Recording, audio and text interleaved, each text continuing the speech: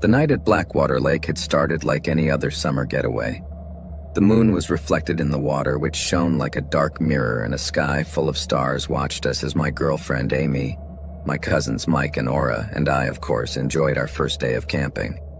The atmosphere was perfect. The air smelled of pine and campfire, but something was wrong. The forest was too quiet, somewhat unusual. To be honest, there was a heavy feeling in the air, a strange uneasiness, but nobody mentioned it. As we laughed at Mike and Aura's bets, I realized that my flashlight was not in my camping bag, but I was sure I had packed it. That made me a little nervous as we were in the middle of the dark forest and I knew I might need it. However, I found it a while later lying a few meters from the tent, but the lens was broken. That was quite strange, but I tried not to think too much about it and assumed that I had dropped it. Then, in a strange moment of silence, Mike noticed that not even the birds were to be heard. "Don't you think it's strange?" he muttered, looking nervously around. I laughed, trying to take the seriousness out of the matter, although the uneasiness was starting to become more and more palpable. But we all tried to relax and enjoy the moment. As night fell, we finally got into the tent to sleep.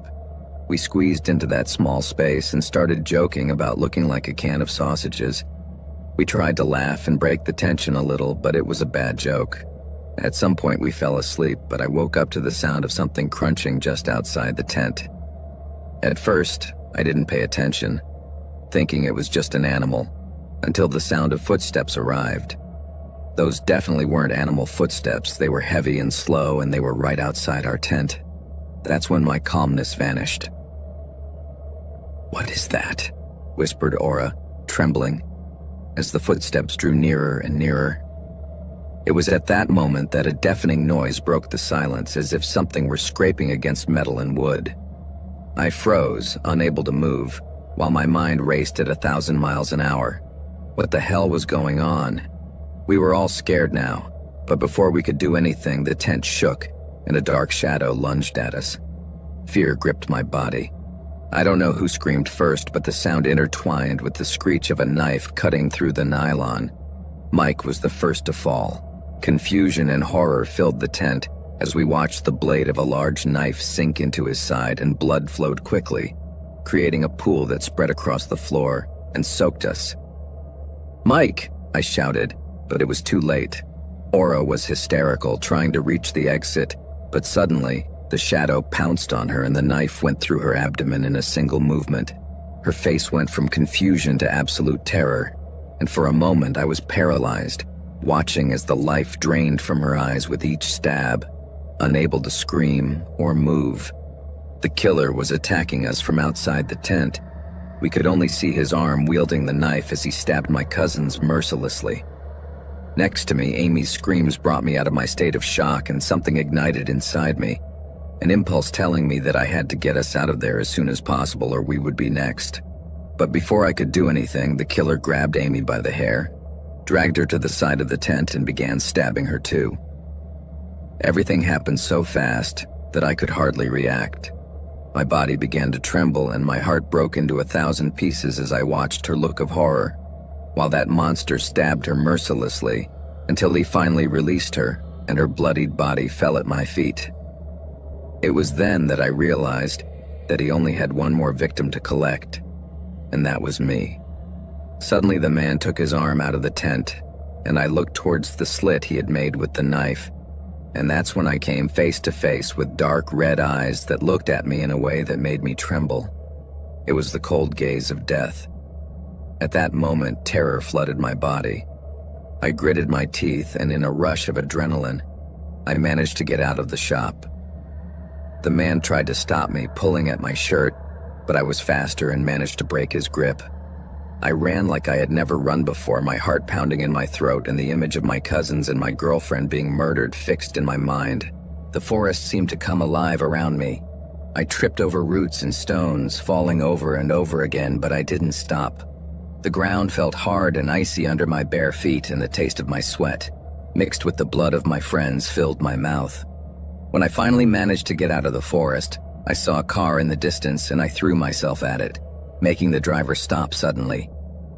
Seeing my state, The man got out of the car and asked me what was wrong while I just screamed like a madman to get me out of there immediately as an assassin was coming after me. My voice was a mess between despair and panic, but fortunately, the man let me get into his car and took me to the police station. The road to the station was a blur. My mind was confused and caught in a loop of terror and confusion. It all felt surreal, as if I were swimming in a dark dream.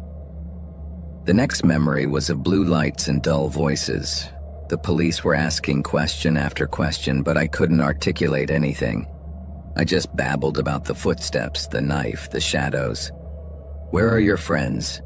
one of them asked in a deep voice, but I couldn't answer. I couldn't stop thinking about how everything had changed in a matter of minutes. How the night that promised to be fun had turned into a horrible nightmare. How I had found myself trapped in chaos and horror in a matter of minutes. Finally, I was able to calm down a little and tell the policeman what had happened. That night, a police commission went into the forest, and there they came upon the dantesque scene I had described. Unfortunately, due to the lack of evidence and the little information I could provide about the attacker, the man was never found. And to this day, I live with the anguish of thinking that I could one day cross paths with him again without having any idea who he is. That he could be anyone around me. This was the most terrifying experience of my life and the greatest tragedy my family has faced to this day. Mike and Aura were the only children of my aunt and her husband, and although this happened more than 20 years ago, they continue to mourn their children to this day. I just hope that the monster who destroyed our lives that night will one day pay for what he did to us.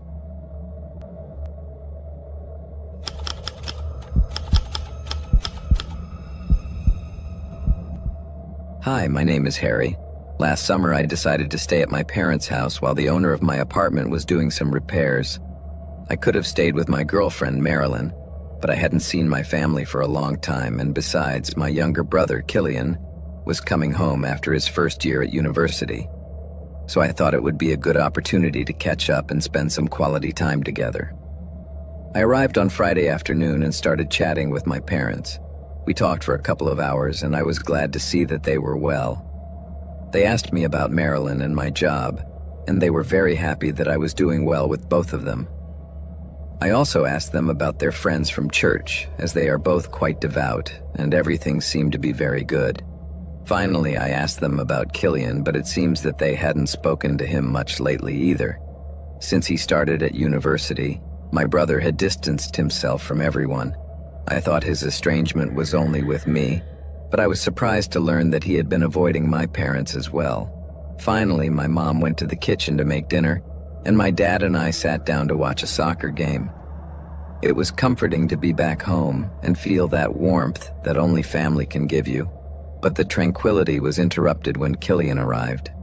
When I saw him, I noticed that he looked different. He still had the same face, but now he was wearing strange boots and a trench coat that didn't suit him. It wasn't his style at all, and there was a strange shine in his eyes, a kind of darkness that made me feel a little uncomfortable. Killian came up to me and hugged me, asking me how I was, but for some reason, both his hug and his words felt cold. However, after a year without seeing each other, I thought it was normal that things weren't as they used to be, so I didn't think about it, and I started to tell him about my work and my relationship with Marilyn. He seemed normal and congratulated me, and everything went well, at least at first. But when I showed him a photo of Marilyn, his expression changed drastically. "Are you really dating her?" he asked, with a tone loaded with something I didn't like. I was a little surprised by his reaction, and I told him yes, that I saw no reason why we couldn't be together. "We're both pretty attractive, don't you think?" I said, half joking. But I soon realized that his negative reaction was because Marilyn was a black girl, and from then on, the uneasiness between us grew like a balloon about to burst. Even my dad, who was usually in his own world, noticed the tension. During dinner, Mom suggested that Killian and I go out for a drink, which I thought was a bit risky, but he loved the idea. He mentioned that he had found this cool bar where, according to him, I could learn more about myself. I had no idea what he meant by that, but after dinner, I got into his car and we headed to a part of the city I didn't know. About 10 minutes later, Killian stopped at a rundown bar with no sign on the door. I noticed that we were the only ones with cars in the parking lot. Everyone else had arrived on motorbikes. I wasn't at all convinced by the place, and I told him so. "Trust me, this place is amazing," he replied, and I didn't want to make things tense between us again, so I reluctantly followed him in. However, as soon as I entered, I realized I had made a big mistake. The bar was full of tough-looking guys. Most of them had shaved heads and were covered in tattoos. The atmosphere was thick and I didn't feel comfortable at all. I was starting to wonder if I really should have let my brother's suggestion carry me away. So there I was, in that rundown bar with my brother introducing me to some giant guys who looked at me as if I had sneaked into their territory. I didn't like the situation at all, and I was feeling increasingly uncomfortable. Killian insisted that I take out my phone and show them a photo of my girlfriend, but of course I had no intention of doing so. I didn't know these people, and I definitely didn't want them to know anything about my personal life. However, Killian didn't take it well. In the blink of an eye, he pushed me against the wall and stole my phone. Then he showed them the same image of Marilyn that I had shown him earlier, and his friends were left speechless, as if they had seen a ghost. At that moment, the conversation took a dark turn. They started talking about things like master race and bloodlines, and at one point I realized that I was trapped in the middle of a supremacist gang with a twisted ideology that had contaminated my brother. Now it all made sense. He had become one of them. Killian kept me pressed against the wall with his hand on my chest, forcing me to listen to that bunch of psychopaths, but I just wanted to get out of there. "Why did you bring me here?" I demanded, trying to make some sense of it. "It's simple. You have to break up with that girl and preserve our family name," he said with a seriousness that made my blood run cold. I shouted at him that Marilyn was the woman I loved and I wasn't going to abandon her because of his delusions, and that made him furious. He started spouting racist nonsense that he had learned during his time at university, and when he ran out of arguments, he took a knife out of his pocket and held it to my face. "If you don't keep our family line going, you'll be in trouble. I'm not going to let you ruin us," he warned me in a cold voice. I looked at the other kids around him. They were just smiling, enjoying the show. In that moment, I knew he was serious, and that he wasn't going to listen to reason. My adrenaline shot through my body, and the only thing I could think of was to get out of there. So I did the first thing that came to mind. I kicked him with all my might, and that made him drop the knife, and I was able to push him away from me. Although everyone else in the bar stared at me, nobody did anything about it.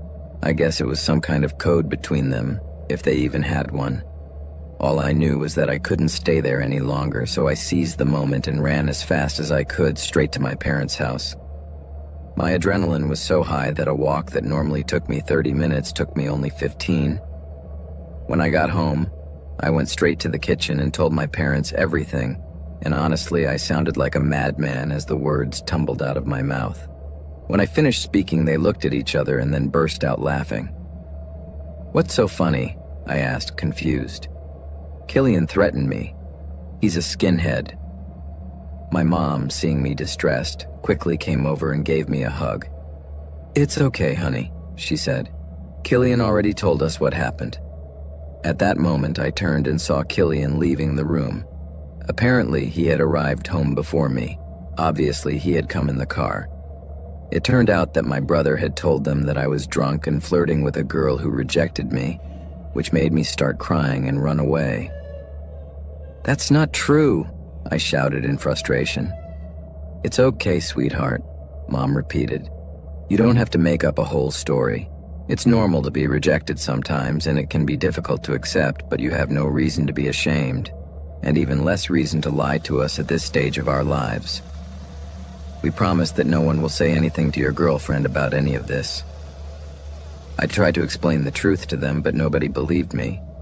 It seemed that the idea of them rejecting me was much more credible than thinking that my brother had become a racist monster. In the end, I gave up arguing and went to my room. From there, I called Marilyn and told her everything that had happened. She, of course, believed me. That night, I decided I wasn't going back to that house. My parents called me a lot of times after that day, asking if I was coming back, but I made it clear to them that I wouldn't set foot there as long as Killian was around. Since then, my brother went back to university, and I have no idea what kind of crazy things he's learning over there. I've seen my parents a few times, but they still don't believe me, and I have no idea how to change their minds.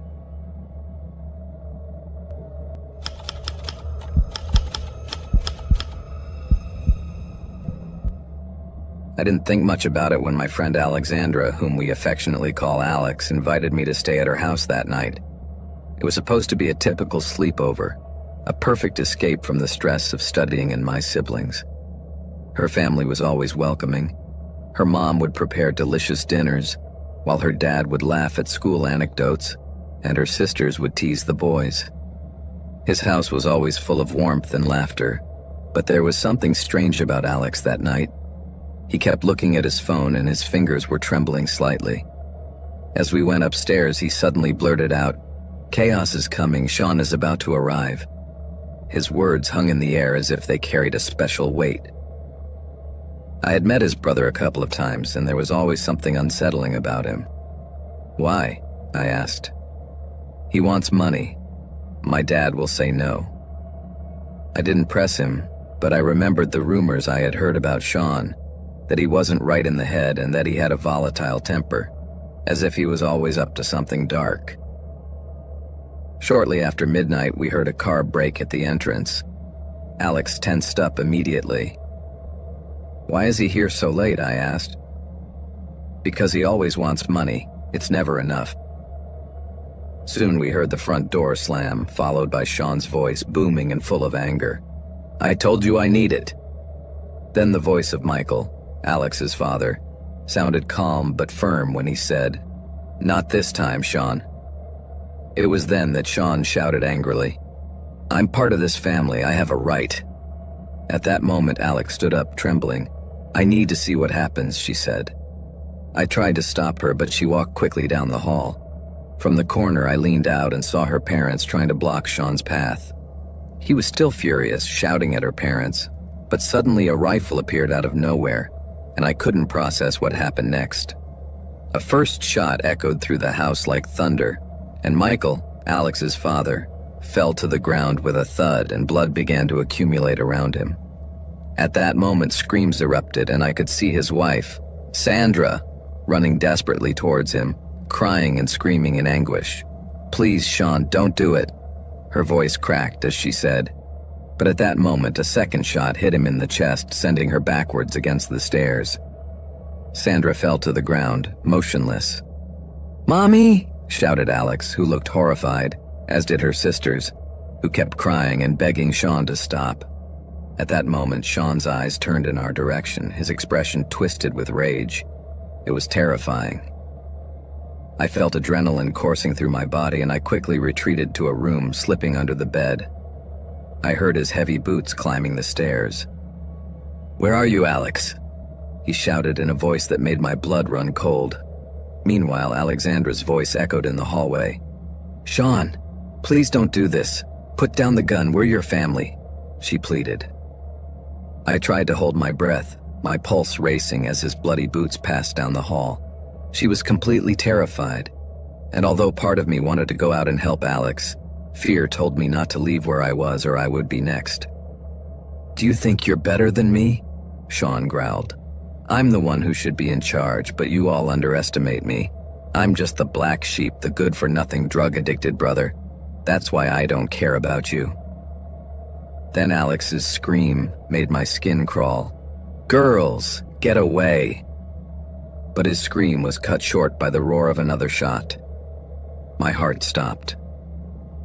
"No, no, no," I whispered, as my body trembled and tears began to roll down my face. I couldn't believe he'd killed Alex.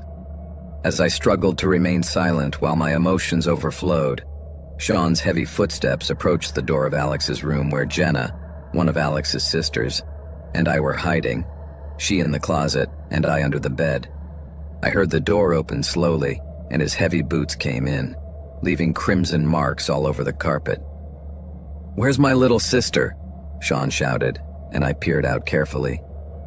Jenna was huddled in a corner, inside the closet, illuminating her face with the light from her phone. "Help us," she whispered between sobs to someone on her phone. But before she could react, Sean opened the closet with a bang. "What the hell do you think you're doing?" he shouted when he saw that she was calling 911. Then he snatched the phone from Jenna, smashing it against her face. "Calling the police." "Hey," he sneered. "Sean, please, you don't have to do this," she pleaded, tears sliding down her cheeks. Her voice became a trembling whisper. "Please don't. Don't tell me what to do," he said angrily. And suddenly he grabbed her by the hair and dragged her out of the closet. Jenna struggled, kicked, screamed, "Please, Sean, I'm your sister, we're family." Then he paused for a moment, bowing his head and letting out a throaty laugh that gave me goosebumps. He raised his bloody boot and in a gesture of contempt placed it on Jenna's face, forcing her back. She choked, and the terror in her eyes was palpable. "Shut up," he roared, and his terrifying voice echoed off the walls. Then he pressed his boot down hard, crushing Jenna's head against the floor as her screams were drowned out. I stood there, clenching my fists, tears welling up in my eyes, but unable to do anything. Finally, he took a step back and raised the rifle, pointing it at Jenna's head. "No, please," he begged, but her screams were also silenced by the deafening roar of a shot, and blood splattered on the wall, right in front of me. Jenna's body slumped over and her head fell at a strange angle, and then Sean leaned over her, almost admiring his work. I stood there, frozen, unable to move. The image of that blood-stained floor was etched in my mind forever. After that, Sean simply turned around, went downstairs and left. However, I was unable to get out from under the bed until about 20 minutes later, when the paramedics pulled me out, terrified and in shock. I couldn't speak, I couldn't cry, I couldn't even say who I was. The evidence was enough to convict Sean, but every night his face appears in my nightmares. I hear his voice and feel the weight of my horror again, as if it were yesterday. His laughter, cold and endless, never goes away. That's the real nightmare.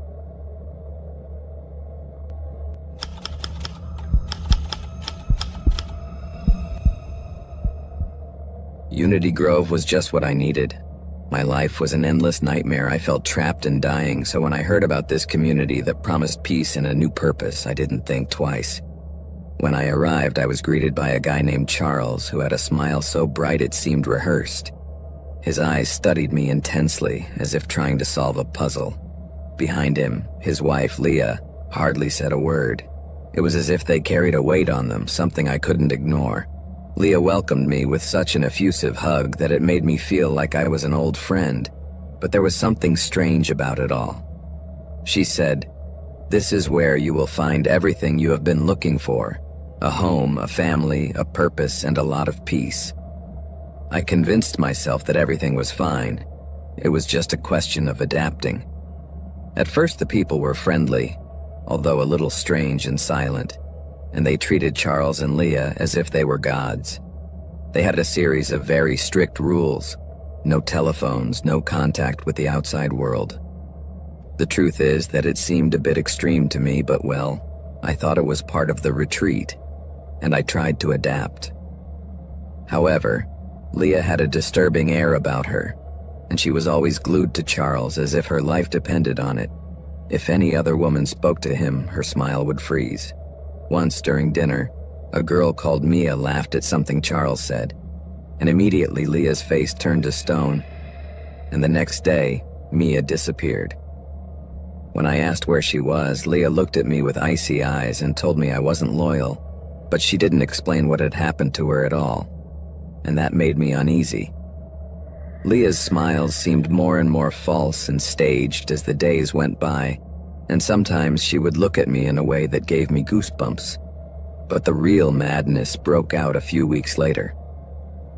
One night, I was woken by the shrill scream of a girl. It was an unhinged, frantic shriek that made my hair stand on end, so I crawled to the window of the cabin with my heart beating a mile a minute. It was then that I saw Leah holding her little girl, Ava, by the arms. The little girl was crying, waving her hands desperately as Leah violently pulled her down. "We have to do this. The ultimate sacrifice is necessary," Leah shouted, and I saw Charles standing there, motionless, not saying a word. Leah dragged Ava toward the fire, and her face was illuminated by the flames. "This is what we need," she said in a suddenly calm and almost serene voice, raising a knife that reflected the light of the fire.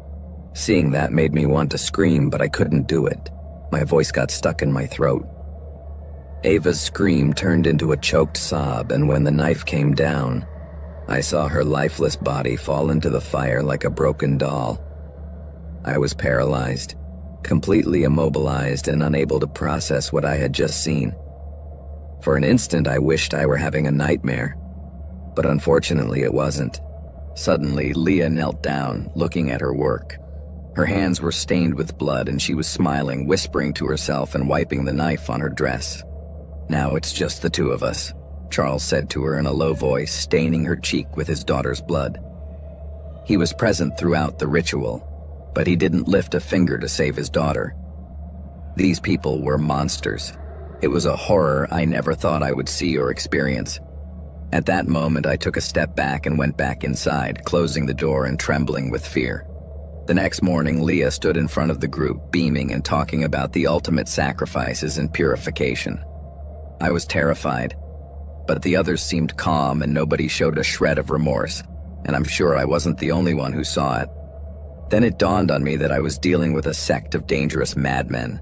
I knew I had to get out of there, but the forest seemed endless, and panic was consuming me. However, I plucked up courage from I don't know where, gathered a few things and ran towards the forest without looking back. As I went deeper into the darkness, every little sound made me jump. Suddenly, I heard a familiar voice. It was Leah. I saw her among the trees holding the still bloody knife. "You're not going anywhere," she whispered as she approached. "You're part of us now." At that moment, I ran as fast as my feet would carry me. The branches tore into my skin while my lungs screamed for air. As I ran, I heard Leah's screams and the sound of her footsteps getting closer. But when I thought I couldn't go on any longer, I collapsed right in front of a car. I remember the driver being horrified to see me as he stopped, but then I remember nothing else until I woke up. I spent 2 days in hospital, and 2 days later, Leah and Charles were arrested. When the police investigated, they uncovered a veritable hell. Bodies in shallow graves full of twisted rituals and lists of names. Mia's name was on one of those lists. Even though they are now in prison, I have this strange feeling that they are not finished with me. Some nights in the absolute calm, I could swear I hear that voice saying, "You're not going anywhere."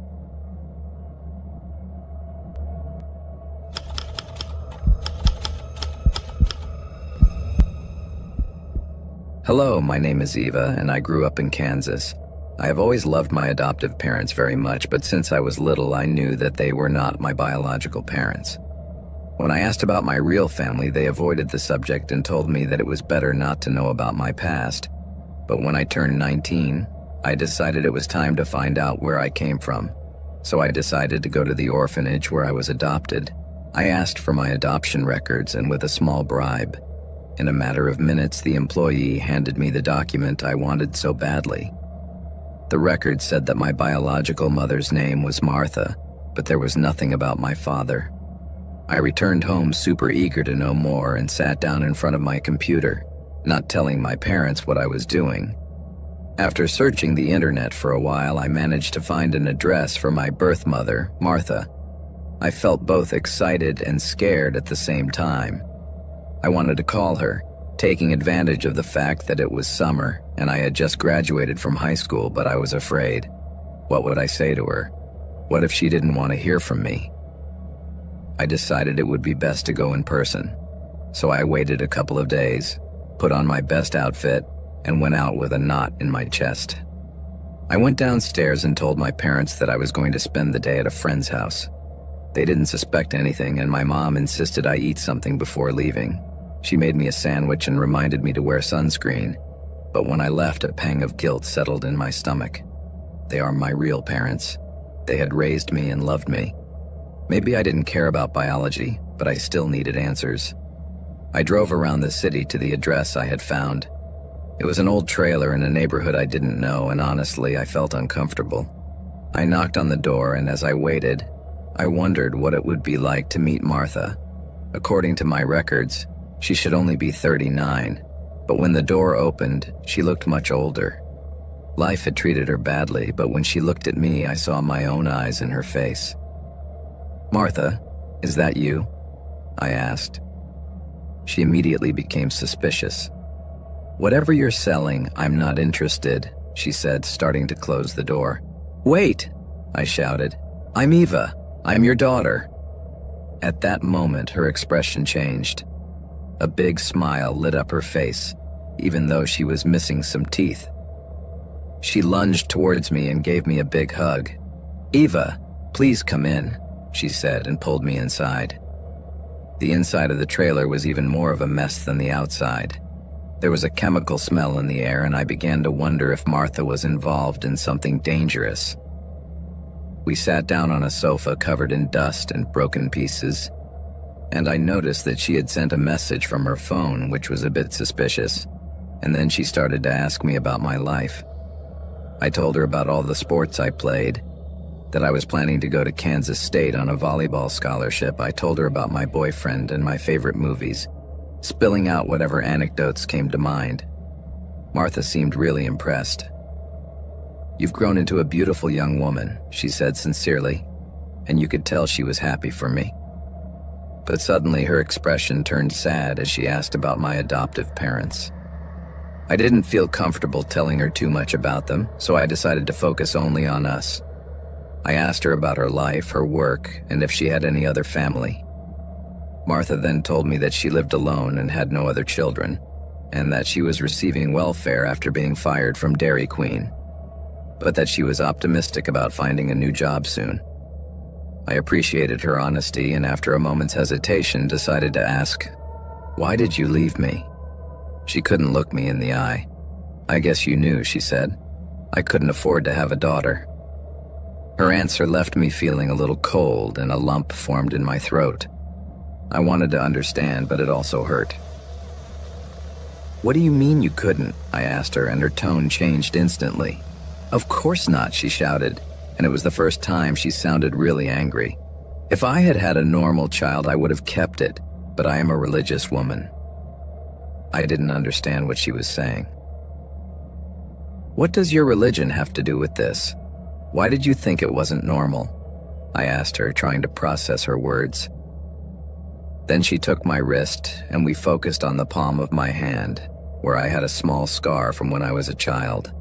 And when she saw it, her expression turned to horror, as if she had seen a ghost. "Oh God," she exclaimed, "that changes everything." She looked me in the eyes and blurted out, "You have no idea who you are, do you?"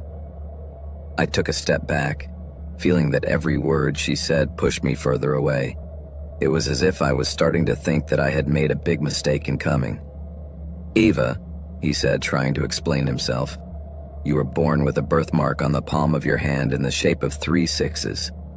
I gave you up for adoption because you are the Antichrist.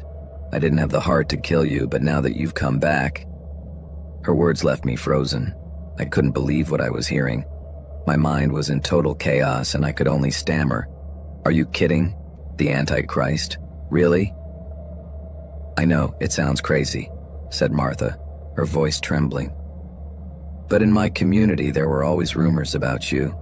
I never thought you could really come back into my life. I thought I had left all that behind." I could feel the air thicken after those words, so I asked her, "So you only gave me up for adoption because you thought I had an Antichrist mark?" Trying to process what I had just heard. At that moment, I realized that 2 men were approaching the room, and suddenly, I knew what was happening. They were the guys Martha had sent the message to just as I arrived, and all that time while we were talking, she was just trying to distract me so they would arrive. But that wasn't all. Each one of them was holding a knife in his hand, and what happened next was madness. I felt a wave of fear wash over me, and the only thing I remember is that Martha tried to hold me back, but I punched her in the face so hard that she fell to the floor, knocked out. But then the men burst into the room and tried to grab me, but somehow I managed to get away from them.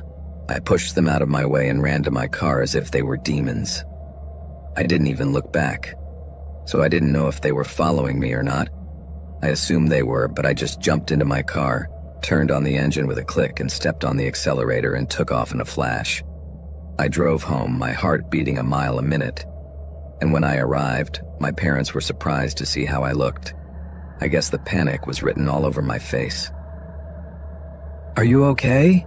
my mom asked, and at that moment I burst into tears and ran to give them a hug. When I finally calmed down, I told them everything that had happened at Martha's house. "Is it true that I'm the devil?" I asked them, sobbing. Both Mom and Dad burst out laughing, came over and hugged me again, which confused me a little. "Oh, sweetheart," said my dad. "That mark is from when you accidentally grabbed a hot coal from the barbecue when you were little. Your birth mother is completely crazy."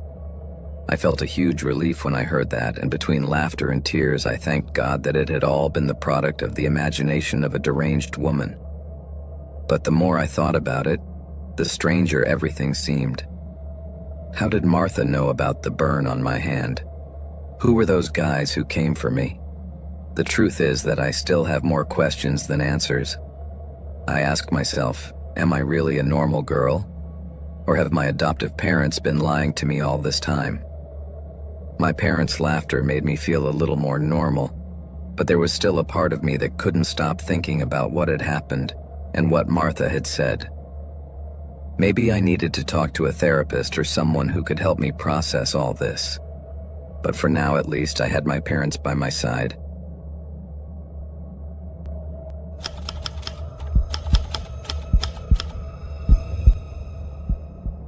There was something strange about me, and my husband Marcos never fully understood.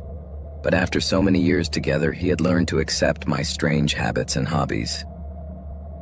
That was the reason our relationship had lasted, apart from his enormous capacity for understanding. One of the things I loved that he never understood was that I liked to go shopping. It wasn't about buying weird clothes or luxury goods. Sometimes I just wanted to wander around the supermarket and fill a trolley with things, even the most everyday things. Simple things like buying groceries at the best shop in town sometimes seemed like a dream world. We lived in a small town called Arbor Hill. It was the kind of place that people often forgot existed, a town so quiet that it could be unsettling. The beauty of Arbor Hill was its calm, but that same calm could become terrifying, as if you were inside a nightmare. In fact, I had had a strange dream that morning, which was the reason behind my impulse purchases. In my dream, I woke up and realized that I was the only person in the world. I was completely alone. I couldn't find Marcos, not even the lady who lived next door, and even the meowing of our cat had vanished. I looked everywhere, but there was no sign of life, not even a squirrel, and that was very scary. I woke up trembling and drenched in sweat, still scared by the nightmare. I knew I wasn't going to sleep again after that, so I decided to go out for a while, so I grabbed the car keys, and before leaving, I kissed Marcos.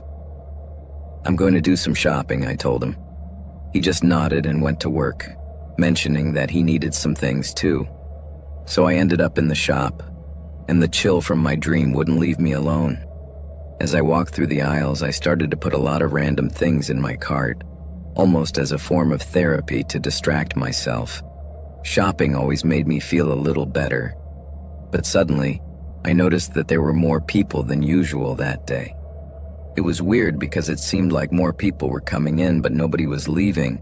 In a kind of deja vu, I saw a girl in a pink sweater trying to add cereal to her shopping cart, but her mother was taking it away. The girl turned red with annoyance, and in the end, her mother gave in.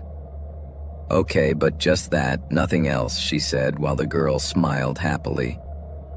After seeing that, I realized how simple happy moments could be. Even so, I felt as if I were trapped in a constant loop. I had to blink several times trying to cling to reality. People were still moving, dragging their full carts, and I felt like a ghost in the middle of them all. I wondered, Am I still asleep? I tried to pinch myself to feel pain, and I did feel it, so I knew I was awake. I walked through the aisles looking for something that would make me feel a little more normal. I grabbed some boxes of pancakes and cookies, but to my horror, my muscles began to tremble. Every step I took became more complicated, and time seemed to move in slow motion. I tried to shake off this strange feeling, but I couldn't. I wanted to get out of there, so I went to the ice cream aisle to find my favorite flavor. I was supposed to go home, snuggle up with Marcos, and forget how weird my day had been. But when I got to the ice cream aisle, I found two teenagers arguing about the best flavor. "Vanilla is the best, it's classic," said one. "No, it's the Oreo," replied the other. They went back to their ice creams, and in the blink of an eye, it all happened again. As I tried to understand the madness I was experiencing, I felt my heart racing. Was this a dream I couldn't escape? Honestly, I was starting to believe that I was going crazy. I tried to talk to those girls, but they didn't even look at me. It was as if they didn't hear me at all. I looked around, looking for a familiar face or even a smile, but everyone was in their own world. I wanted to cry, but the tears wouldn't come. I felt the air grow heavy as I walked through the aisles, so I abandoned my trolley in the middle of the store and ran towards the exit, but my movements were slow, unable to move forward, and when I reached the door, it vanished before me. I looked around, and all the people who seemed to inhabit the place now began to disappear one by one, as if they had never existed. I was left alone in that huge store with a crushing feeling of isolation. I couldn't shout or ask for help. Who would do it if I was the only one in the tent? Although I tried, my voice wouldn't come out, and it was as if a connection had been cut and a feeling of panic took hold of me. I felt as if I was drowning in my own body. The pain spread to every corner, and suddenly the tent began to fade around me too. Suddenly everything changed, and I smelled something strong like antiseptic, and the constant ticking of a clock echoed in the room. I closed my eyes tightly, trying to wake up from this endless nightmare. I just wanted to go home, far away from all this. So, after a blink, I opened my eyes wide and came face to face with a stranger. The man was wearing a surgical mask, and there were metal walls around me.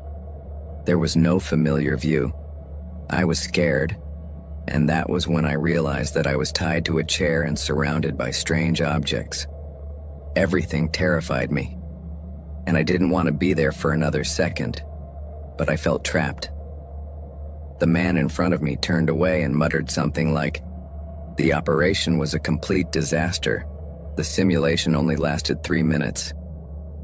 My mind went blank as I tried to understand what was happening. A simulation? What was this? I felt powerless as one of them handed his colleague a syringe containing a liquid that looked very threatening. "I'm going to inject her with a stronger serum. I hope this will keep her sleeping," said the man, while I felt my blood run cold. The word loop echoed in my head like a terrifying sound.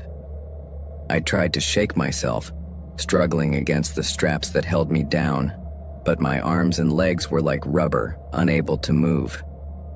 I saw the syringe slowly approaching me, and the world turned into a whirlwind of white. The next thing I felt was a breath of fresh air. I opened my eyes and found myself back in the tent. A wave of happiness immediately washed over me. I walked down the aisles with a smile on my face, looking for the groceries we needed for home.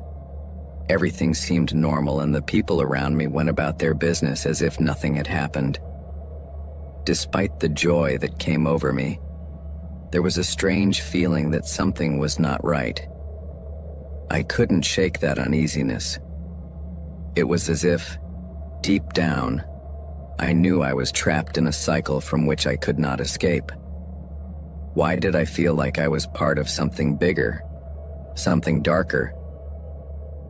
As I continued shopping, the clock seemed to follow its own compass, marking a time that could not be mine.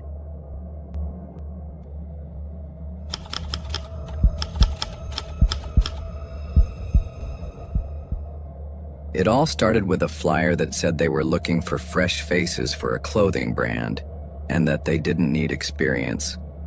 I was only 19 years old, had a mountain of debt and a sick mother. Life felt suffocating, so I decided that this could be the salvation we so badly needed. The interview was to be in a 5-star hotel in Manhattan, and when I arrived, I almost backed out at the sight of the luxury. Marble floors, golden chandeliers, everything shone in a way that took my breath away. But then Tom, the recruiter, appeared. He greeted me as if we were old friends with a smile so polished it seemed fake. At his side was Diana, his accomplice, whose words were only words of encouragement. "This is your chance, you must not miss it." She smiled and asked me what I thought of a weekend on their private island, and of course I replied that it sounded incredible. The scene at the hotel was frenetic. Girls my age laughing and taking selfies.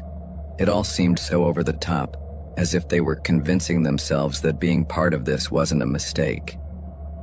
Finally, we arrived at the island, which turned out to be a true paradise of blue waters and mansions that looked like something out of a dream. But as night fell, things began to change. That night, there was a party. The music was blaring, and alcohol was everywhere. But I also noticed that the older men, who were called the sponsors, moved through the crowd like wolves among sheep. Suddenly, a man came up and touched my shoulder, and his hand stayed there too long. "She's new," said Tom, taking me aside. He warned me, "Stick with me and I'll introduce you to the right people." From a corner, I saw another girl lying on a sofa. Her dress was torn and she looked lost, and 2 guys were taking her away, laughing, saying she had had too much fun. I didn't sleep that night. The next morning, I woke up without remembering how I had got to my room, and I felt as if my body was out of control. I looked in the mirror and saw bruises on my thighs and scratches on my arms. I was also wearing a giant shirt and my makeup was all smudged. In the breakfast room, the scene was just as horrible. One girl couldn't hold her head up and another had bruises on her neck. Despite everything, one of them said that this was normal, that I shouldn't think too much about it. "They're just tired," they said. The days from then on became a mixture of constant terror. Every night, the same cycle of drugs, alcohol, and men for whom we were just toys in a game was repeated. They forced us to drink and swallow pills, saying it was to relax us, as if that justified it. One day I saw a girl being dragged down the corridor, her dress completely torn. She could barely stand up and was calling out for help in a low voice, her face full of despair. But the door slammed shut, silencing her screams. It was impossible to eat. My stomach was in turmoil, and every shadow made me tremble. At night, screams filtered through the corridors and the sound of heavy footsteps echoed along the floor. I covered my ears, praying that I wouldn't be next. It was then that Tom appeared in my room, sat on the edge of my bed, and said to me in his soft voice, which almost seemed friendly, "You must stop resisting," he said, running a finger through my hair. "You know how many girls would kill for this opportunity. Just relax. Take care of yourself, or you'll regret it." Tom's hand lingered too long on my cheek and I felt like throwing up. The situation was already unbearable, so I decided I had to leave before dawn. At 4 a.m., just as the guards were changing shifts, I left my room and threw myself into the jungle. The chilling sounds of the place surrounded me as I ran. Branches scraped my skin and my feet bled from the sharp rocks, but I didn't care. I just had my eyes fixed on the dock. Suddenly, I heard voices behind me. "They found her!"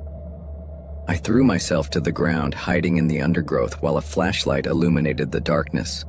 Diana's voice echoed furiously. "They'll find her. She won't get off this island." In that instant, they grabbed me and dragged me backwards, and I felt a slap that split my lip. "You're ruining everything," she said, her nails digging into my arm. That night, they drugged me again. I woke up in a state of horrible confusion, and my limbs felt as if they were filled with lead. I could hear the other girls sobbing, but I couldn't move. When the FBI finally raided the island that same afternoon, at first I thought it was another trick, but an agent came up to me, wrapped me in a blanket and whispered, "You're safe now." Despite my relief, I would wake up drenched in sweat, with the girls' screams still ringing in my head. Tom was dead.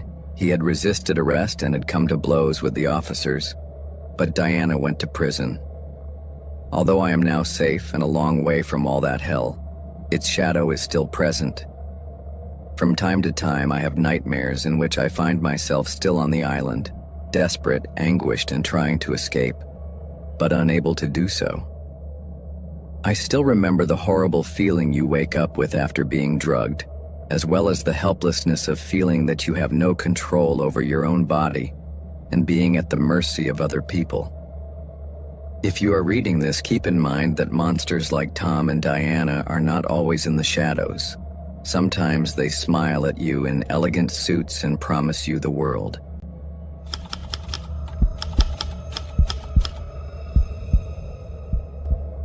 Being home alone isn't for everyone, but for those of us who like the peace of having the house to ourselves, any opportunity is good for us. However, that night made me wish I would never again spend time without company. Leah and I have been married for 3 years, and her work takes her out of the city for a week every 2 months. We both have our routine. Leah loves to travel, while I enjoy staying at home. Perfect. With summer just around the corner, Leah had a lot of extra work to do, and it turned out that she was going to be away all summer. Like I said, I love having time to myself and enjoying solitude from time to time. But a whole summer felt a bit excessive, and it didn't sit well with me. It's not that I minded her having to leave, as I knew it was for work. I just didn't like the idea of us being away for so long, and of course, I didn't like the idea of being alone at home during that period either.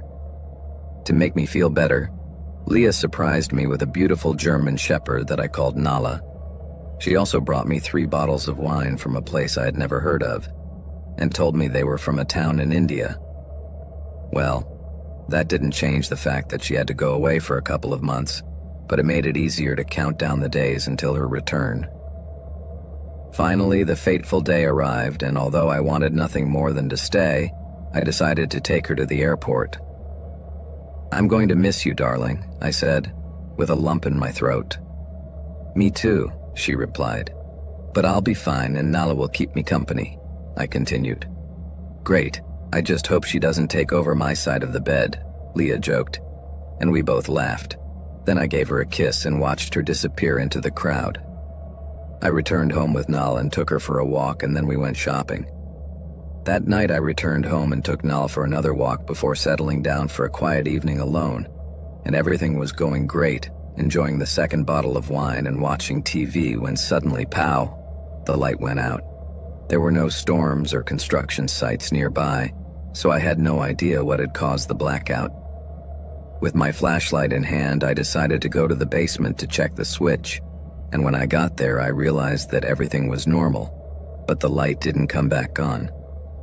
Nala was with me at the time, and suddenly I noticed that her fur stood on end, and she stood still, staring at a corner of the room, growling like a lioness. "What's wrong, Nala?" I said, trying to calm her down. At that moment, I shone the flashlight, expecting to see a raccoon, a mouse, or something like that. But what was there was something very different. In that corner of the basement, there was a guy dressed in black with a mask in his hand. His eyes were wide open and his expression was grim. My heart stopped. I was completely paralyzed, seized by panic. The impression was so strong that I dropped the flashlight while Nala adopted a protective posture, ready to attack.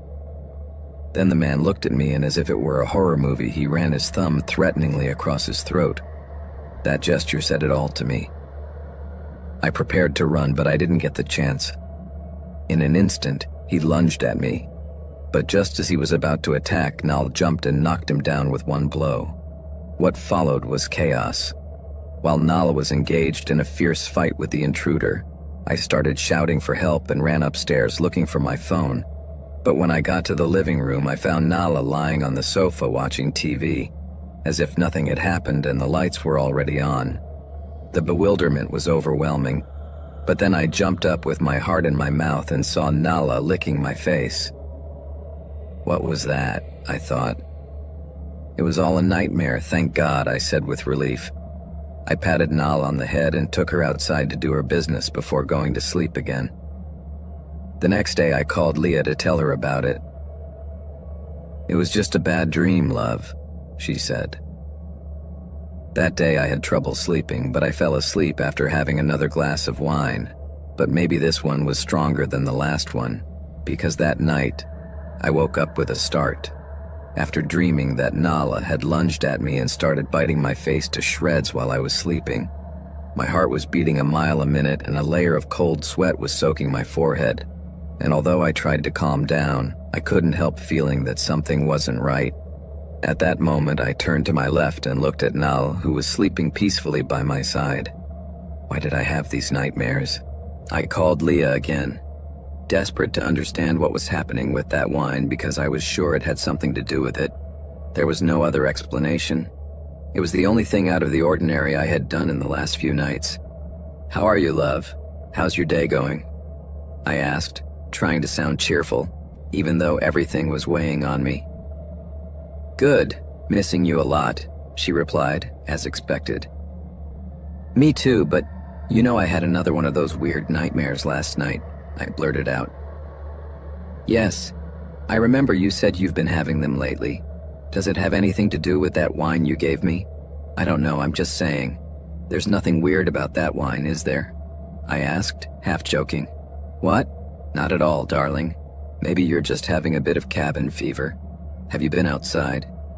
I told her that I took Nala for a walk a couple of times a day, and that I went out for a drive, trying to claim that I wasn't trapped in a cabin like a hermit. "If you think it's the wine, maybe you should stop drinking it," she said. And I realized she was right. It's true. I only do it to count the days until you come back. I want you to come back soon, I said sincerely. "Maybe you're just stressed about missing me," she said, and it made me smile. "You're the best. But I have to go, sweetheart. Talk to you later. I love you." Later that night, after another glass of wine, I suddenly woke up with the feeling that someone was on top of me. It was a guy with his hand on my neck trying to strangle me. And next to me, Nala lay still, unable to do anything. Terror took hold of me, and when I woke up, I was on the floor, soaked in sweat, and with Nala looking at me with a worried face. The nightmares had become increasingly intense over the last month, and I was beginning to feel like I was losing touch with reality. One night, I went to pour myself some more wine, but then Nala, a professional sniffer, approached the bottle and with one leap, knocked it over, breaking it into 1,000 pieces and spilling all the liquid. She seemed angry, barking at the broken bottle. "Nala, what have you done?" I shouted at her, but she wouldn't let me near the mess. No matter how hard I tried, she blocked my way. So I decided it was best to leave it and call a friend. Don't get me wrong, it's just that this friend worked in a wine cellar in the city, and I thought she could offer me information about whether there was anything unusual about the wine. I told her everything that was happening, and she came to my house, and when she saw the mess of wine spilled on the floor, she bent down to smell it carefully. When she straightened up, her expression changed. "You have to call the police," she said suddenly, and my heart sank. What came after that was such a shocking revelation that it completely turned my life upside down at that moment. It turned out that Leah had been cheating on me. Her summer job was just an excuse to be with her lover. But instead of having the courage to tell me the truth or simply asking me for a divorce, she decided to give me wine poisoned with a substance that would slowly kill me, destroying my mind before finally finishing me off. The revelation left me frozen. Nala, my loyal dog, had noticed that something wasn't right, and somehow she knew she had to protect me. God bless that furry hero. As you can imagine, Leah was arrested and charged with attempted murder, and now she will have to spend a long time in prison. It is definitely true what they say about never really getting to know someone, and I learned it the hard way.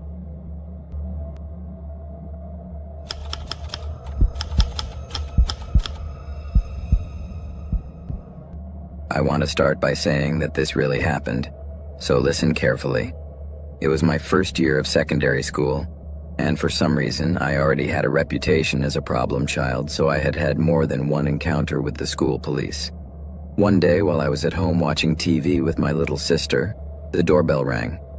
Our parents were in the next town, attending the funeral of one of Dad's friends, and as I am the eldest of four, it was always my job to take care of things. I went to the door without worrying too much about who was there. I thought it might be the postman, some annoying lawyer, or maybe our neighbor coming to snoop around. Fortunately, I didn't open the door right away, as I sometimes did. Instead, I politely asked, "Who is it?" And the answer came in a deep voice that claimed to be a police officer. It was a guy, although I couldn't see much because our door didn't have a peephole, but there was something in his tone that made my hair stand on end. He was cold and distant, not the typical serious and demanding tone that men of the law tend to use. So I looked at my sister and told her to go up to the room where our younger brothers were and stay with them while I took care of the situation, because I wasn't at all convinced that it was really a policeman who was at our door. Meanwhile, the guy started asking about someone with a specific name, saying that the guy he was looking for lived there. I told him he was mistaken. "I don't know who the person you're looking for is, but nobody with that name lives here," I replied, trying to sound confident. Then he kept insisting, and that scared me a little. Everything here sounded like a red flag. The situation was escalating, and the fact that he was using a threatening tone made me even more nervous. The window next to the door had thick glass that made it difficult to see properly, and when I leaned out, I couldn't see anything clearly. As it was midday, everything seemed dark inside the house, and the feeling that something here was not right only grew inside me. This guy had crossed a line, and now he was in big brother protector mode. "Listen, I'm not an idiot.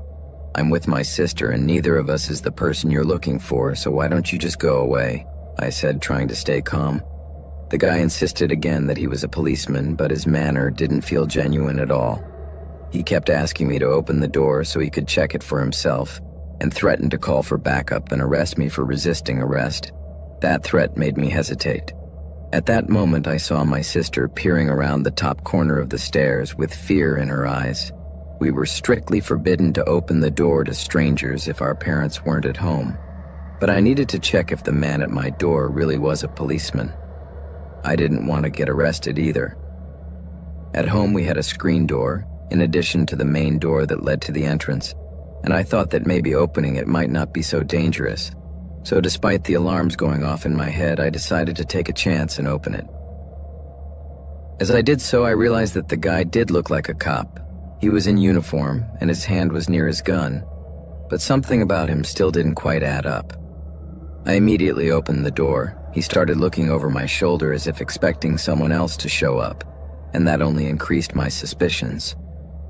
"Is your sister here?" he asked. "Why do you care about my sister?" "I need to make sure she's really not the person I'm looking for, so let me come in and check."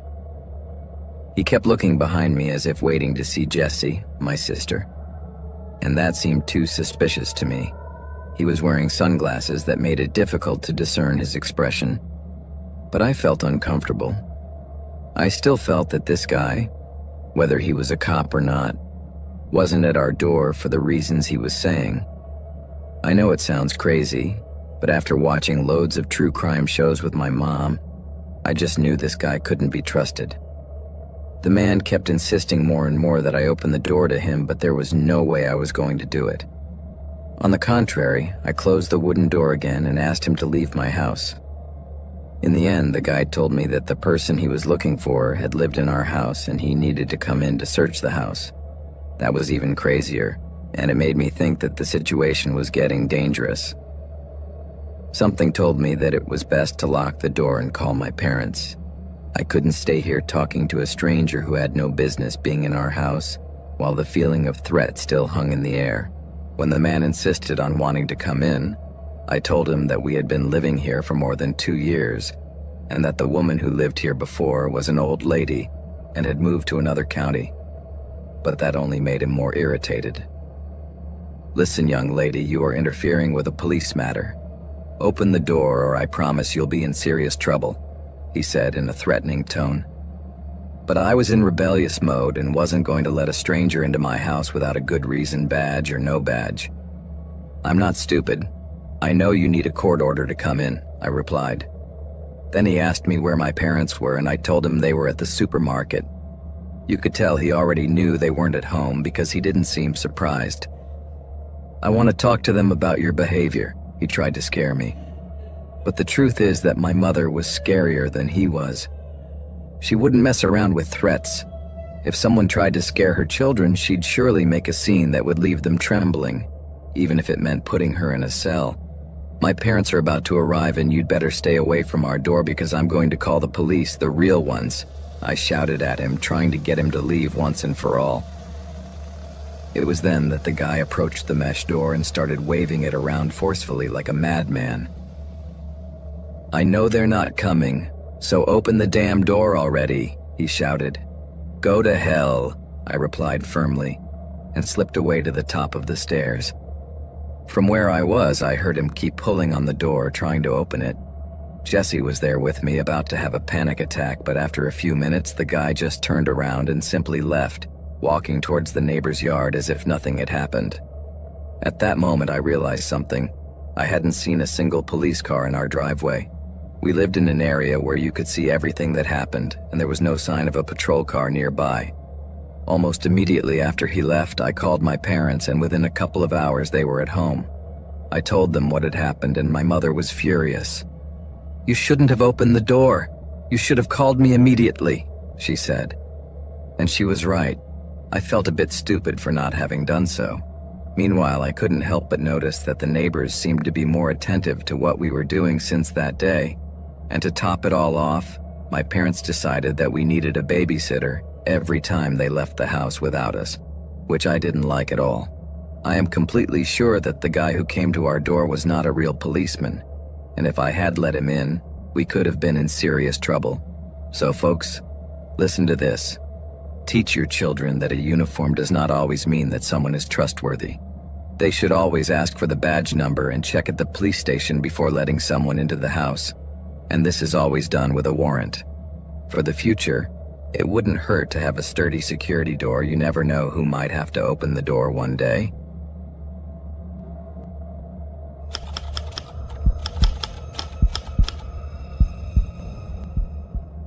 Since secondary school, I have always considered myself a bit of a nerd, although not in the classic sense.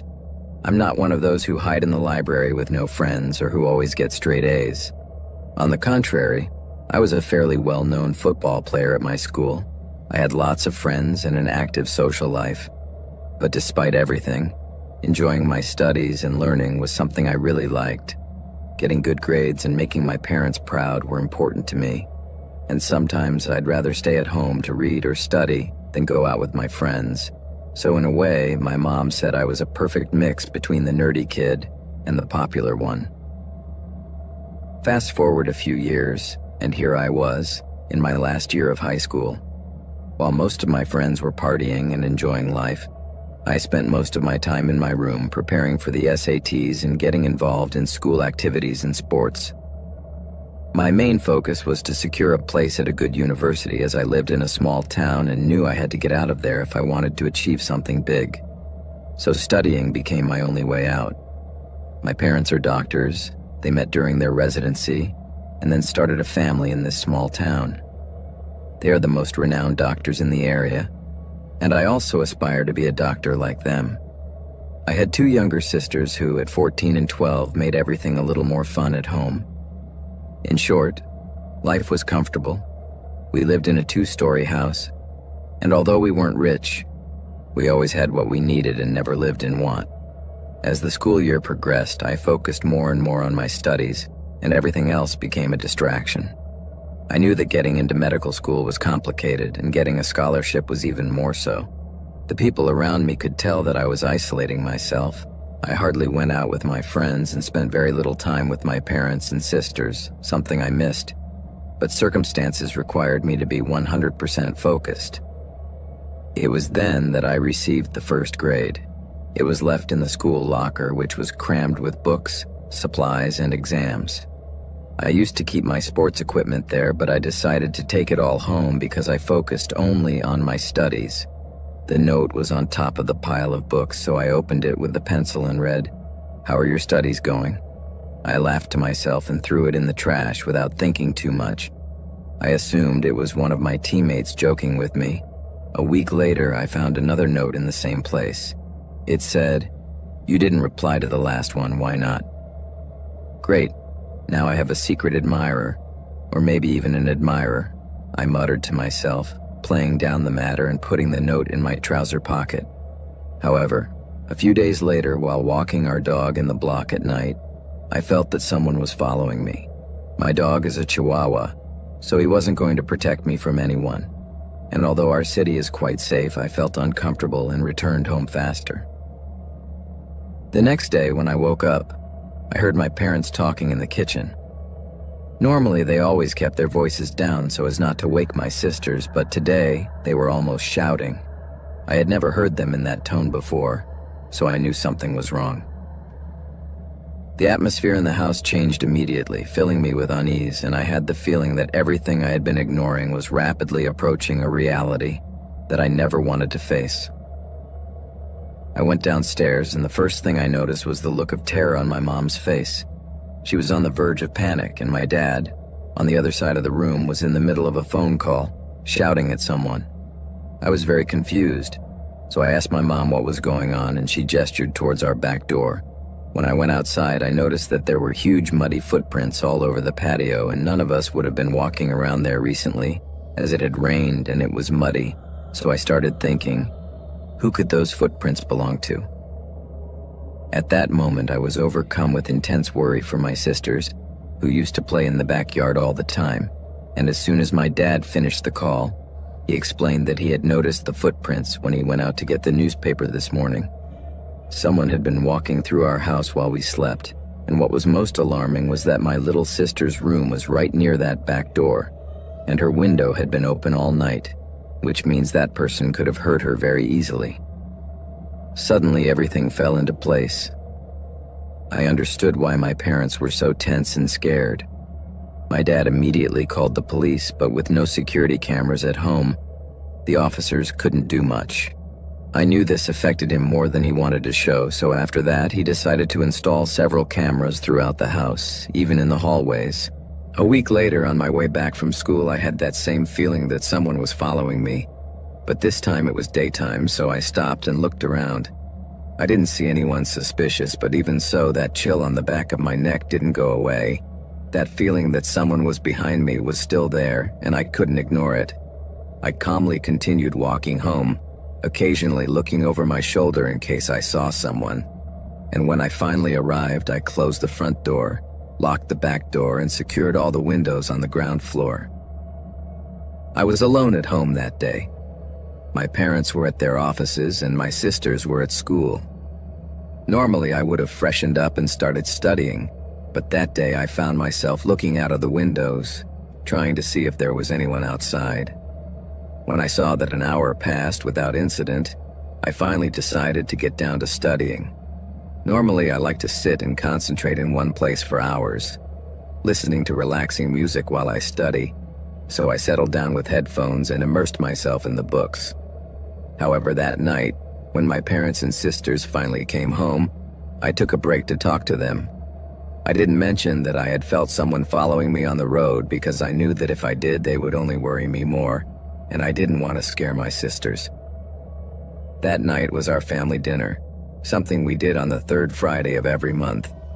My sisters were excited, and my parents were also looking forward to going out, while I, on the other hand, was overwhelmed with homework and studying. So for the first time in my life, I decided not to go with them to dinner. Instead, I asked them to bring me a cheeseburger and, if there were any leftovers, to bring them to me too. Once my family had left for dinner at around 8 p.m., I prepared some snacks, grabbed a bottle of water, and sat down at my desk, ready for another long night of studying. The atmosphere was calm, but I still felt a slight tingling in my back as if someone were watching from somewhere, and that feeling of insecurity that had begun to creep in did not go away. As I concentrated on my books, I couldn't help but feel that ominous feeling creeping up on me. What if someone really was spying on me? Would they dare to enter our house again? My desk is right in front of my bedroom door, so every time I sit down to study, I have the door wide open, and that night was no exception. I was completely immersed in my tasks, reviewing exams and taking notes.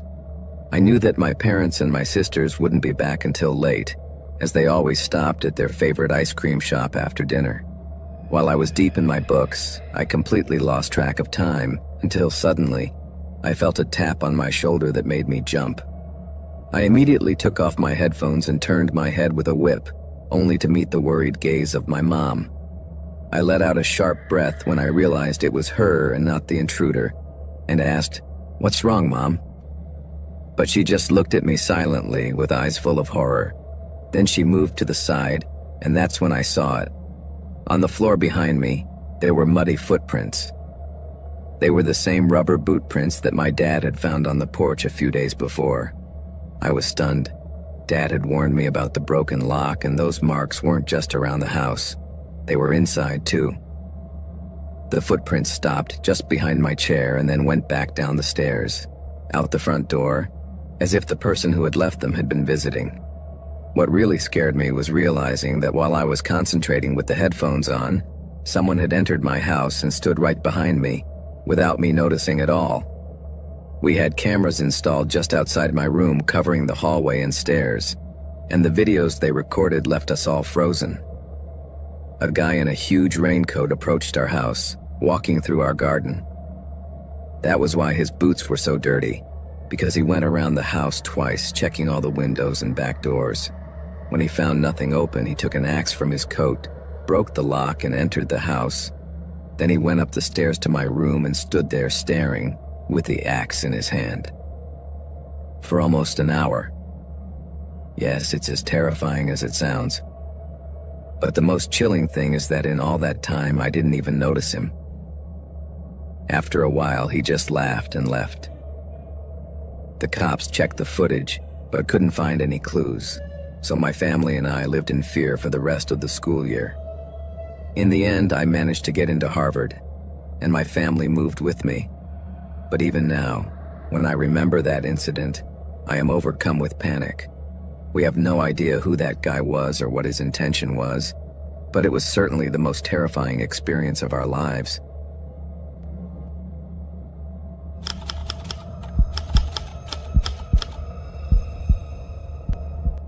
When I was about 25 years old, my boyfriend and I decided to take a trip to St. Augustine, Florida. We both loved the old atmosphere and all the history surrounding the oldest city in the United States. It was the perfect place to disconnect from the modern routine, so we stayed in a rather nice hotel and spent our days exploring museums and enjoying all the charm the city had to offer. One day during our stay, my boyfriend told me he was going to the pool to swim. I told him to do whatever he wanted and have some fun, while I stayed behind to work on a project for my internship. At this point, I really regret not having accompanied him. After a while, I felt exhausted and decided to take a nap, as that project was getting on my nerves. So I sent a message to my boyfriend, making sure he knew I was going to sleep so he wouldn't come and interrupt me. In the end, I fell asleep for about an hour, but suddenly I woke up without really knowing why. It was as if I had woken up from a very deep sleep, and as I opened my eyes, I realized that I could hear strange breathing in the room. It was soft, but it felt so close that it made me feel uneasy.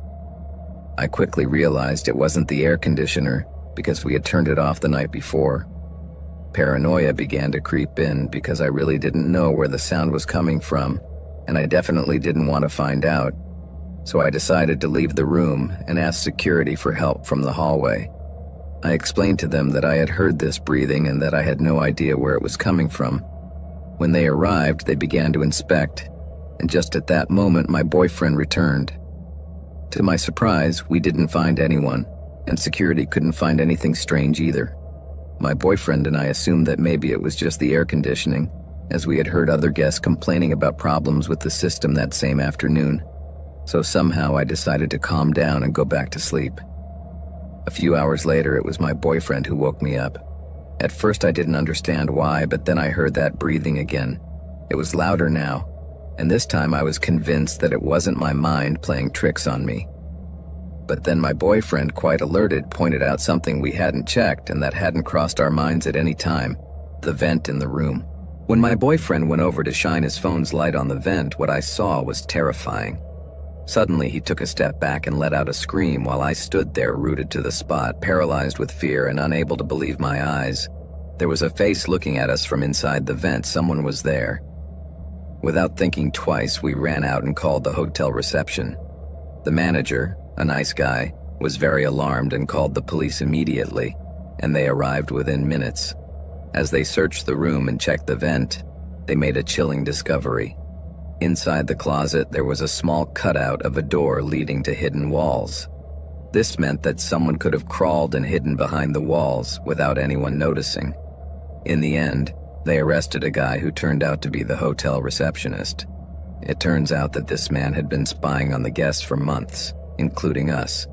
The hotel manager was very apologetic, and they even offered us a full refund for our stay, probably to avoid us suing them. But the scariest part was that the police found several photos of other guests asleep in their beds.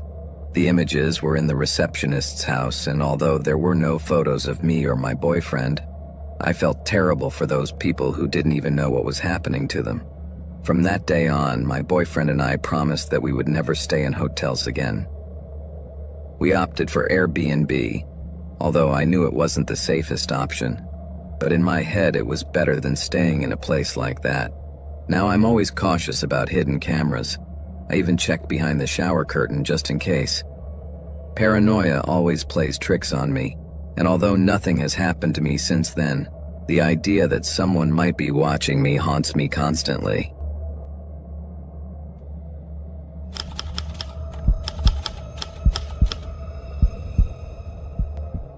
Hi, I'm Leo, and I'm 23 years old. I work in construction, and although I've had my fair share of weird experiences, nothing prepared me for what I experienced 5 weeks ago. Many people don't believe in ghosts, but I can tell you that I have had encounters with them, and I have no doubt that they are real. My situation is something of a curse. I can communicate with beings from another world, and although some consider it a gift, for me it is like a curse. Today I am going to tell you what happened, and I assure you that it is not a simple made-up story. I lost my parents at an early age, so getting used to living without them was just part of my life. During my adolescence, I stayed with my aunt and her husband, who used to drink too much. It was a difficult time, but when I turned 18, they threw me out and I had to make my own way in the world. I worked at whatever I could and eventually found a job as a construction worker. It was a normal afternoon, and I was exhausted after a long day. So I went home and lay down on the sofa, turned on the TV, and started watching The Simpsons. Suddenly, I heard a noise in the kitchen that sounded like plates, but I thought it was just my imagination. However, then I heard footsteps, and that activated all my instincts. At first I thought of a possible intruder, but I soon realized that it could be the sound of the movie, so I turned off the TV and stood in the dark, listening in silence. Just as I was about to turn the TV back on, I heard a loud bang. The kitchen window had been closed.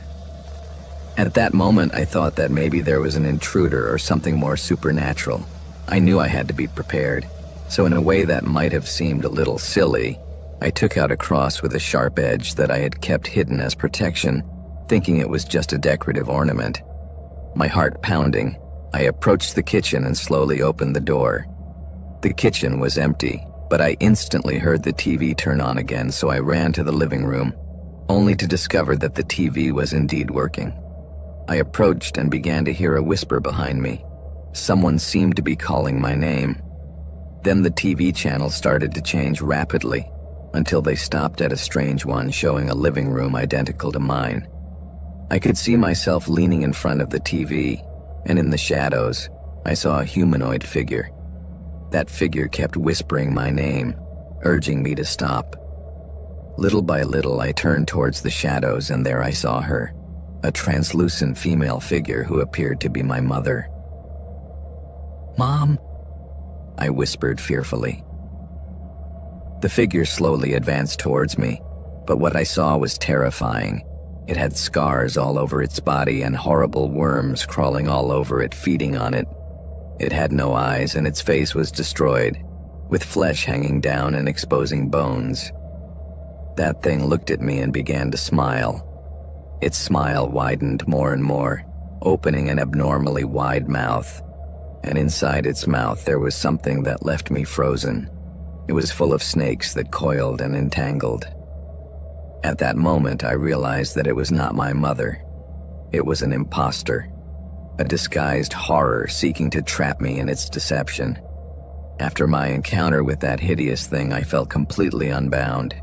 I grabbed my cross and stabbed it into the chest of that aberration, and its scream was so diabolical that it gave me more courage to continue attacking. I struck the spirit again and again until it finally fell to the ground.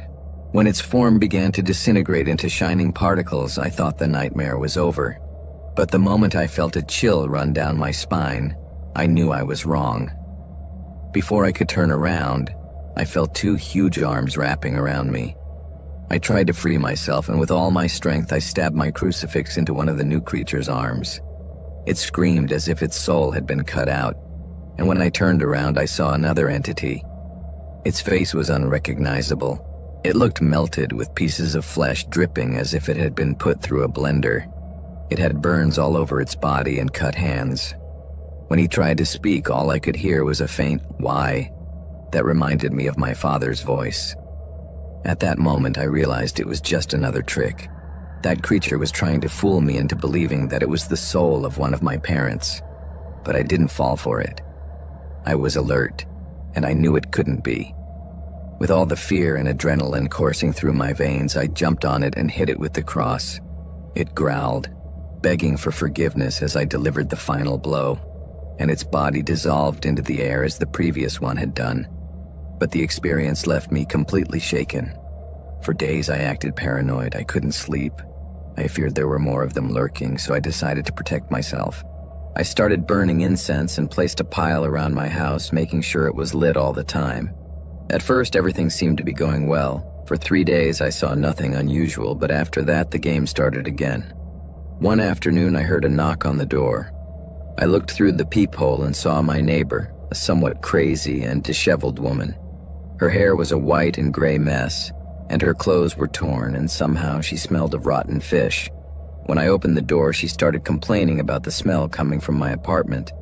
She looked inside just as I was about to explain that the incense was the cause. That's when she made a spasmodic gesture and ran out backwards as if she had seen a ghost. I wasn't surprised by her behavior. It was normal for her to behave strangely, but later a new knock on the door surprised me. This time there were 2 policemen. They started talking to me about a complaint made by my neighbor, and I was stunned. I knew that her mind wasn't right, so I tried to explain that it was all a misunderstanding. Then the cops leaned in, and I could tell they saw something I hadn't picked up on. Without warning, they burst into my house, threw me to the ground, and handcuffed me for no reason. They took me to the police station, where they started talking to me about wild accusations, saying that I had killed my parents, and even insinuating that I tried to dissolve my dad's body in acid. It was at that moment that I understood. Those creatures hadn't disappeared. My cross wasn't enough to destroy them, and now they were seeking revenge. The souls of my parents were back, but they weren't them. They were like shadows that could change shape, and they decided to disguise themselves as my parents to ruin me, but they didn't manage to fool me, so they chose to affect others, making me look like a madman. And that's exactly what they did. Now here I am, trapped in this horrible place full of madmen, and nobody believes me. I'm afraid, but not of these people, but of the ghosts that still haunt this asylum. There are so many lost souls fighting for revenge, and I have no idea how long I'll spend here. I just want them to believe me. I was alone in my house that day, and my parents didn't die because of me. Killing those ghosts is what I thought I had done, but everyone looks at me like I'm crazy. So here I am, asking for help. This has become a real nightmare, and with each passing day, my fear that those spirits will return intensifies. It's not just my mind playing tricks on me. There is something dark lurking. I have to get out of here before those shadows take the opportunity to catch me again.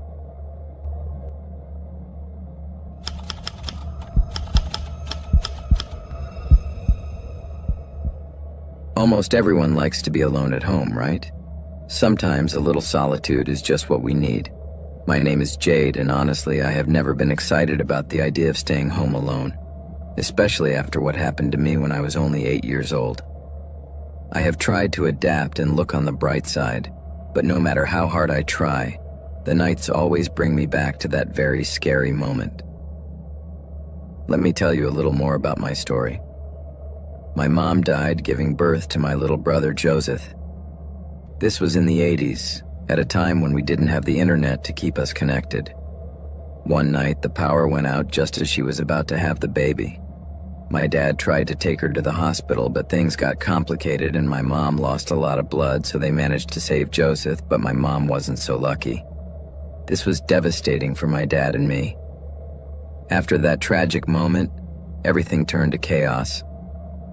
I lost my parents all at once, my mom during childbirth, and my dad, well, he hardly spent time with us anymore, and little by little he became a complete stranger. I started to miss classes, and for some strange reason I found myself taking more care of my little brother Joseph than my own father. My paternal grandmother came every day to help me, while my dad would disappear for hours.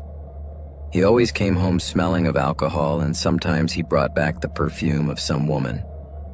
Whenever I could, I would ask my grandmother about my dad's mysterious outings, but she always acted as if she didn't know anything, but the truth was that she was trying to protect me from what was really going on. "Where is Dad going?" I would ask her. She would say, "He's going to your mom's grave to visit her. He misses her a lot." And I thought, why doesn't he take me? I miss her too. So I was in a sea of feelings, trying to understand that my mom was no longer with us, and on the day of the funeral, Dad seemed like a stranger. He wouldn't even look at me or give Joseph a hug. It was like he didn't exist. It was all a mess of negative emotions for me.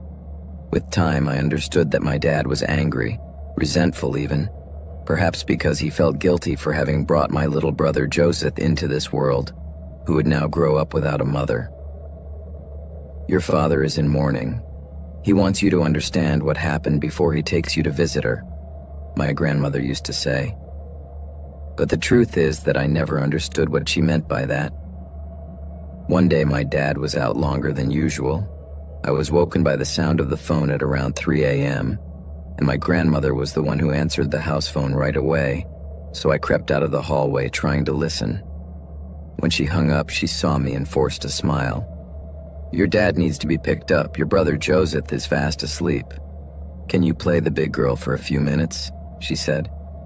"Why does he need you to go?" I asked, somewhat concerned. "He's an adult," I reminded her. She let out a nervous laugh and explained to me that adults sometimes make mistakes. "I just have to make sure he gets home safely," my grandmother said, trying to reassure me. Although I felt a little anxious about the idea of being left alone, at the same time, the idea of doing what a big girl does made me feel powerful. So despite my doubts, I accepted.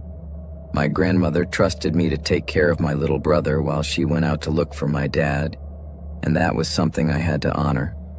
Soon, my grandmother left and closed the door behind her. Feeling a little uneasy and fearful in the darkness, I decided to distract myself by putting a movie on in the living room.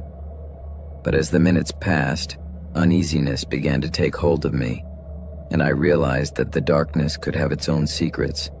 The vibrant colors of the cartoons kept me occupied while I was alone in the house, trying not to think about what was happening with my father, and how strange it was to be awake at such an hour, with my brother sleeping at the end of the hall.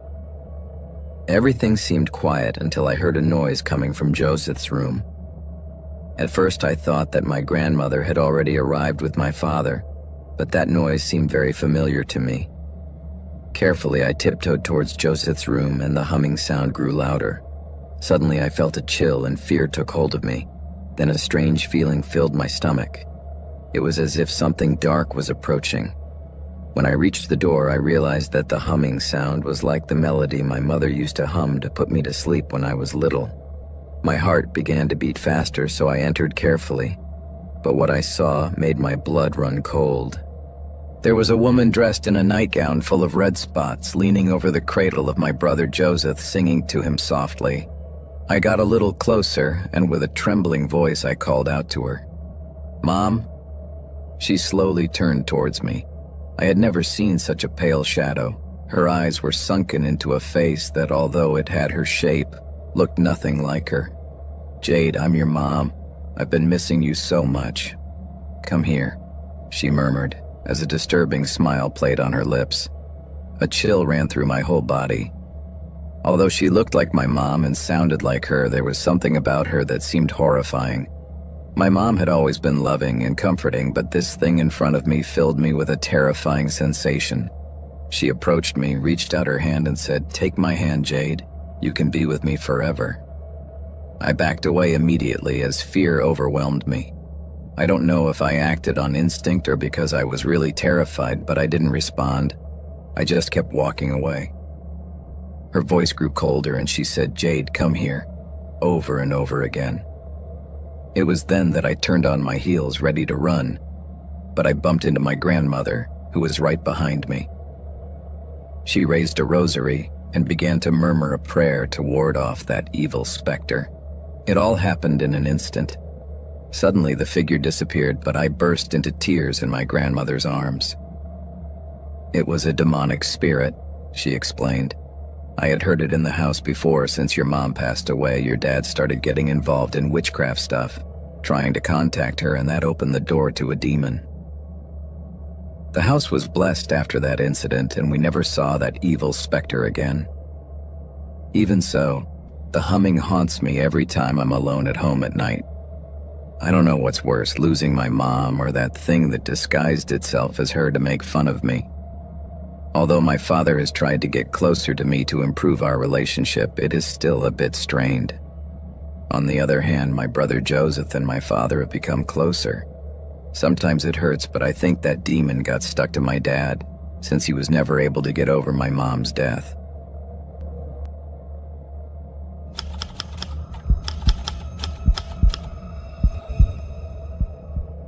This story happened to me a few years ago when I was still living in my parents' house in California. I recently inherited the house and thought it would be cool if my cousin moved in with my husband and me while he was at university. At the time, the three of us worked in a Lego store. I only had the morning shift while my cousin and my husband worked nights, so I was often home alone. One afternoon, while I was in the backyard loading things into the car, I noticed a brown van with no windows parked across the street. While I was loading things into the trunk, the guy in the van started making weird noises. I didn't know if I wanted to look at his face, but in the end I did, and all I saw was his black giant's cap. I guess he was just another weird guy, and I decided to ignore him. 2 hours later, when I left to go to a friend's house, the van was still there. I jumped in the car, and without thinking about it, I drove to his house. As I was driving, I looked in the rearview mirror and saw that the guy was following me. I made a couple of turns, but he kept following me.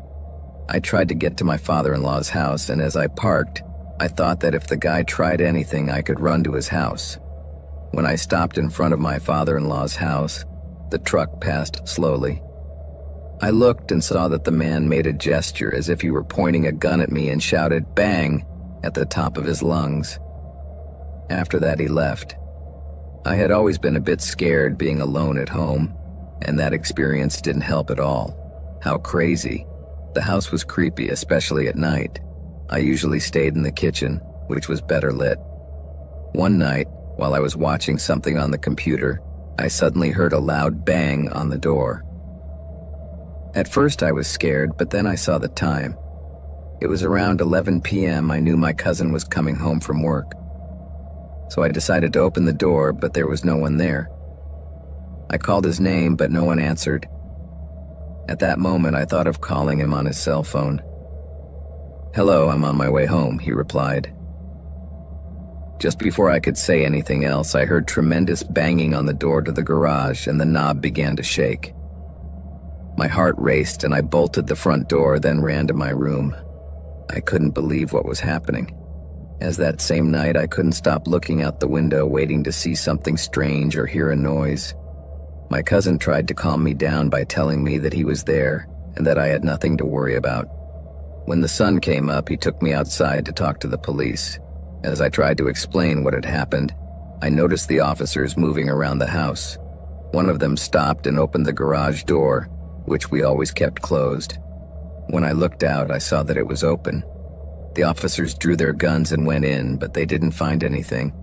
They told me it was just some kids playing and that if I ever felt scared, to call immediately. A week later, while I was in the living room with my cousin and my husband, I looked out of the window and saw the guy in the baseball cap standing on the sidewalk looking at our house. As soon as he realized I was watching him, he gave me a horrible smile. I yelled at my husband to come out, but when he turned around, the guy was gone. My heart raced and anxiety took hold of me again. 3 days passed, and although I was nervous, I continued to ignore what I'd seen. I was baking cookies in the kitchen when I suddenly heard a knock on the sliding glass door. My body instantly froze. The lights in the backyard were off and I couldn't see if anyone was outside. Everything went silent for a moment, until someone knocked again. I didn't know what to do. Anxiety filled me and a series of questions went through my mind. Was it him again? Was it just the wind? I swallowed hard and slowly approached the door, trying to gather my courage. I heard quick footsteps from the door to the living room windows, knocking there too, and finally returning to the sliding door. It was one of those chilling moments when instinct screams at you that something is not right. In a burst of common sense, I grabbed my keys, ran to my car, locked myself in, and dialed 911. Soon after, we sold the house. I still find it hard to be alone, even now that I live several states away.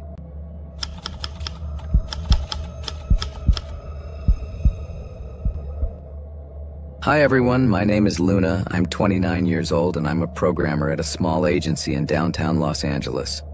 From the outside, my life looked pretty normal. Work, friends, and the occasional party. However, in the last few months, my life took a 360-degree turn, and not exactly in a positive way, more in a scary way. That's why I want to share with you what happened to me, not to be scary, but to show you how someone who looks normal can hide an indescribable darkness inside.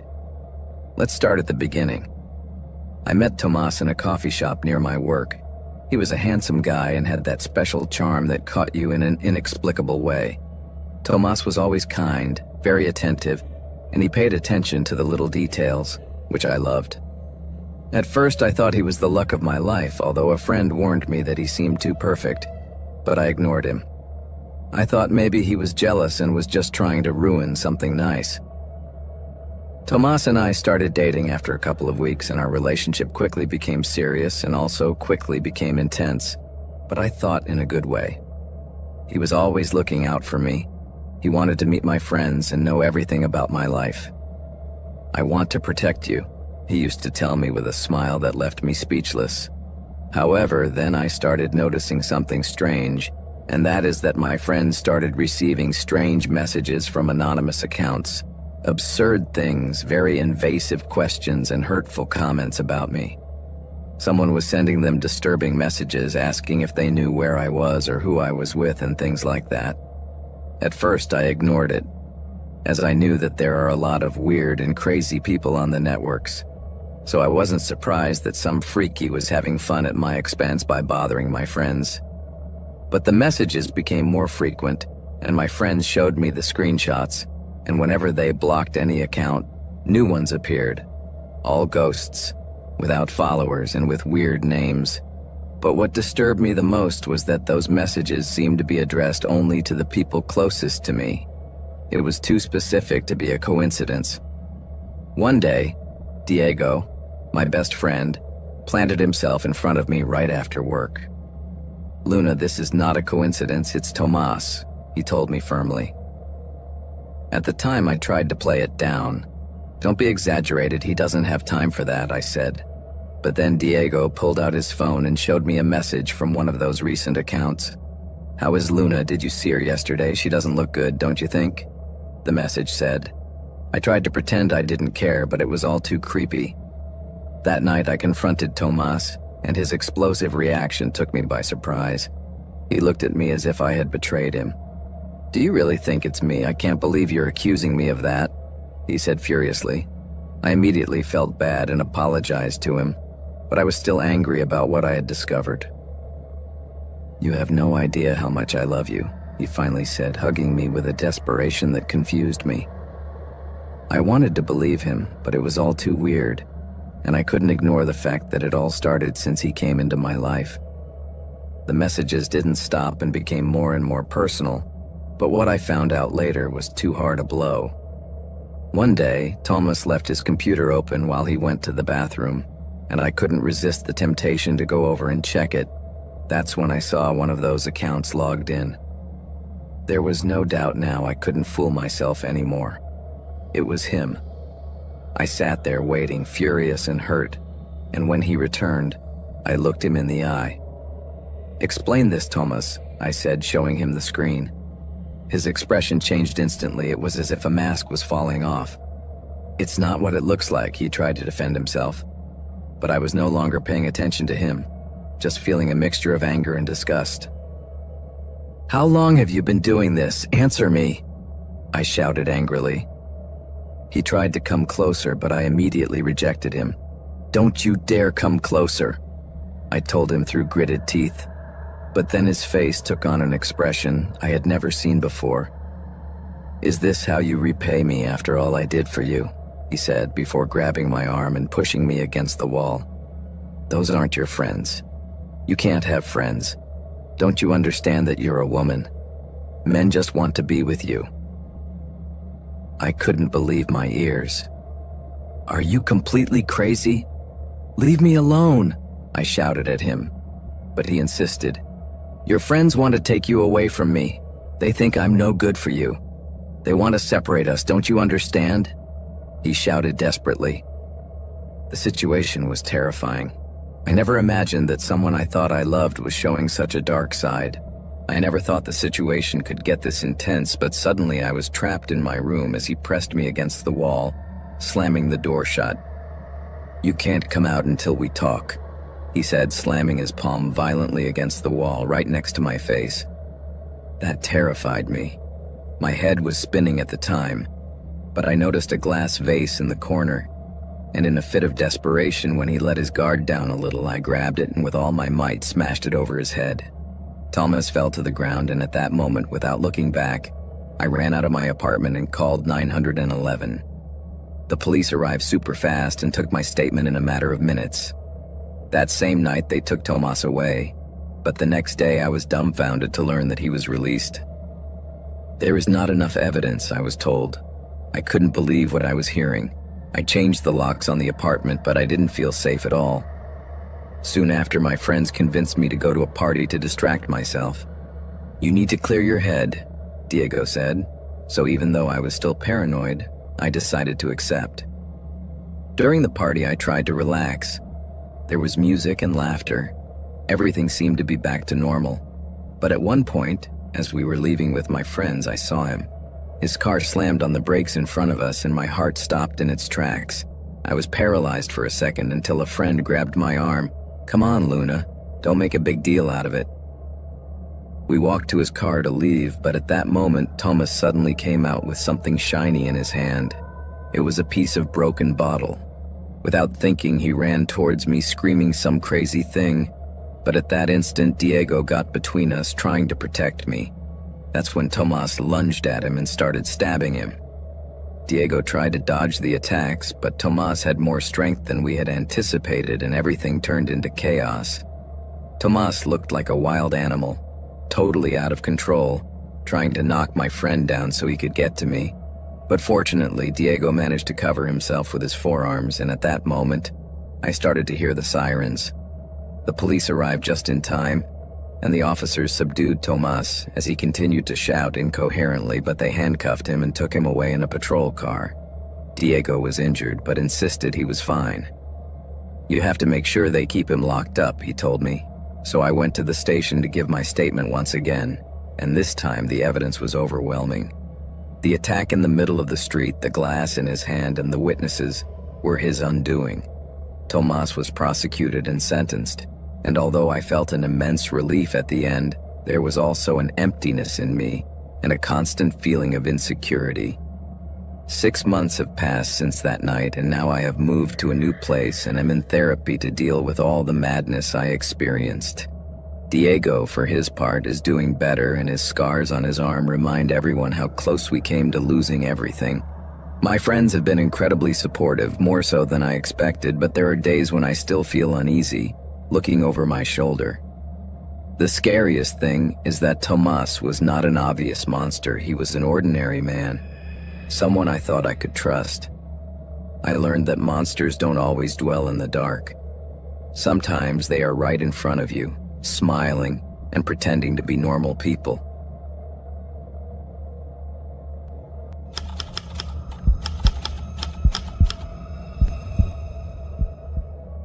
Sometimes I wonder what really lasts forever. They say the soul, but I'm not so sure.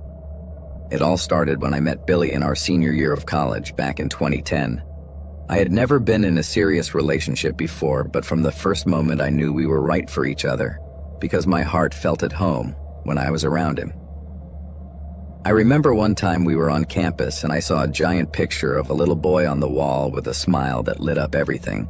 At the time, Billy was reading Animal Farm, and he had this expression of having found something really magical. "It's impressive, isn't it?" I heard someone say. It was him, of course, and I replied that yes, it was one of the most impressive things I had ever seen. At the time, we were doing volunteer work for an NGO that was trying to encourage reading among teenagers. But from the start, I felt that we had been paired up for something bigger.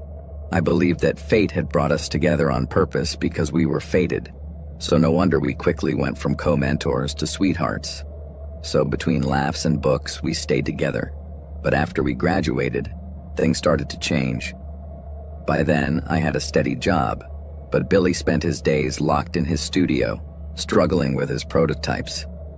However, even though he put his heart and soul into it, he couldn't sell his ideas, and he was so worried about it that he was on the verge of giving up. But one day he came home excited, saying he had a new idea that had him fascinated, and he convinced me that this was his chance. So I decided to lend him money so he could make it happen, and it seemed like that spark of life had returned to him. But life turned upside down when I returned home one evening. My phone started ringing, and seeing that it was an unknown number, I answered curiously, but what the voice on the other end said to me left me speechless. "I'm sorry, ma'am, but I must inform you that Billy has passed away." The words hit me with a force I can't describe. I simply couldn't believe it. Tears were falling from my eyes as I tried to articulate some response. At that moment, Avril, my roommate, came out of the room, but her voice was a distant echo because I was in another world. Billy had no family other than his sister, as they had lost their parents when they were very young, and it was she who called me to tell me the news. The days after her death became endless for me. I would stare at her photos, immersed in memories and unable to leave the house. It was 5 long weeks without leaving our apartment after her passing. I didn't care if he had a job or not. Maybe if he hadn't been so caught up in trying to achieve his dreams, he could have been here with me. Somehow I blamed myself for not having done more, for not having encouraged him enough. My termination letter came quickly, and Avril tried to convince me to go out and distract myself, saying that my depression would end up killing me too. However, I saw no reason to do anything, not even to get out of bed. I spent my days in a routine, waking up gloomily, looking at Billy's pictures, and some days eating what was left of the refrigerator. When I wasn't crying nonstop, I remembered that Billy loved my long hair, but after he left, why keep it? So I cut it all off. That day, when Avril came home and saw me, she screamed so much I thought she had gone crazy. "Don't be so over the top. I just wanted to change," I replied. But as she was talking, I noticed that I had cuts on my arms. I had been inadvertently cutting myself with a knife I used for bread.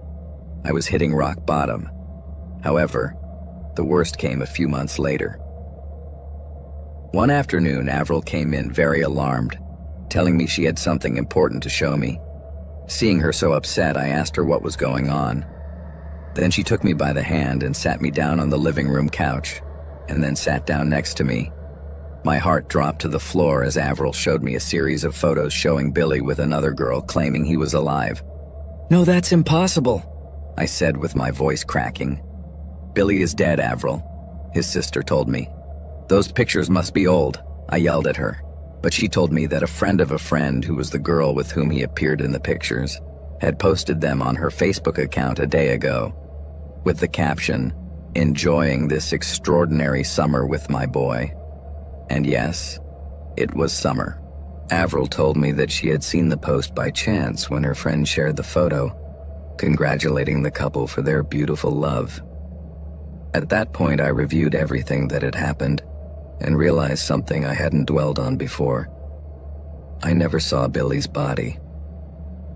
His sister told me that relatives cremated the body privately and took the ashes back to London, his hometown. Confusion overcame me, but I was determined to find out what was going on. So I called Avril and asked her to ask her friend where Billy and the other woman were, and she gave her the address. Avril agreed to take me, and when I arrived, I only felt an even greater shock as I corroborated that it was all true, and that he really wasn't dead.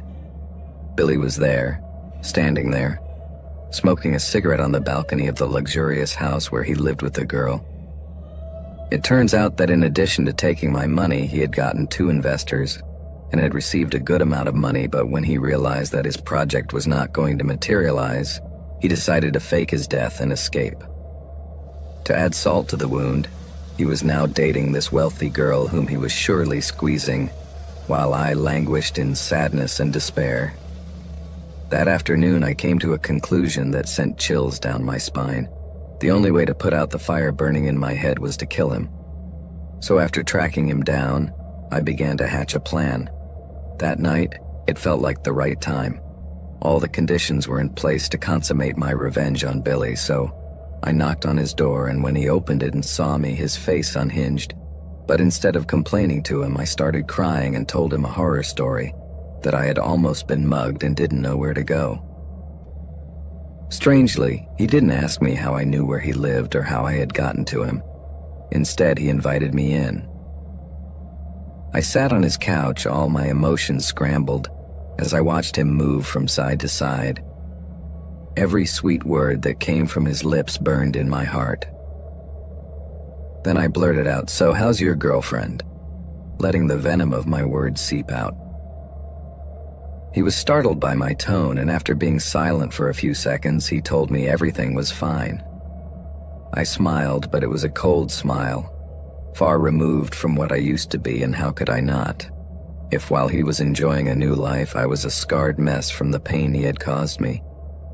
I tried to calm down a bit so as not to ruin it, so I took a deep breath, preparing myself for what I had to do. At that point, I stood up and with false calm told him that he had nothing to worry about and that I had already forgiven everything. Then I could see the relief in his gaze, and that filled me with fury.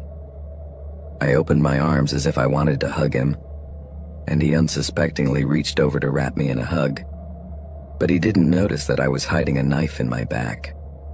Billy didn't know what was happening until he felt the coldness of the metal go through his body. He collapsed to the ground with the first stab and flailed like a fish out of water trying to get away. But I was determined and stabbed him again and again, counting every moment of desperation he had endured, until he finally stopped moving. When it was all over, I sat on the floor next to his body, hugging my knees and feeling a mixture of satisfaction and emptiness. He really was dead now, but in a way, so was I. I was dead. I rocked back and forth, smiling and crying. But my peace didn't last long as the police arrived quickly. A neighbor had heard the screams and called 911. Long story short, after a whole investigation, I was taken to a psychiatric facility for treatment. Since then, the dreams of me stabbing Billy keep replaying in my mind. But strangely, it makes me feel happy.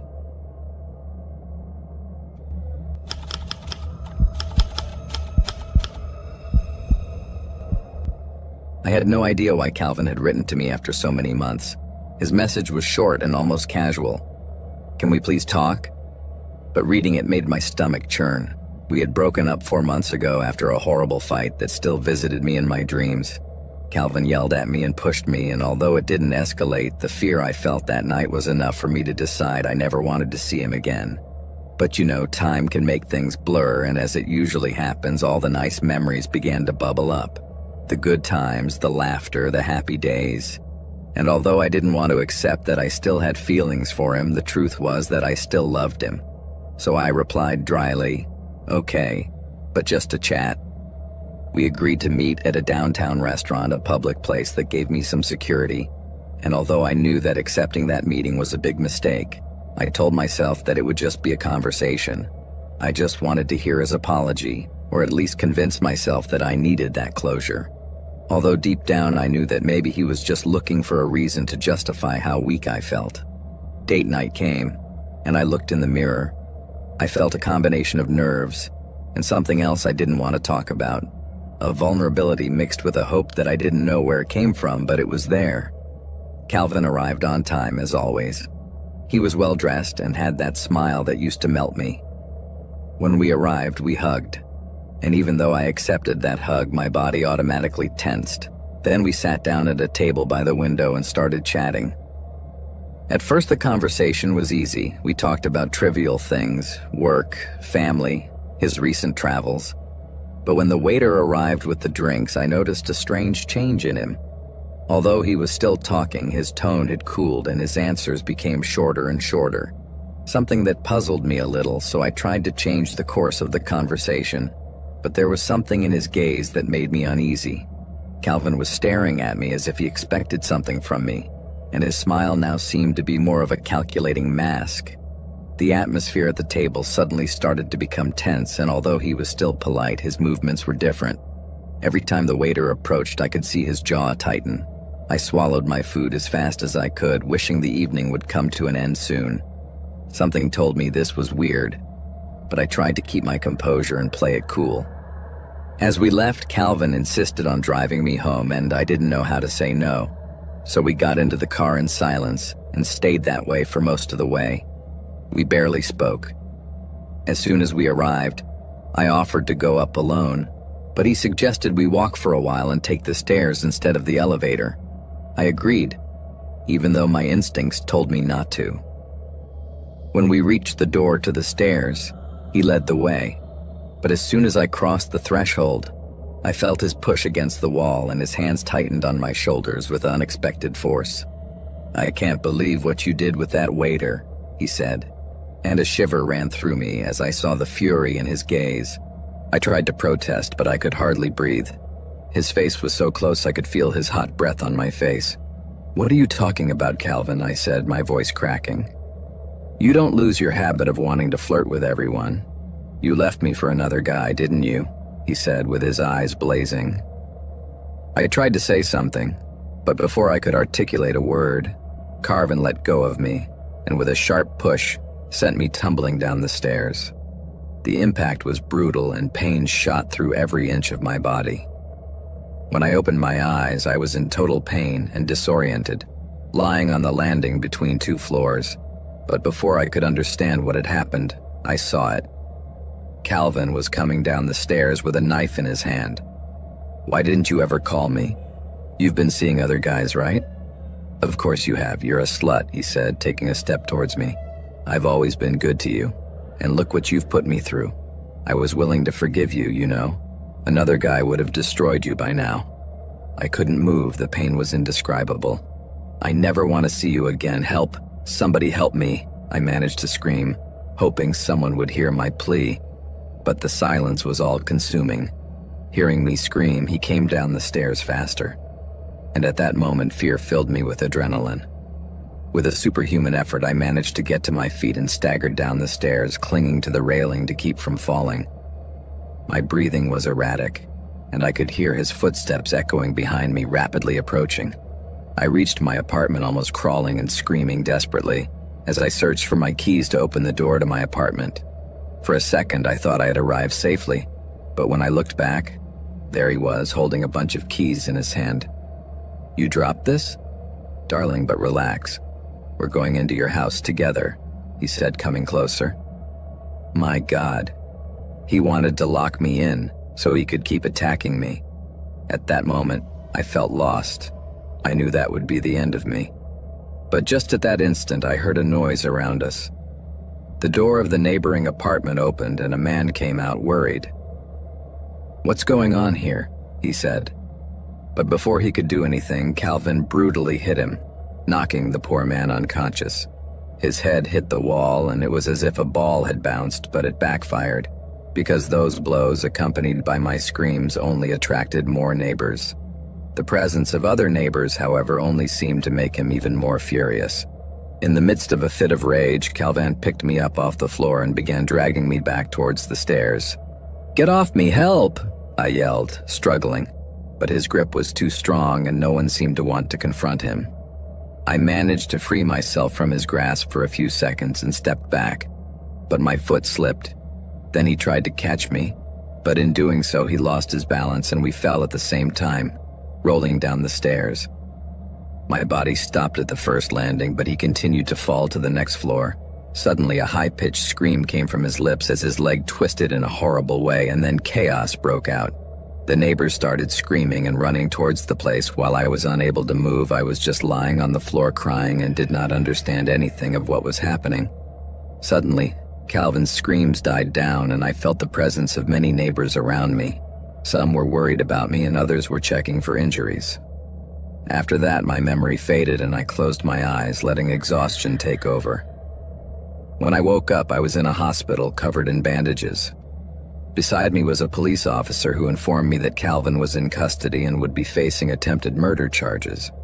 I still find it hard to believe what happened that night, and every time I close my eyes, I relive that terror. But there is one thing that gives me peace of mind. I know I will never see him again. The security cameras recorded everything, and the neighbors were willing to testify on my behalf. All I know is that Calvin will be locked up for a long time, and even though my body was shattered, I know that I will finally be able to live in peace. Sometimes I wonder if there were signs I missed, things I should have noticed before, but in the end, that doesn't matter anymore. The only thing that really counts now is that I survived, and that no matter what happens, I will never let anyone do to me what Calvin did to me.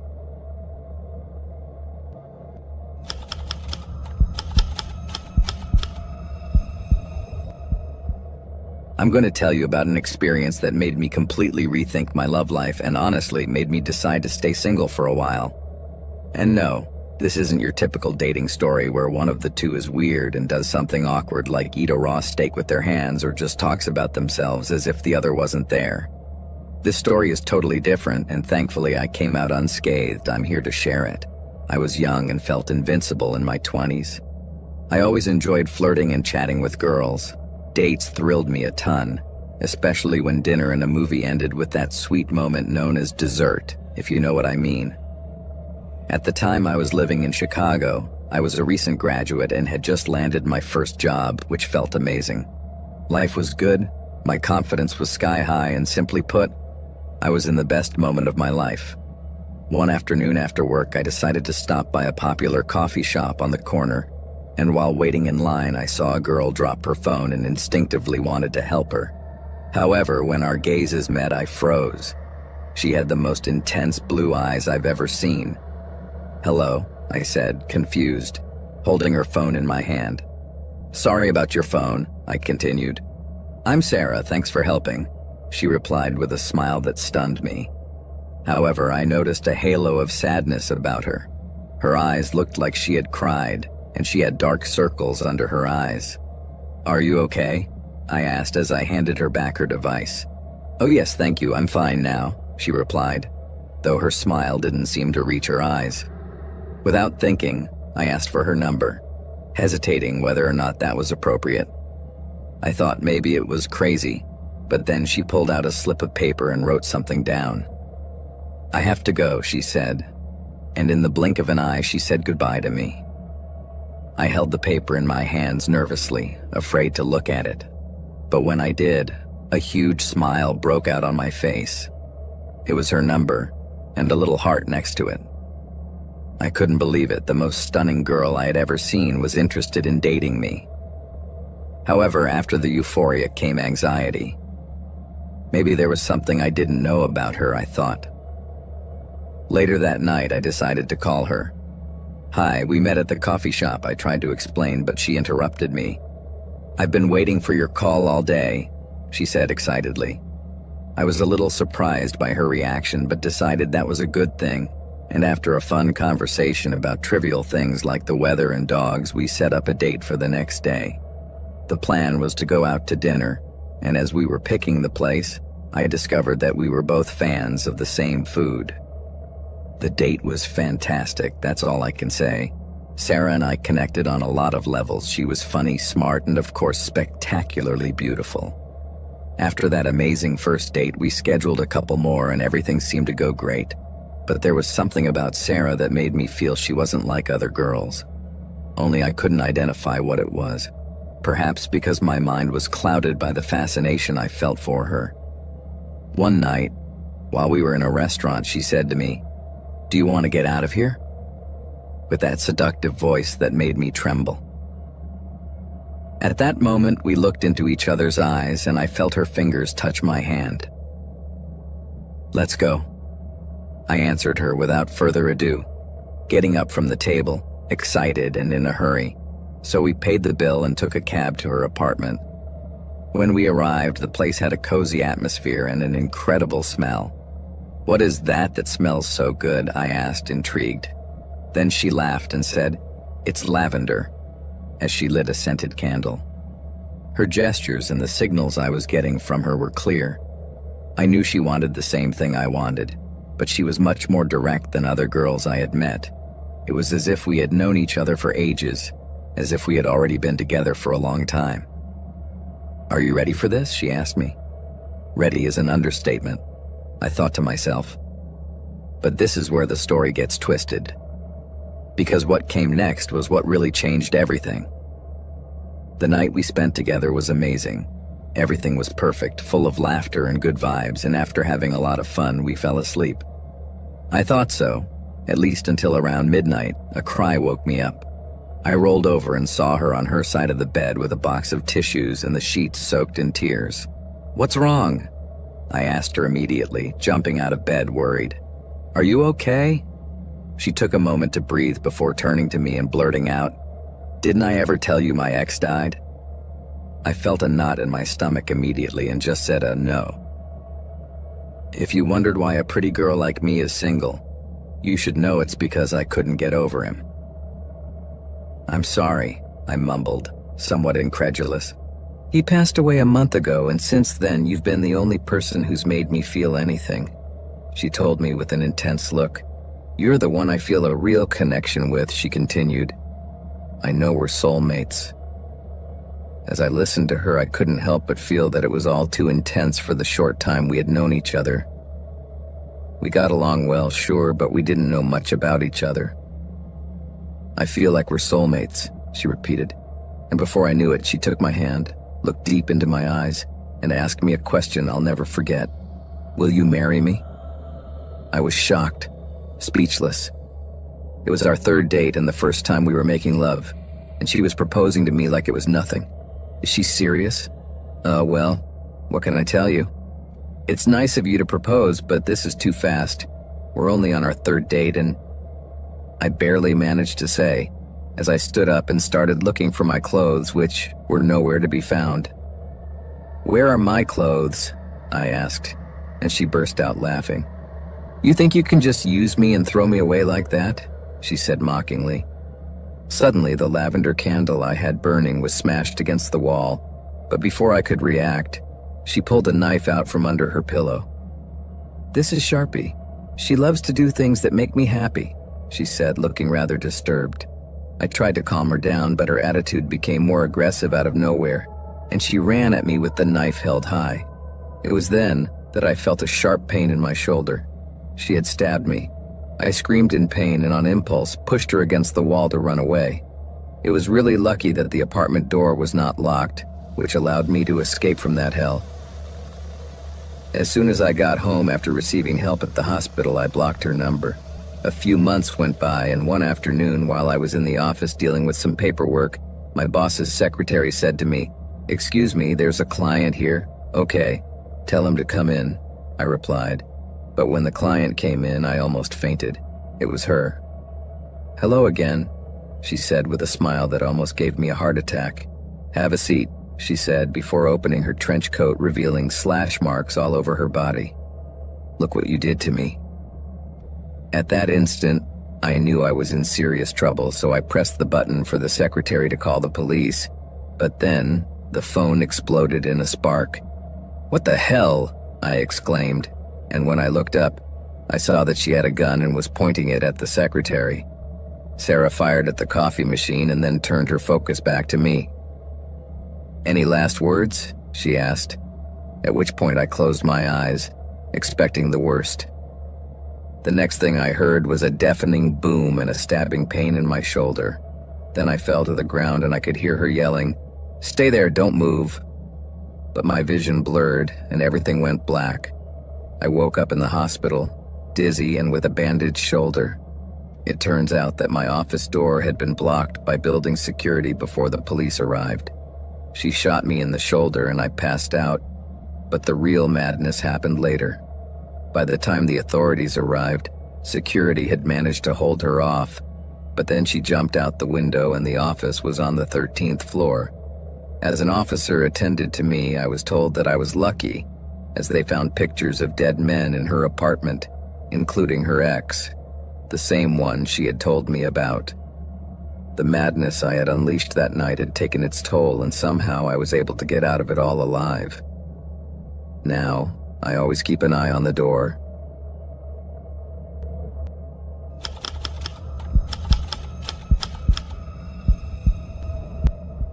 When you get to a certain age, you start to think more about the stability of relationships, but that usually happens when you're an adult. When I was young, I loved ephemeral and intense relationships until I met Valery. At first, everything was amazing. His laughter, the constant texting, even the way he kept me busy. But over time, what initially felt like an amazing love started to feel more like a prison. Every time I went out with friends, she wanted me to be with her. And if I didn't immediately respond to a text, she would call me at least 10 times until I answered. Her presence felt like a dark shadow that would never leave my side. Valery's constant pursuit was so suffocating that finally, I made the decision to break up with her. I loved her, but I couldn't take it anymore, so I swore to myself that I was going to be strong, because I didn't want to live under her control anymore. The breakup was total chaos. Valery cried, screamed, and accused me of all sorts of things. I tried to make her see that it wasn't about someone else. I just couldn't stand her sick jealousy and obsession anymore, but she wouldn't listen to reason. "You can't leave me like this," she said, her voice trembling between anger and despair. I thought at some point she would calm down, but nothing of the sort happened. The weird thing was that since we broke up, she would show up in places where she wasn't supposed to be. For example, if I finished work and went out, her car was parked a few blocks away. If I went to the gym, I could see her hanging around. If I had a coffee, I'd see her near the coffee shop and the like.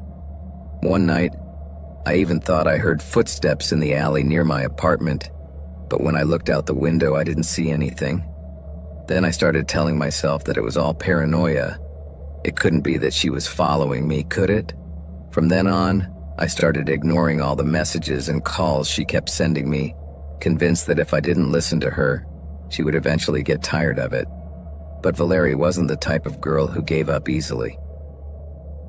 One weekend, I decided to go out with some friends.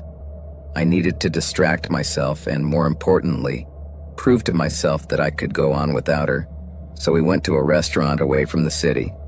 It was a quiet place with good food and the perfect atmosphere for chatting. We had a lot of laughs that night, and for the first time in weeks, I felt more relaxed. However, as I pulled out into the parking lot, I noticed something strange about my car. And as I approached, I saw Valerie leaning over the hood of my car, and her arm was waving frantically. It took me a couple of seconds to realize that she was scratching the paint with a piece of broken glass. Her movements were chaotic, almost frantic, and her expression was a disturbing combination of fury and satisfaction. She looked demented. "What the hell are you doing, Valerie?" I shouted at her. At that moment, she turned to look at me, but her expression didn't change. That terrifying mixture of repressed anger and strange pleasure was still there. "I'm teaching you a lesson, sweetheart. You need to learn that it's rude not to respond when someone talks to you," she told me in a voice that promised nothing good. I tried to ignore her and move on so as not to make things worse, but when I tried to open the car door, she held up her hand as if to stop me. "Don't you dare come in. If you do, I'll cut you," she said, threatening me with a piece of glass. I froze for a second but quickly pulled out my phone. If she was going to behave that way, I needed some proof, so I started recording as she kept scratching at my car and yelling things that barely made sense. That I was a liar, that all my friends were desperate, and that no one loved me like she did. But suddenly she realized I was recording her and her face changed instantly. But before I could react, she lunged at me with a broken glass in her hand. "Stay away," I told her, even though I already knew she was about to panic. At that point, I didn't know if I should run for my life or stay and confront her again. Then she stopped, breathing heavily, and with her eyes fixed on me as if she was figuring out what to do. In an instant, she made the decision to pursue me. I could have confronted her, but with the sharp object she was carrying, that could end very badly. Either of us could get hurt, so I literally decided to run away. But after a few meters, I dared to look back and noticed that she had stopped. She didn't follow me. Apparently, she had decided not to continue. So there I was, with my heart pounding, trembling and trying to understand what had just happened. I went back to the parking lot a few minutes later and stared at my car. The shattered glass was still scattered on the ground. My heart was beating a mile a minute and the adrenaline was clouding my judgment a little. So I got in the car, locked the doors, and tried to calm down by taking deep breaths. I just wanted to go home. The drive was quiet, the streets almost empty, and there was no traffic, but although I tried to concentrate on the road, my mind couldn't help but think about how unsettling it was to see Valerie hiding in the parking lot, scratching at my car. I wondered how far she was willing to go and came to the conclusion that I had to report her as soon as possible. This was getting out of hand. Suddenly, a thud behind me and I was snapped out of my thoughts. Something had moved in the back seat, so I looked in the rearview mirror but saw nothing. Just then, I felt a cold, sharp touch on my neck that made me turn my head, and to my horror, I saw Valerie leaning out from the back holding the broken glass. At that moment, I let out a scream and turned the steering wheel instinctively, causing the car to skid out of control. She was screaming something, but panic wouldn't let me hear her. I couldn't believe she had never really left, but had hidden in the trunk of my car. The car kept lurching as I tried to get the glass out of her hands. We struggled, and while my hands tried to keep her away, she was doing her best to stab me with the glass. But the uncontrolled struggle ended when the car went off the road and hit a pole. I don't remember much of that impact, just the horrifying sound of metal twisting, the popping of glass, and then complete silence as my head hit the steering wheel. When I came to, I was surrounded by bright lights, ambulances, and police, with people talking at full speed.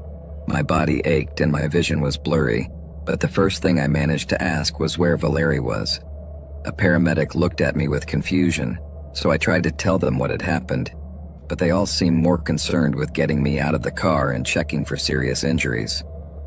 Someone commented that some witnesses had seen a woman running away from the scene of the accident, but no one knew who she was or where she had gone. At the hospital, the policeman came to take my statement, and then I told them everything, from the days when Valerie was following me to the moment when he attacked me in the car. They seemed to listen to me, But there was something in their attitude that gave me a bad feeling, like a lack of urgency. "She's a danger, they have to find her," I insisted, and one of them promised me they would, though his tone left me unconvinced. Days passed, and I heard nothing from Valeri. The officers reviewed the footage from the parking lot, but everything was blurry. Even my phone, which was left in the car during the accident, was damaged. They retrieved the video, and watching it, the evidence of what happened made me even more uneasy. I reported Valeri, of course, but when they went looking for her at her house, she didn't show up, and no one had any idea of her whereabouts. Weeks after the disaster, I tried to get on with my life. I moved to a new apartment, changed cars, and tried to erase Valeri from my mind, but something wasn't right. Every time I went out, I felt that someone was watching me. Then, one day, I found an envelope in my mailbox with no return address, and when I opened it, I found a picture of me in the hospital taken from the back, and in red ink there was only one word: always. Since then, not a day goes by that I don't look over my shoulder. I know Valeri is still there, obsessed with me, and that's why it's hard for me to meet people or go out with friends. I think I can't really feel safe until I know she's forgotten me or that she's behind bars.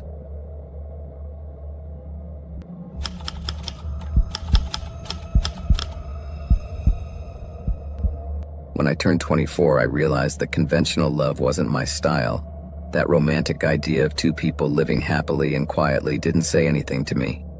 In fact, I was intrigued by love that was a little toxic, the kind of relationship that keeps you on your toes and, honestly, a little on edge. I don't doubt that perception was heavily influenced by Hollywood movies, the ones where the bad boy is cool and always gets the girl. I know it sounds weird, but it was what I wanted, and Tom fit perfectly with my crazy fantasies about love. Tom had a serious problem. His temper was more explosive than a volcano, and he suffered from a disorder that made him explode with rage over every little thing. At first, I was attracted to this trait. I saw it as exciting, and perhaps what surprised me most was that I wished he would never outgrow it. Although, on the other hand, sometimes I wanted him to get better, so I insisted he go to therapy, but often made him miss appointments until things got out of control. It all ended at an old friend's birthday party. On that occasion, we received an invitation from a schoolmate, but Tom was very defensive, as usual, about his anger issue. However, I managed to convince him to go, but that was a disaster. On the way there, he would get unhinged by anything. Cars honking, pedestrians crossing, and even my laughter annoyed him. It was one of those days when his mood was out of control, but I still wanted to go ahead, not foreseeing how disastrous that could be. We finally arrived at the party. It was a duplex filled with hip-hop music and neon lights flashing everywhere. The atmosphere was great, so we went upstairs and started joking around with some acquaintances. The first stop was a bottle of beer necessary to survive the night, and seeing my friend Laura by the pool, I ran to hug her and we started catching up. But when we were in the middle of chatting, suddenly a piercing scream interrupted us. Laura and I immediately turned around and found that a guy had fallen off the balcony, and everyone in the house rushed out to see what had happened. To our horror, it turned out that the birthday boy was seriously injured. A witness commented that another guy had pushed him during a fight, and upon realizing what he had done, he ran off. At that moment, I felt a shiver run through me. I prayed to God with all my might that it wasn't what I was thinking, although a little alarm inside me told me that was exactly what had happened. I started frantically looking around for Tom, but I didn't see him anywhere, so I decided to leave before the police arrived. But as I was driving home, Laura called me. "The birthday boy is in a coma, and the police are already looking for the culprit," she told me. When I got to our apartment, the door was open, so I ran inside, and that's when I saw Tom huddled in the corner of the living room, shaking and mumbling things. Seeing me, he jumped up from where he was, closed the door behind me, and hugged me tightly, sobbing. I could feel his heart shooting against his chest. "What did you do?" I asked, increasingly frightened by the darkness that had taken hold of him.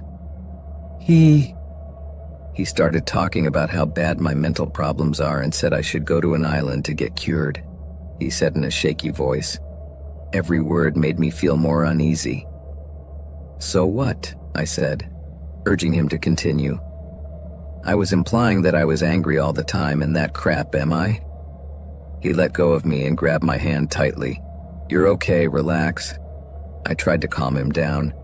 He listened to me, took a deep breath, and then went to the kitchen to pour himself a glass of whiskey, and apparently that managed to calm him down a bit. What happened to him?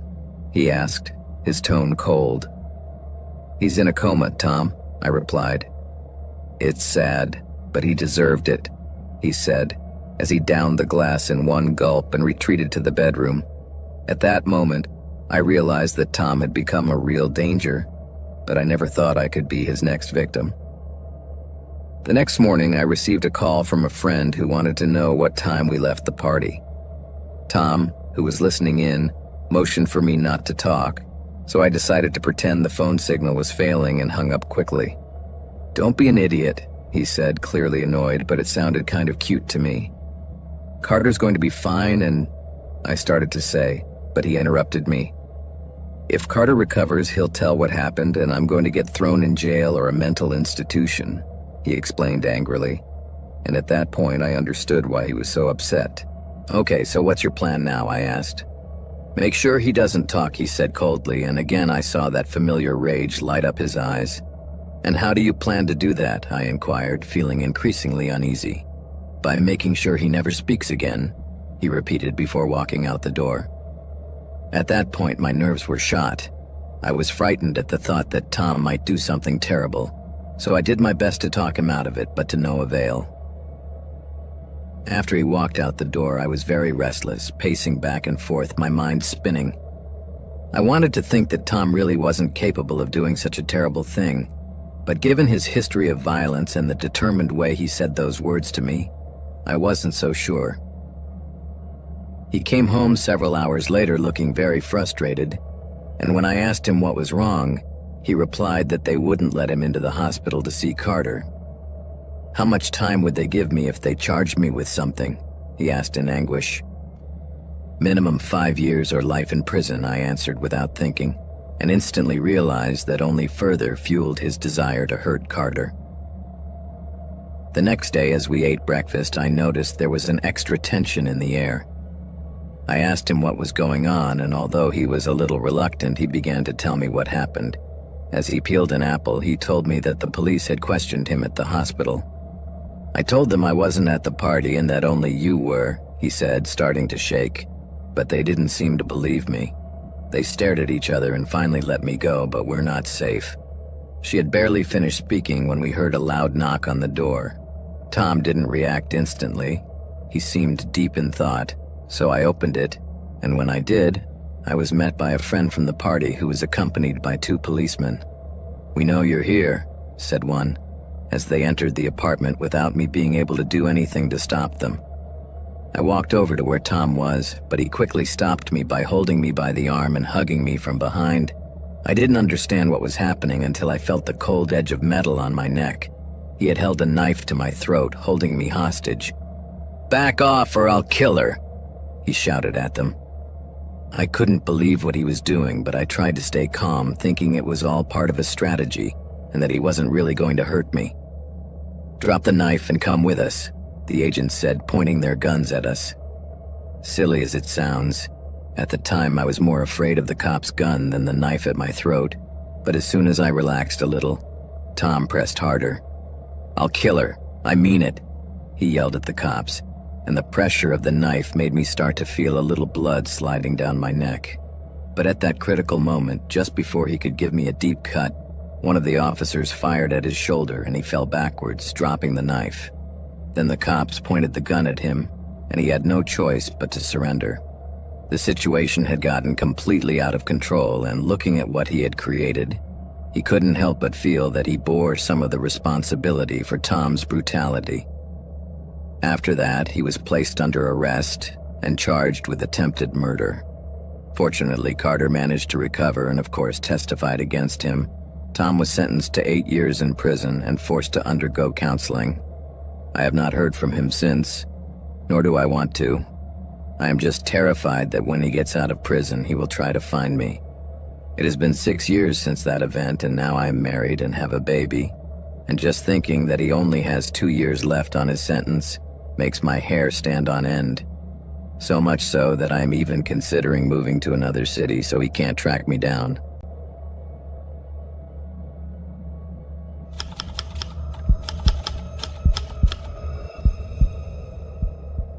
Nowadays, there are 1,000 reasons why people decide to go out and exercise.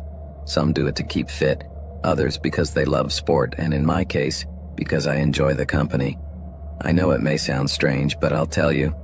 During the pandemic, I spent a lot of time alone, and that terrified me.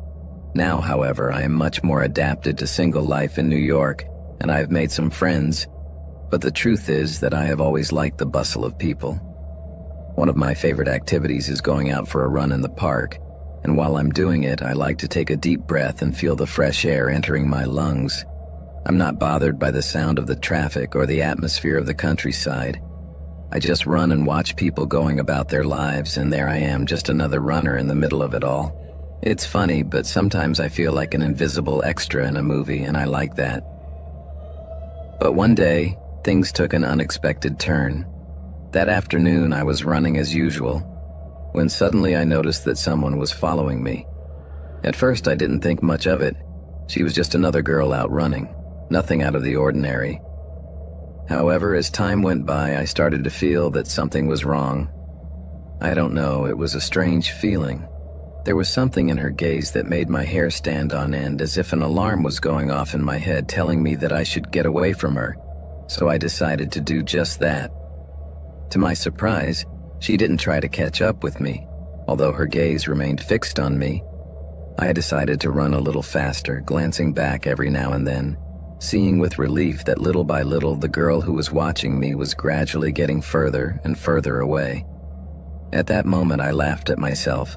I started to think that maybe I was going crazy, exaggerating about someone who was simply following the same path as me. No more horror stories to sleep with, Amaya, I said to myself. However, for some reason, that feeling of danger did not go away.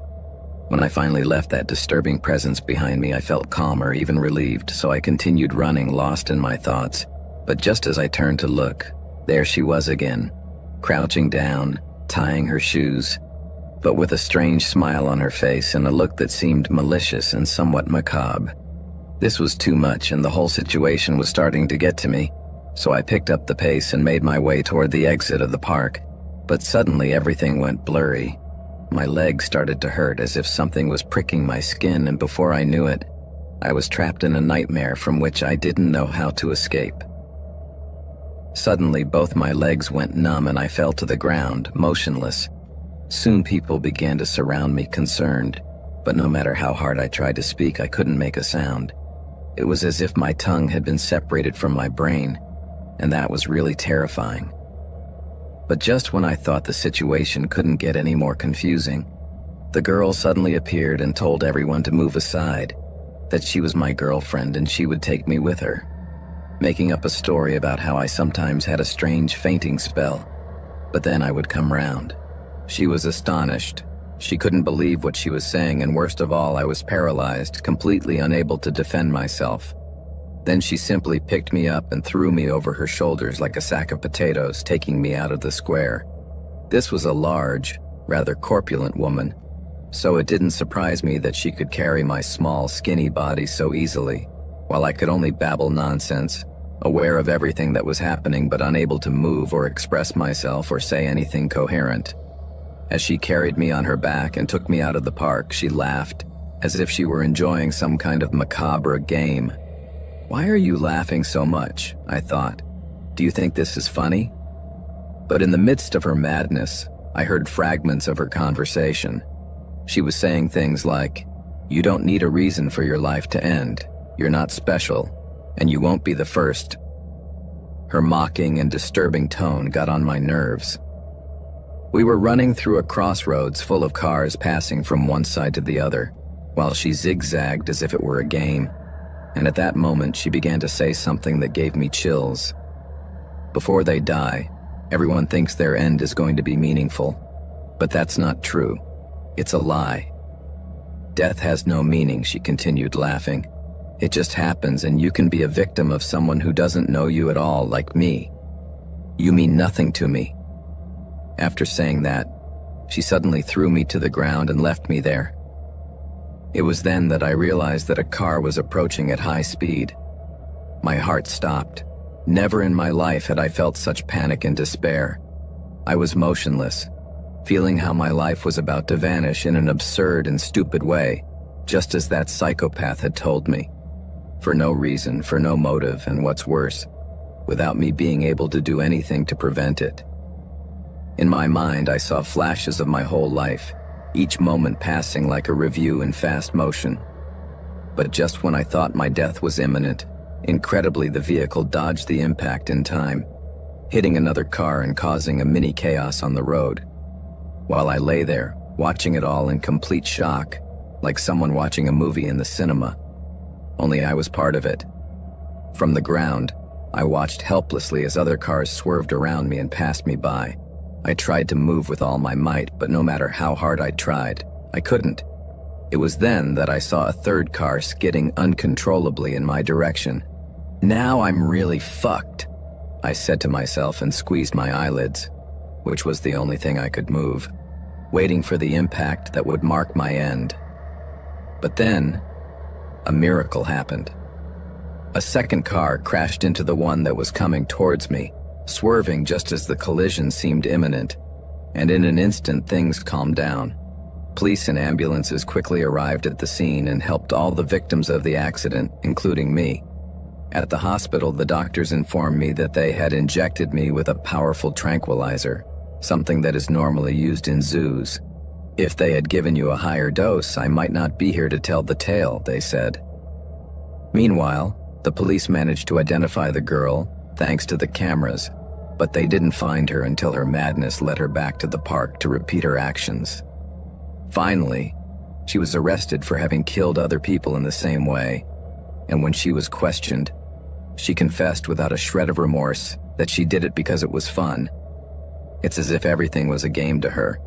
I don't know if that woman was crazy or just had a wicked and twisted mind, but I'm glad she's behind bars where I hope she never gets out.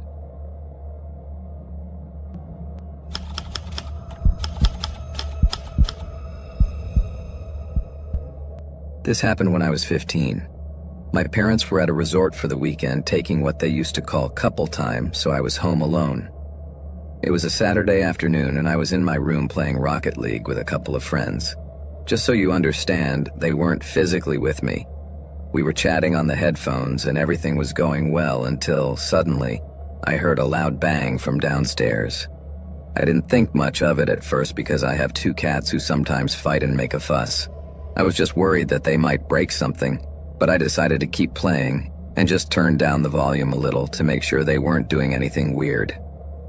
But after 2 minutes, I heard another thud, followed by what sounded like a growl. "Hey, I think there's something weird downstairs. I'm going to check it out. Wait a second. I'll be right back," I told them, and went out to see what was going on. I went downstairs thinking that my cats were having another one of their crazy fights, but when I got halfway down, I froze in place. I could hear men's voices whispering in the living room, and it immediately gave me goosebumps. I crouched down to get a better look, and there they were. 3 guys dressed in dark clothes and balaclavas. I covered my mouth with both hands to stop myself from screaming, and I began to slowly back towards my room, with the intention of calling the police. But of course, like in any horror movie, the last step creaked under my feet and suddenly everything went silent. I knew the men had heard the noise, so without thinking for a second, I ran back to my room and through my headphones I said to my friends, "Guys, I need you to call 911 now. There are 3 unknown guys in my house. I don't have time to explain. Just do it. Call the police now. I'm serious."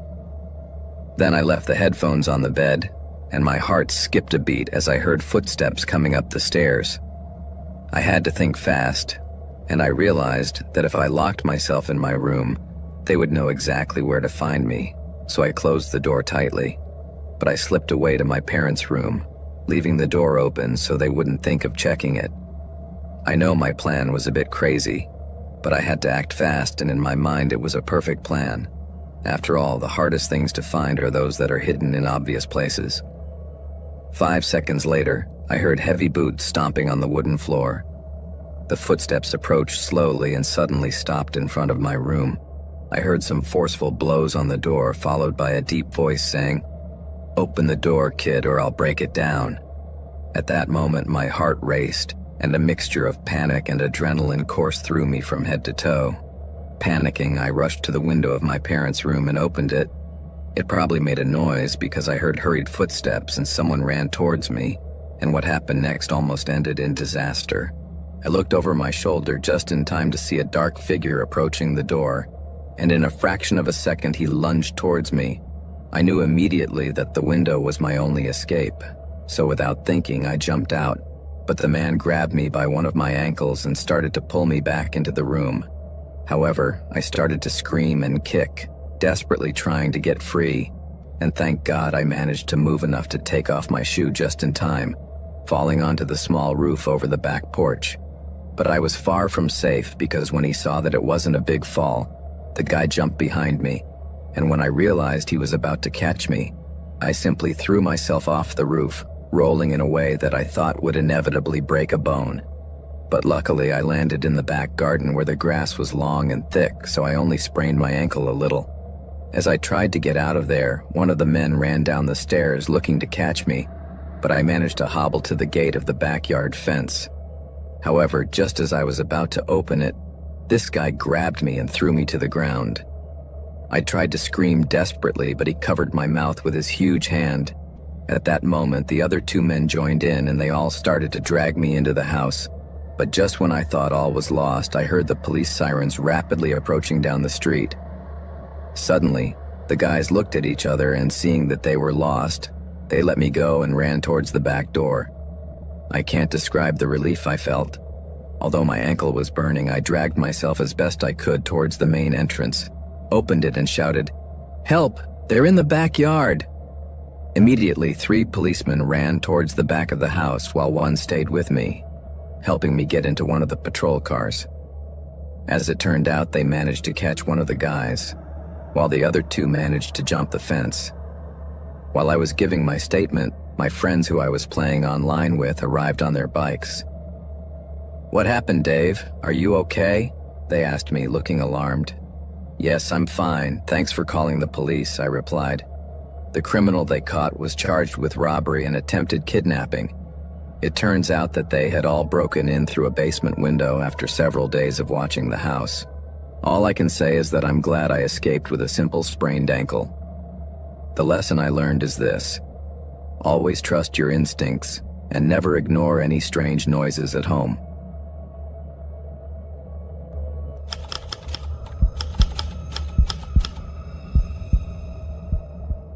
What I'm about to tell you happened a couple of years ago, but let me give you a bit of context before I start. At that point, I had been married to my husband Malcolm for about 3 years, but the truth is that our marriage was in total chaos, and I was not at all happy. Diego had been beating me for months, and we were both trapped in a spiral of alcoholism and substance abuse, not to mention that we were living off what was left of our savings in his mother's old house, so we didn't have to pay rent, and therefore we didn't work. Malcolm and I spent our days drinking, sleeping, or simply doing whatever it took to forget our situation. And given the violence at home, I usually kept him out of the house most of the time. The house only had a front door and a side door, and as they had recently fixed the side door frame, that was the only one that really closed properly. The front door was a mess, so we had put in an anti-brake mechanism for security, but the feeling of being safe was quite illusory. That said, the story begins one Sunday morning around 11 a.m. Malcolm, and I had been up all night drinking and doing crazy things. So at that hour we were lying on the living room floor, surrounded by beer bottles and with the TV blaring. Suddenly we heard a knock on the door. I jumped up because I thought it might be his mother looking for Diego, or even worse, the police, because I couldn't remember if we'd done anything really crazy the night before. However, the tapping quickly turned into attempts to open the door, and we were starting to lose our cool. "It must be his mom," I muttered. Then I sent her a message asking if it was her, but she replied that she was at work. At that moment, Malcon went to the curtains to see who was knocking, but when he did, he immediately backed away. So I looked, but what I saw left me confused and a little scared. He was a tall guy with tanned skin and brown hair, a complete stranger to me. We live in a small town where everyone knows each other, so I went crazy wondering who this man was, pounding on our door as if he wanted to tear it down. Suddenly the guy stopped struggling with the door, but I was even more scared when I saw him start to walk across the porch. I immediately told Malcon to make sure he didn't try to enter through the side door, as he had disappeared and I didn't see him anymore in the front. He gave the impression that he was playing hide and seek, so I started looking through all the windows of the house. In desperation, I went to the kitchen where I looked out the back window, and there I saw him, walking through our backyard and across the alley. I almost peed myself with fear. Diego's mother's house was right across the alley, but she wasn't home. She always left the garage open, and that made me nervous because our son was at her house with Diego's stepfather and his sister. I called Malcolm's stepfather right away and told him about the weird guy, and he replied that he hadn't seen anything suspicious and that everything was quiet, but the fact that the garage was left open was driving me crazy. About 30 minutes passed that seemed like an eternity, and we didn't hear anything more about the guy, but I couldn't relax. Why was that man trying to break into our house? I had my car parked in the driveway, so he must have assumed that someone was home, and combined with the fact that the TV was on full blast, he could surely hear us from outside. At that moment, paranoia took hold of me. I thought of 1,000 things. What would I do if the guy decided to come back? What if Malcon went crazy and opened the door to him straight away? The atmosphere was heavy now, and every creak in the house made me jump. I spent the day walking around, looking out of every window, feeling time stand still as anxiety took hold of me. Even though Malcon said it must have just been a confused drunk, the feeling of terror wouldn't go away. Even less so knowing the stories that circulate about sick people entering other people's homes. So there I was, in a place where I was supposed to feel safe, terrified of a stranger, and worried about what might happen next. I told Malcon that we needed to go out for a walk to see if we could find the weird guy, and while we were at it, call the police just in case, but honestly I was terrified that he might be watching the house from somewhere. What if he came in while we were outside? To be on the safe side, we decided to use Malcon's FaceTime so he could call me from the living room, and we could listen to see if anything weird happened while we were out. With a knot in our stomachs, we drove a couple of blocks and suddenly we saw him. The guy was walking around testing people's door handles just like he did at our house. It gave me chills. Diego followed him down a street, and I panicked when I realized he was trying out at least 3 different houses. It was completely crazy. I couldn't believe what was happening, and even less that on that Sunday I was drunk, with my husband, who legally shouldn't be with me, and driving around the neighborhood on the trail of a possible dangerous psychopath. I was so scared that I didn't dare call 911. Suddenly the guy ran out and went back towards our street, but he was still a couple of blocks from home. We followed him slowly so as not to lose sight of him, and that's when we saw him go into the house of an old man we knew, because we used to walk by there. We knew his son, who was usually at home, but that day his truck wasn't in the driveway, only the old man's red pickup. The stranger went straight into the house because the door was open, and at the sight of this my heart stopped. What if he did something to the poor man? Could I rob him, hurt him, or something even worse? With my nerves on edge, I told Malcon that we had to go and knock on the door to get the old man's attention. So I parked a little way away and Diego ran towards the door, knocking frantically. And as he did so, I saw the stranger come out of the house with the old man, and they both stood outside on the porch talking to Malcon for about 5 minutes. I was confused. I didn't know what was going on. Then I saw the old man making a call, and the weird guy was on his phone too, while I could only watch nervously. After about 10 minutes, the stranger walked away from the house, still talking on the phone, and as soon as he was a house away from where he was parked, Diego arrived and I asked him what was going on. He told me that the old man was very confused as to why this guy was in his house and that he had never seen him before. Diego explained to the old man why he had come and that he had seen this strange guy lurking around, so the old man decided to call the police. But the stranger had an excuse ready. He said he wasn't from the area and that he was doing a job somewhere, but that his truck had broken down, which was why he was trying to get into houses, because he was looking for a friend's house where the door would supposedly be open, but he didn't know which one it was. Obviously, that sounded too ridiculous and unbelievable. Not convinced, the old man asked him what company he worked for so he could call them and confirm his story. So the guy gave a random company name, and then Malcon and the old man started looking for numbers online.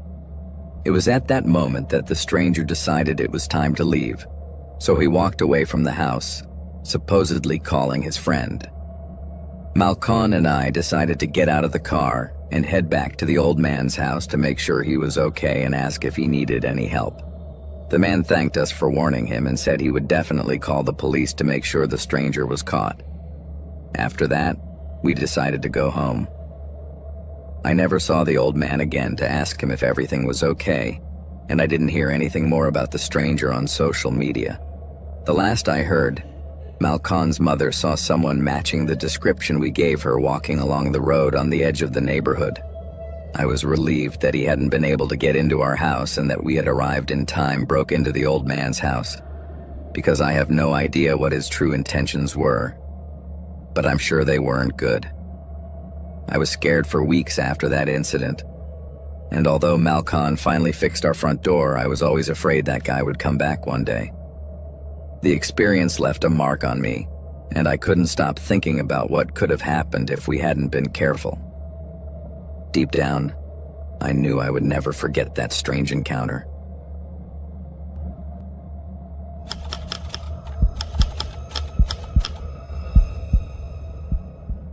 I've always had a certain fear of those dark games, like the ones they tell you about that summon spirits or bring things that are better left in the shadows.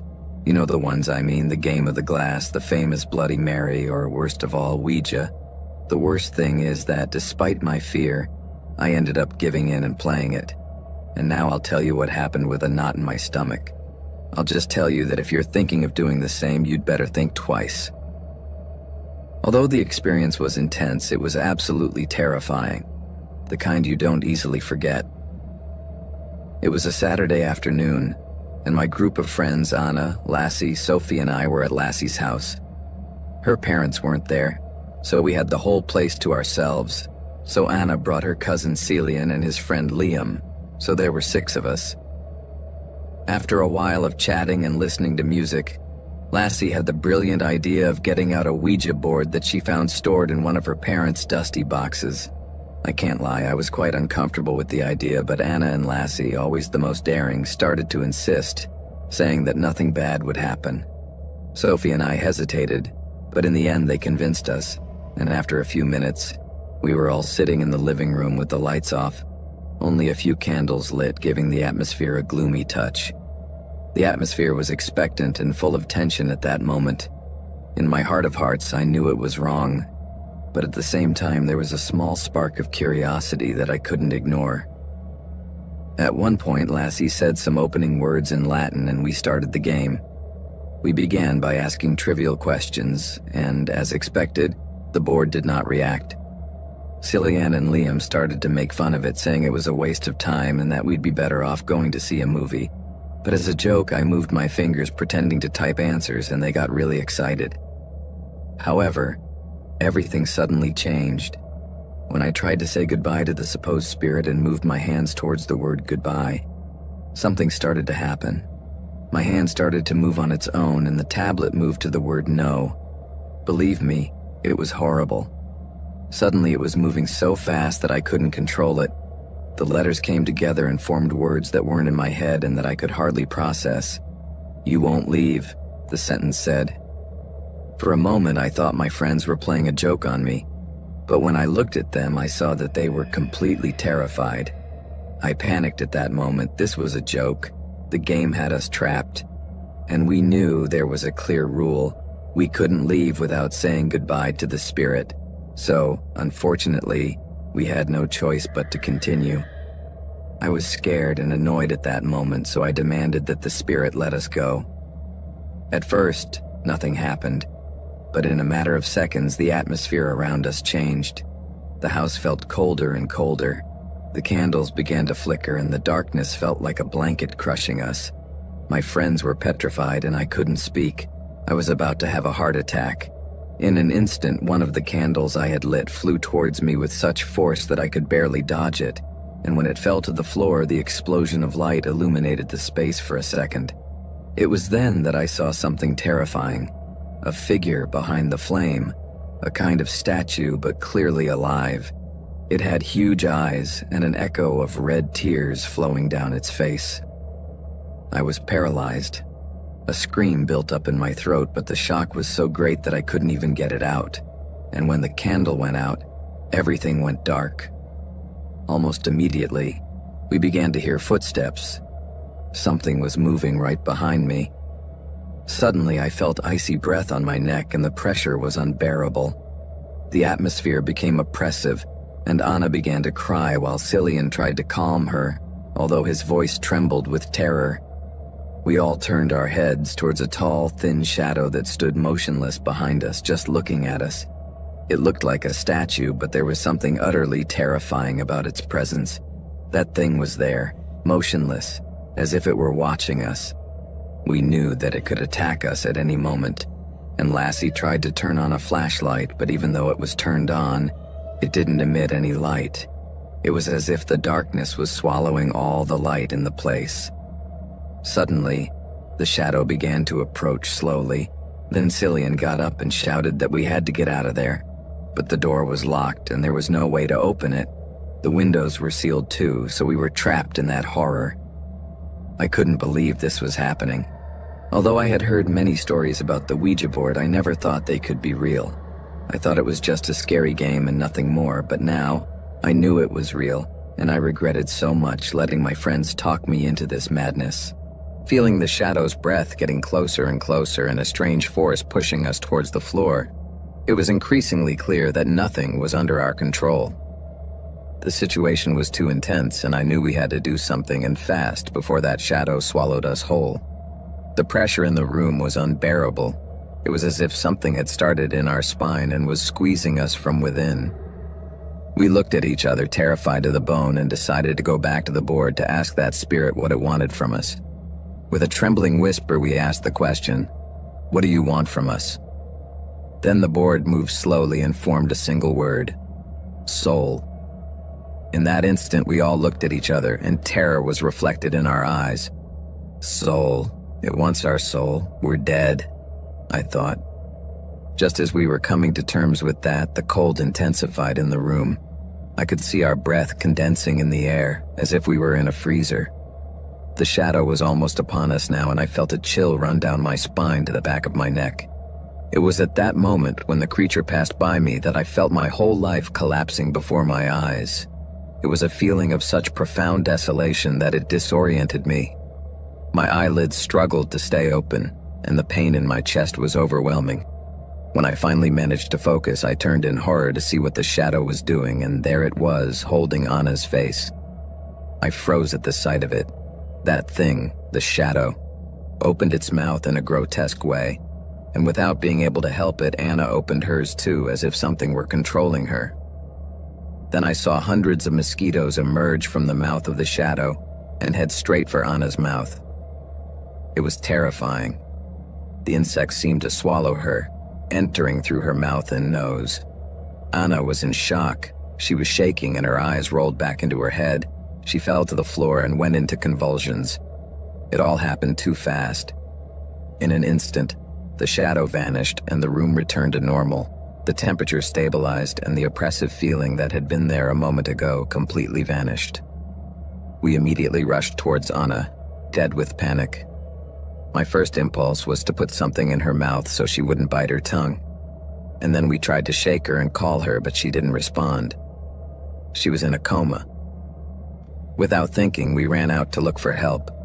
And although the room seemed to be calm, the electricity was still dead and our phones weren't working. We took refuge at Tanya's, Lassie's neighbor, and called an ambulance for Anna. While we waited, We tried to understand what had happened. What the hell was that? It didn't make sense, but we all knew it wasn't just a game. Anna was taken to hospital a few minutes later, but she never woke up. The doctors couldn't find anything physically wrong with her, but she didn't come round until a few hours later when she suffered a massive heart attack. We were all in shock at the terrible news, but we couldn't tell the truth about what had really happened because no one would believe us. In the weeks that followed, we all began to experience nightmares and strange sensations. In my dreams, I felt someone was watching me. Day after day, we dreamed of Anna, trapped in a small cage, crying. Her skin looked decomposed and her bones were showing, as if hunger was consuming her. A couple of months later, Lassie decided to move out. Her family could no longer bear the strange events that were happening in their home. Before leaving, she confessed that she and Anna had played Ouija several times before our session, and from that day on, a dark spirit began to follow Anna, who had asked inappropriate questions in those sessions. The reason she joined us in the game was because she thought that if she played with more people, she could get rid of the shadow by passing it on to someone else. No one in the group knew how to excuse Lassie for what she had done, and eventually we stopped talking altogether. The truth is that we still dream about Anna, and our dreams are always the same. It is as if when we sleep, we are transported to another plane, condemned to witness the eternal torment of Anna's soul, while her body decomposes underground.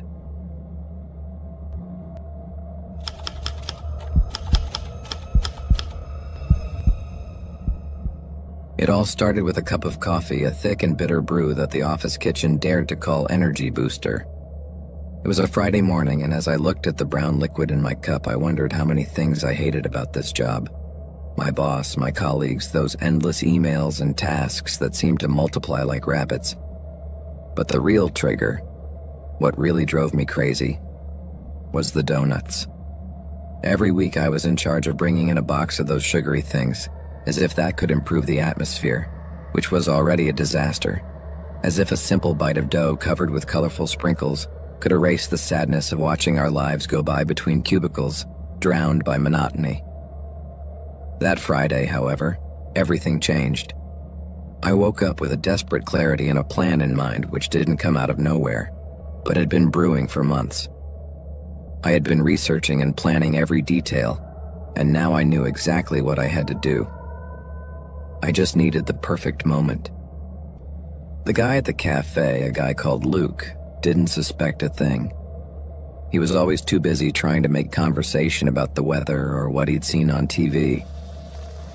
I wanted to shove his face in the coffee machine, but I ignored him and carried on with my routine. With the donuts in my hands, I felt their weight, heavier than usual thanks to what I had planned. Once in the parking lot, I prepared everything.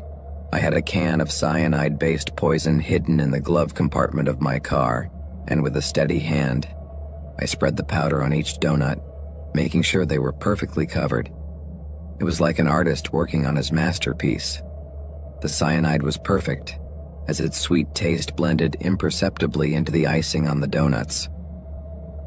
When I finished, I threw the can out of the window, getting rid of any evidence, and set off. As I drove back to the office, I couldn't help but imagine the faces of my colleagues when they tasted those deadly sweets.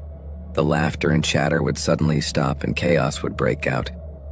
However, my plans went awry when I saw Luke standing by the trash cans. He was looking me right in the eye with his cigarette in his mouth, and I froze for a moment, but he turned away and I thought he hadn't noticed and I had managed to escape. How wrong I was. When I got to the office, I put the donuts on the table in the break room, and the vultures pounced on them. I saw how they rushed to the sweet sin, while I smiled at them kindly, but inside, I felt nothing but coldness. I have to go. There are other things to attend to, I said and went into my office. 20 minutes later, I received a text message from Mike, the supervisor. We have a problem. When I found him in the hallway, he was nervous and his huge body was trembling like a leaf. Luke saw you, he said. Where is he? I asked, my mind reeling. In the lobby. He's trying to warn everyone. My heart raced at the sound of that. "Take him to the conference room, I'll take care of it," I said, and Mike nodded and left. I approached the conference room with a strange calm, rehearsing what I would say, and when Mike pushed Luke inside, I had it all figured out. "Steve and I have a plan," Mike said, shooting me a look. "Why are you telling him that?" I thought. Luke was panicking. He was shouting something about calling the police, but I wasn't worried at all. I walked over to him, holding one of the donuts I had saved for this moment, and told Mike to blame it on him. With a scared look on his face, Luke watched me as I lunged towards him, shoving the donut into his mouth. He squirmed and started to choke. I even held his nose, forcing him to swallow. His eyes were wide with terror, and for a second I felt an adrenaline rush I hadn't experienced in a while, but suddenly, the door flew open and a policeman appeared, his gun drawn. "Hands up!" he shouted, and my heart sank into my stomach. Luke spat the donut on the carpet and began to stammer, "Thank you," over and over again, while the policeman handcuffed Mike and me without saying anything. They led us out of the room like we were criminals, and when I looked back, I saw my plan completely thwarted, but not entirely ruined, because two bodies lay on the floor and their faces frozen in agony gave me some satisfaction. Maybe I had achieved something, even if only in part. Luke was escorted with us, puffing out his chest as if he had saved the world, but he wouldn't last long with that kind of morale. A few days later, I watched the news from my cell. They were interviewing Luke, telling a story about how he had foiled an attempt at mass poisoning. I laughed as I leaned against the cold wall of my cell, feeling the weight of what I had orchestrated. But what people didn't know, and neither did he, was that poison wasn't my only weapon in this game. I had been testing something more insidious, a delayed neurotoxin. Luke inhaled it as soon as he opened his mouth to scream, carried away by the sweet powder of the donut I shoved down his throat. At first he wouldn't notice anything, but in weeks or months it would consume him. Hallucinations, paranoia. It would be a nightmare that would haunt him until he realized that something was wrong. Yes, he had lost this battle, but the war was not over yet.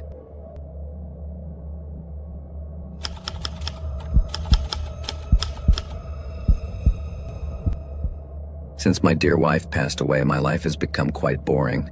Work, taking care of my daughter, and facing constant bills. So when my daughter Dana asked me for ballet shoes, I knew I couldn't say no, as she was so excited about her first classes that I simply couldn't break her heart. But the money issue was complicated, so I started looking for some good deals on the internet. One night, after Dana went to sleep, I sat down at the computer and started browsing. After checking out a lot of options, I found a pair of shoes that seemed perfect for my daughter to practice ballet in. The weird thing was the price, only $1. I thought it must be a mistake, but I couldn't pass up this great opportunity. So I clicked, and the next day I received an email confirming the purchase. I was proud of myself for getting such a great deal.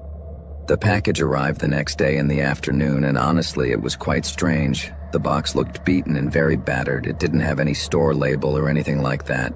It looked like someone had just stuffed the shoes in there at random.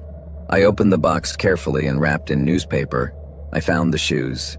They were beautiful white shoes, new and shiny.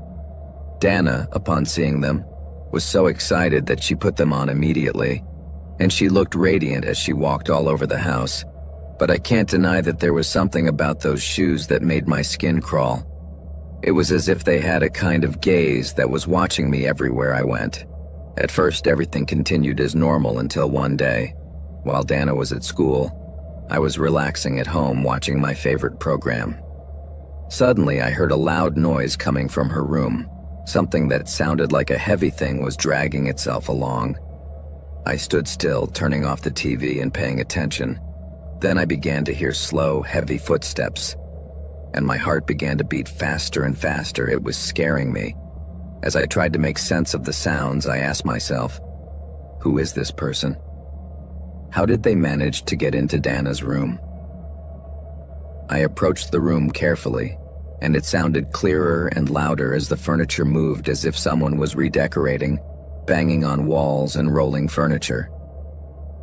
At that moment, I regretted not having grabbed a knife or something to protect myself.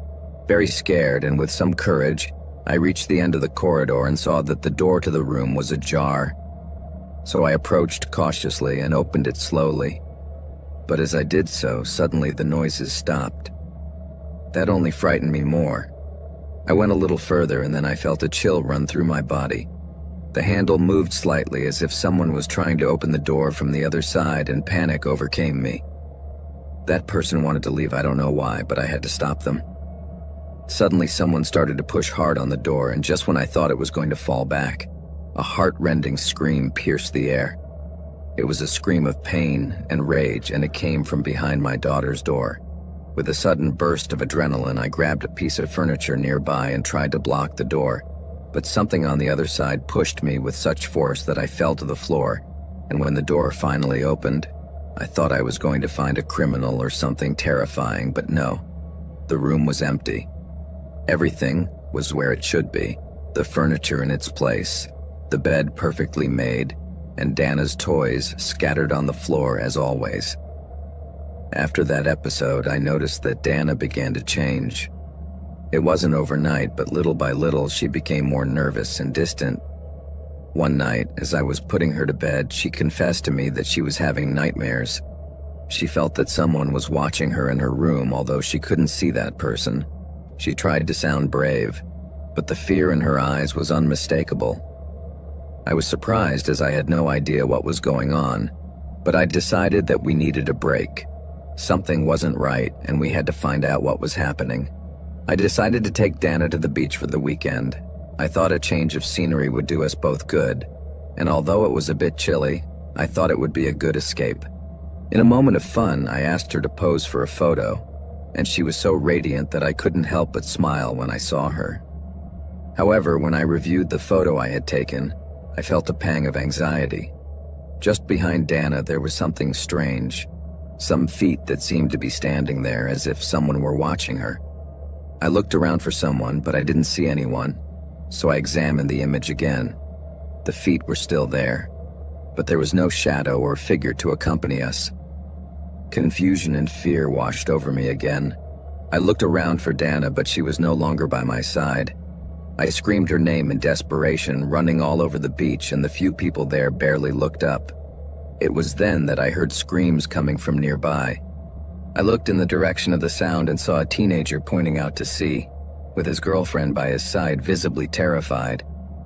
I followed her lead, and to my horror, there was Dana, struggling to stay afloat in the freezing water. My heart stopped.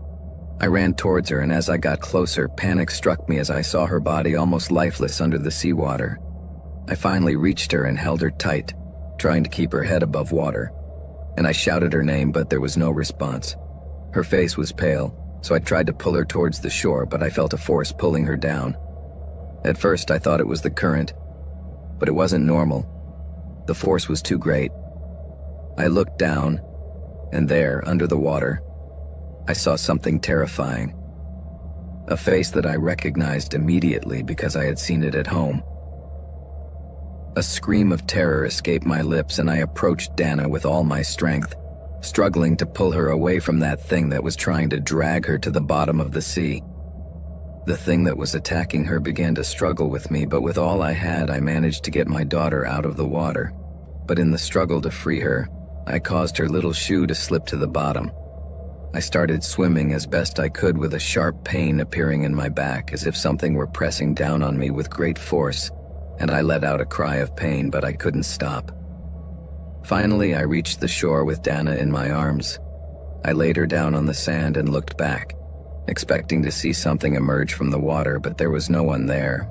The teenagers who had called me came over, their faces showing their fear. One of them pointed at my back, and when I looked down, my fingers were covered in blood. My t-shirt was torn, and when I saw the claw marks, I felt a wave of terror. After leaving Dana with her aunt and uncle, making sure she was safe, I went home. The first thing I did when I entered the house was to run to Dana's room. The ballet shoes were right in the center, perfectly aligned, as if someone had left them there on purpose. But I knew deep down that they were to blame for everything. Ever since they arrived at home, I had had that strange feeling of uneasiness. It was the same one I had felt when I saw that creature in the water. Without thinking twice, I grabbed them and went to the trash can, throwing them hard.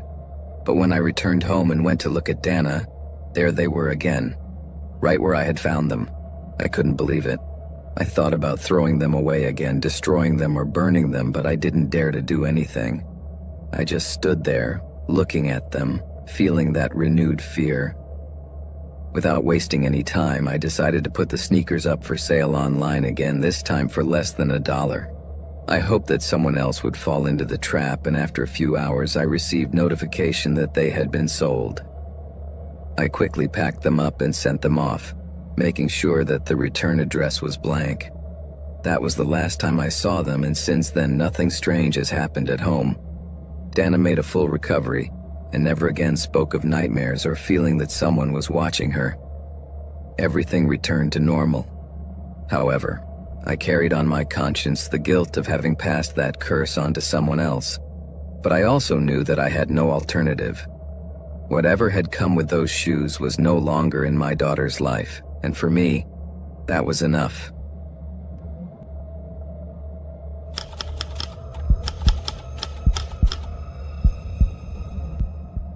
It may sound strange, but I've always had this strange dream. I wanted to be the chocolate man. Yes, it sounds like something out of a children's movie, just like Charlie and the Chocolate Factory. And in part it is, but as I grew up, my desire to be like him grew too, although without the magic of having a factory with Oompa Loompas. So I settled for opening a small shop selling handmade chocolates in a shopping center. And to my surprise, I was doing great. Everyone said it was crazy, that a little chocolate shop wouldn't work, but I proved them wrong. Before long, everyone in the mall knew about my shop and no one could resist my weird sweets. At first, I made all the chocolates from scratch. I was always experimenting with extravagant flavors, but demand was so high that I soon had to order chocolates from other companies. It was a moment of pure happiness. I was living my childhood dream and things were going great. But as they say, all good things must come to an end. And I never imagined that my story would come to such a tragic end. One afternoon, like any other, I woke up thinking it would be a normal day, restocking merchandise, attending to my customers, and selling chocolates. Everything was going well until a man entered the shop, asking for chocolates with liqueur. "Do you have chocolate with liqueur? I need some," he said. At first I didn't recognize him, so I replied, "Hi, let me see what I have left." As I was checking, I felt him watching me, and even though he had his back to me, his gaze was so intense that it made me uncomfortable. It was strange, almost chilling. Finally, I showed him the chocolates, and he smiled from ear to ear. "Oh, great, I'll take them all," he exclaimed. Then he took out his money and gave me the cash. "Thank you, you're very generous. Are they for your girlfriend?" I asked him. He nodded excitedly.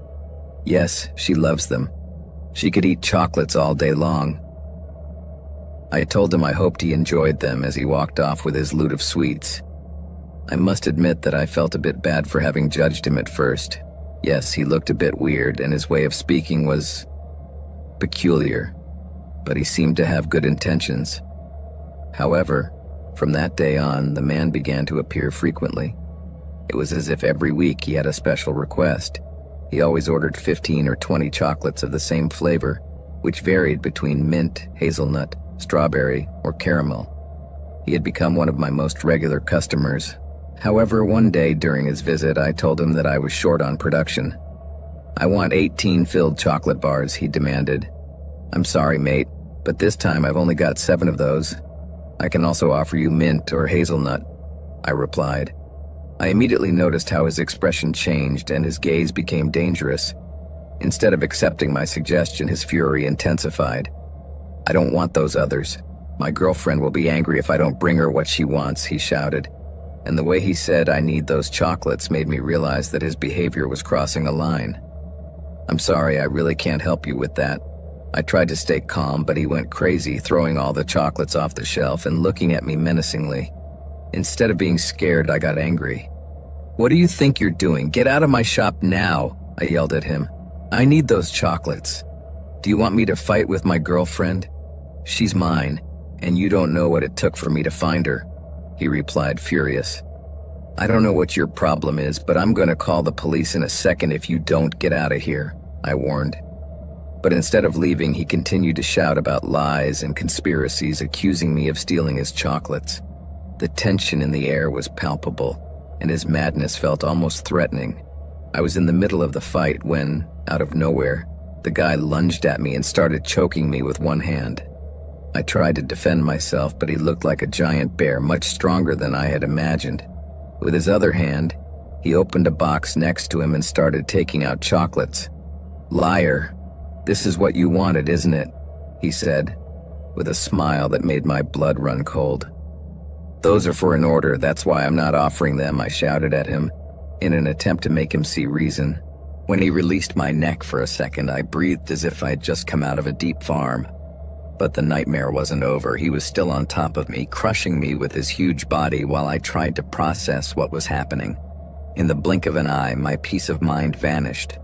This guy wouldn't let go of me, and with one hand he was holding a bar of chocolate while opening the wrapper with the other. "What the hell are you doing? Get off me!" I shouted, but he didn't answer. Instead, his madness intensified. He started to put the chocolate in his mouth in a grotesque way, like soap in a shower, and his gaze was completely lost. I thought I was going to go mad with fear.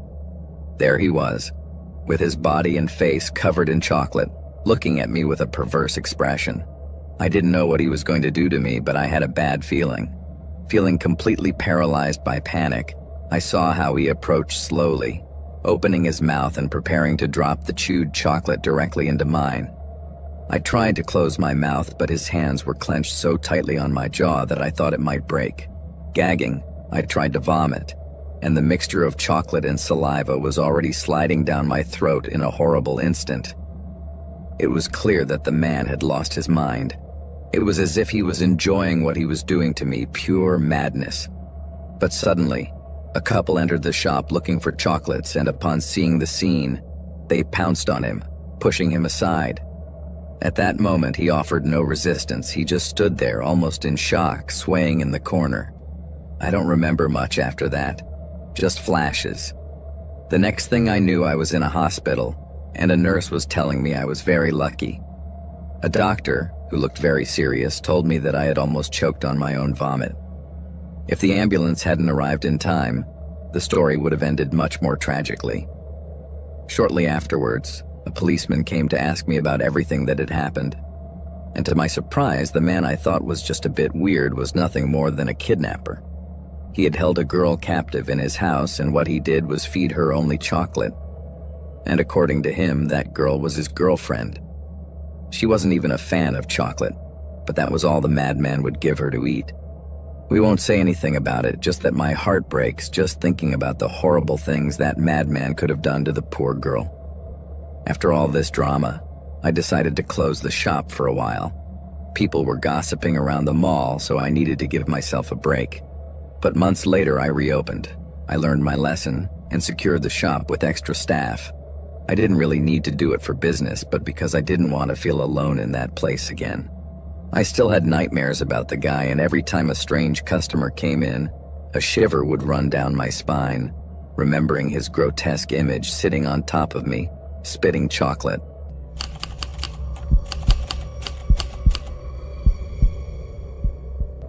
I want to be honest from the start.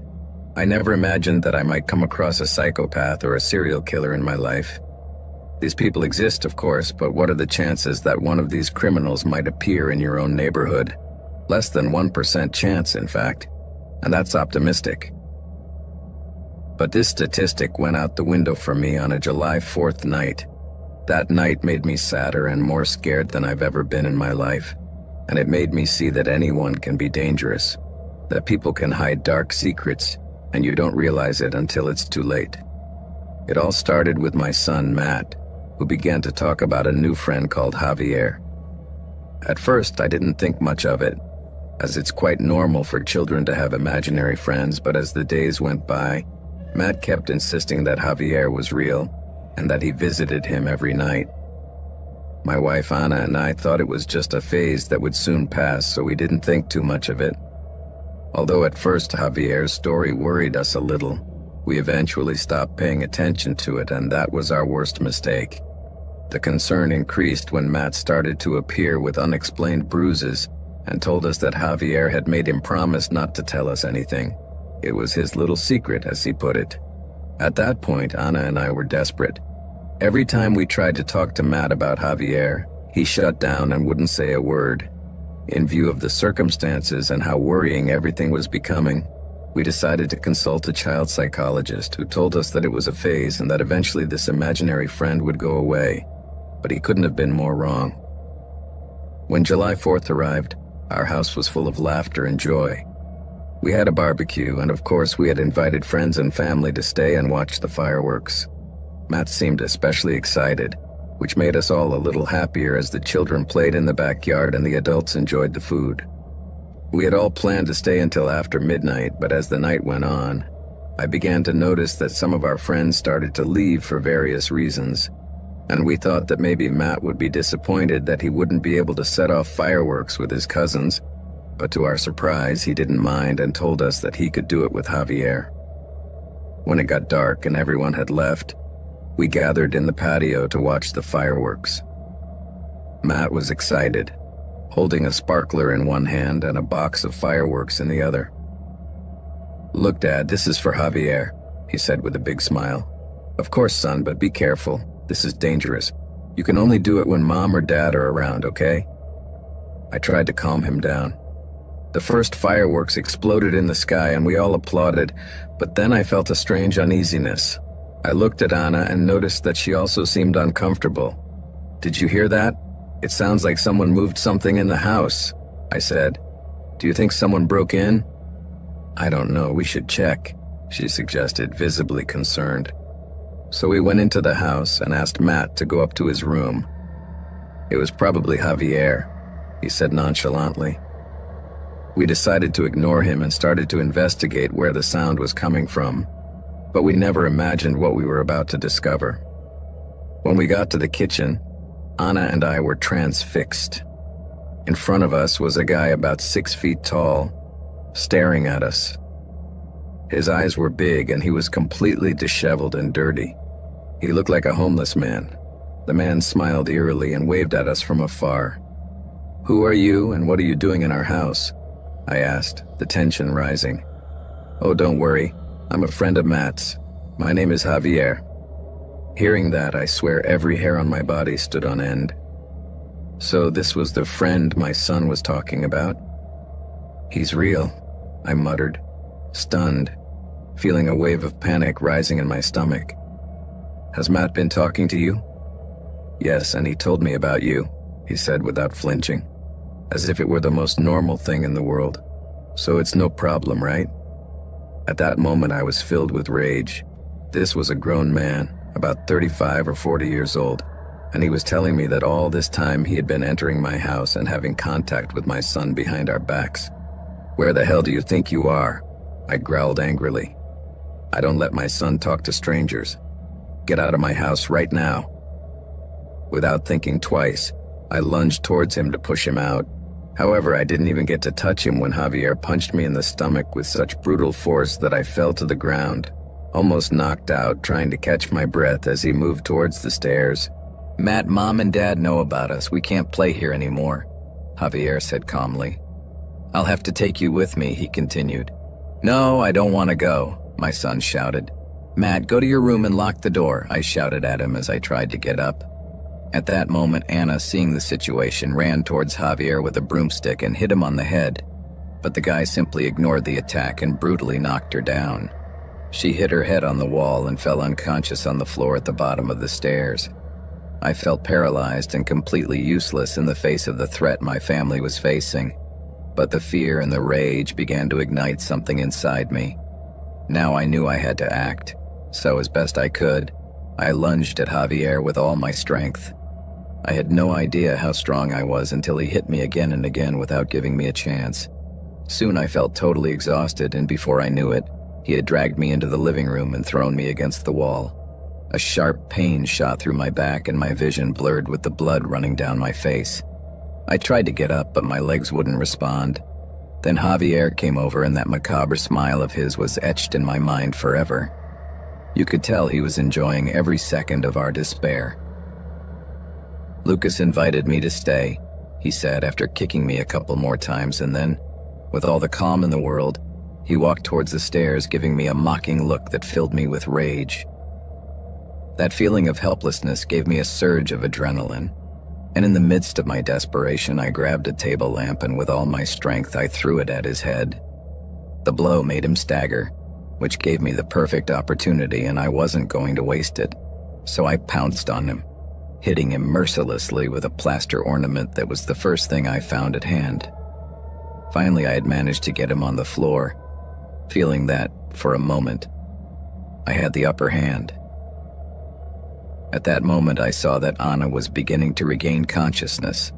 Although she was still very dizzy, I was still hitting Javier in the face, convinced that I was winning.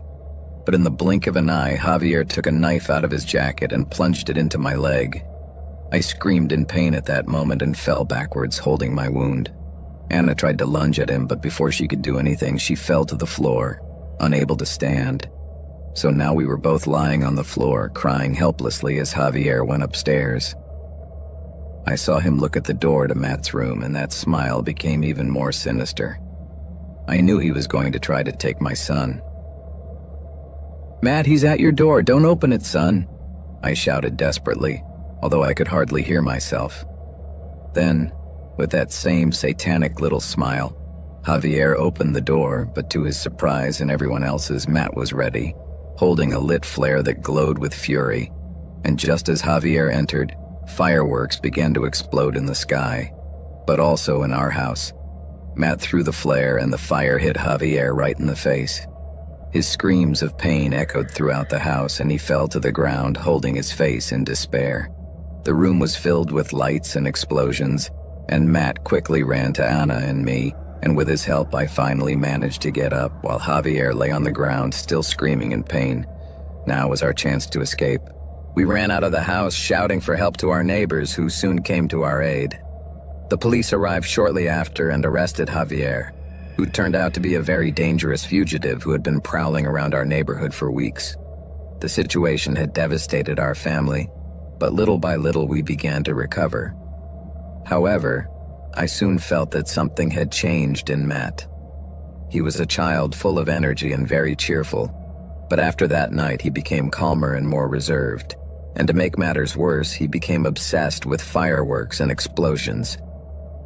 This strange behavior of my son's continued for several weeks, so my wife and I decided to take him to therapy, and although he seemed to be improving, his personality changed forever from that moment on. With time, Anna and I learned to live with it and thought that it was okay, that maybe it was just a new phase, and when it was finally time for university, we thought he was ready to face the world. But as we would soon discover, Matt was very far from being okay. In March 2018, we learned that Matt had carried out several bombings, causing the deaths of several people. But when the police were about to catch him, Matt did something terrible. He detonated a bomb in his own car as a diversion to try to escape, but the explosion hit him, killing him instantly. Unfortunately, my son ended up becoming a victim of his own horror. Matt was a good kid, but that terrible moment in his childhood scarred him forever. From that incident with Javier on, he became obsessed with fireworks and eventually with explosions. Now his name is forever etched as that of a ruthless killer. But for us, he will always be our little boy, a child who could have had a happy and normal life, but had it stolen from him by a monster.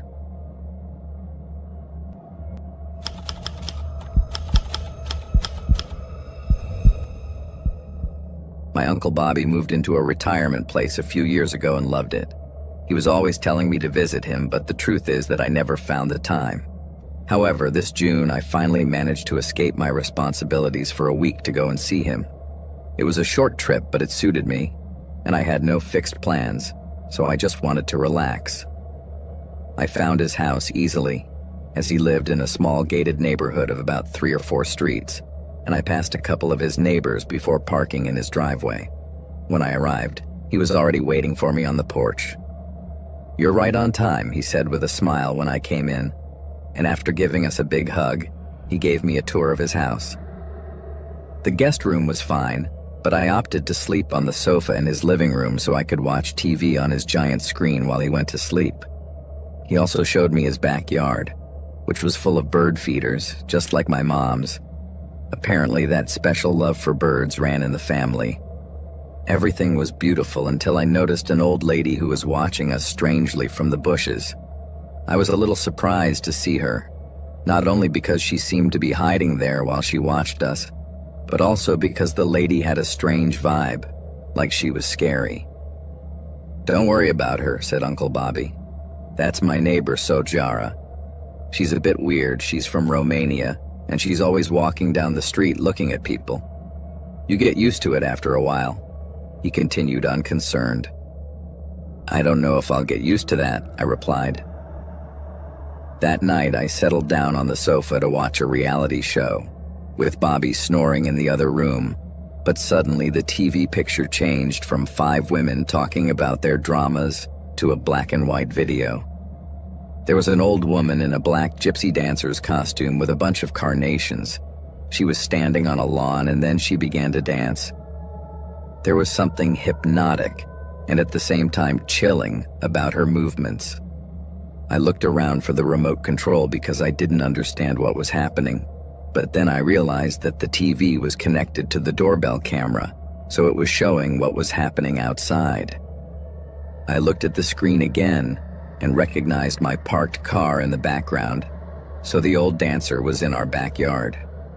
That was too much, so I jumped off the sofa, opened the front door and looked outside, but the patio was empty. Sojara had left. I spent the rest of the night turning what I had seen over and over in my head. I tried to convince myself that it had all been a bad dream or something like that, and the next morning, I told Uncle Bobby. "That must have been a dream," he said with a shrug, as if he didn't really care. We spent the day walking around the neighborhood, meeting up with his friends and enjoying a good barbecue. Luckily, Sojara didn't show up, but I did see her lurking in the street, watching us for a while with her messy gray hair blowing in the wind. Looking at her more closely, I got the feeling that she was the same woman from the video. Was it possible that they were the same person? I had no idea what was going on in that lady's head, but I was determined to keep her at a distance that night. When we got home, I sat on the sofa waiting to see the doorbell camera again, and sure enough, just after midnight, as if it were a horror movie, the TV came on with another video of Sojara dancing in the courtyard.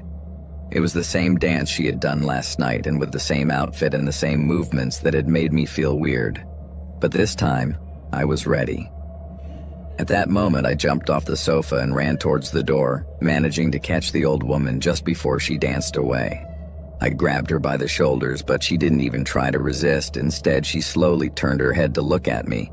And when I saw her up close, my heart stopped. It wasn't Sojara at all. It was a completely different old woman. Her eyes were pointing in opposite directions and her mouth was full of toothless gums. I was very shocked to see her. I couldn't believe how I could have confused that woman with Sojara. They had the same hair, but everything else was different, like a distorted mirror. "Who are you?" I asked her. But instead of answering, she leaned her head forward sharply as if trying to kiss me. I tried to move away quickly, but just the same, her rough lips made contact with my cheek. The sensation was horrible and filled me with terror. I had never had such a disgusting moment in my life, and I was angry at her audacity. I pushed the old woman away, but the burning sensation on my skin was still there, right where she had made contact. I didn't want to think about it, so I ran into the house, went to the bathroom, and took a long, hot shower. When I got back to the sofa, I was more confused than ever, trying to understand what had happened. Luckily, my uncle always got up really early, so I didn't have to wait long to talk to him. When I told him everything, at first he didn't believe me, but little by little his skepticism gave way to concern when he noticed a small wound on my cheek, right where the old lady had kissed me. I ran to the bathroom to see what was happening, and when I looked in the mirror, I saw that my cheek was covered with uncomfortable red and white pimples, as if I had an acne outbreak. This was disgusting and it worried me. Was it some kind of herpes? I had no idea what to do. Since the spots seemed to be getting worse, my uncle and I decided to walk to the pharmacy at the end of the street, thinking we just needed some skin cream, so we started walking. But just as we reached the gates of the community, I saw Sojara in the bushes again, lurking like the day before. As soon as she saw us, she started to slip away, but my Uncle Bobby decided to talk to her. "What's wrong, Sojara?" he asked her. Then she came closer with a very serious expression and her eyes fixed on my face. "She came looking for you last night," she whispered. "She kissed you." "Do you know what that means?" she said in a mysterious voice. Bobby was left speechless, and before I could say anything, he demanded an answer.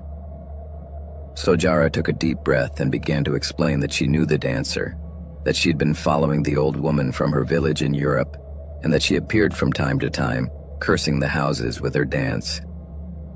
Sojara told us that for years, she had seen this figure just before something terrible happened to her friends and neighbors. "She appears 3 nights before the tragedy happens," she said, and that gave me chills. I've been watching the community to see if I'd see her again. I'm glad you showed me the mark because I'm the only one who can help you. At that moment, I looked back at Bobby, begging inside myself to believe him. And although his face showed doubt, in the end I saw that he understood my fear and finally relented. He asked Sojara how he could help, and her words were, "You just need a simple cleansing ritual. I'll do it right in front of your house and you'll be safe." I felt a great relief upon hearing that, but then she casually added, "But I need $500 for supplies." Upon hearing this, my still skeptical Uncle Bobby frowned, but I again begged him to pay for it because I didn't have enough money, and in the end he agreed. An hour later, we returned with the skin cream, and Sojara appeared with a bag of Twizzlers and a pumpkin, which of course cost the $500. She then sat on the lawn with the pumpkin in front of her, and as she ate the candy, she began to sing a kind of weird spell. Then she broke the pumpkin with a stone. All this lasted only about 10 minutes, and then she left, saying that the curse was now broken. My uncle had his doubts, but after that night, the dancing woman did not return. We seemed to be safe for the rest of my stay. The following days were fairly normal, at least as normal as they could be. Bobby and I just wanted to have a good time and enjoy our stay. I always found it hard to sleep on that sofa because the image of that toothless woman would come back to haunt me, but I didn't see her again, nor did I see Sojara, which was a relief. On the other hand, Bobby seemed convinced that she had simply scammed us. He said that she had planned everything from the beginning, a trick to scare me and then appear at the perfect moment to ask for money and to tell the truth. It made sense because although the woman was terrifying, she also looked like Sojara in those strange videos. Maybe they were sisters, but I didn't want to believe that. Deep down, my instinct told me that there was something more to this story. After all, the scar on my cheek was still there, right in the exact place where she had kissed me. The idea that it had all been a simple trick did nothing to calm my nerves. Who was this woman, really? Was she just part of a scam, or was there something dark and true about all this? I don't know, and maybe I'll never know. I just know that it was a terrifying experience that I never want to relive.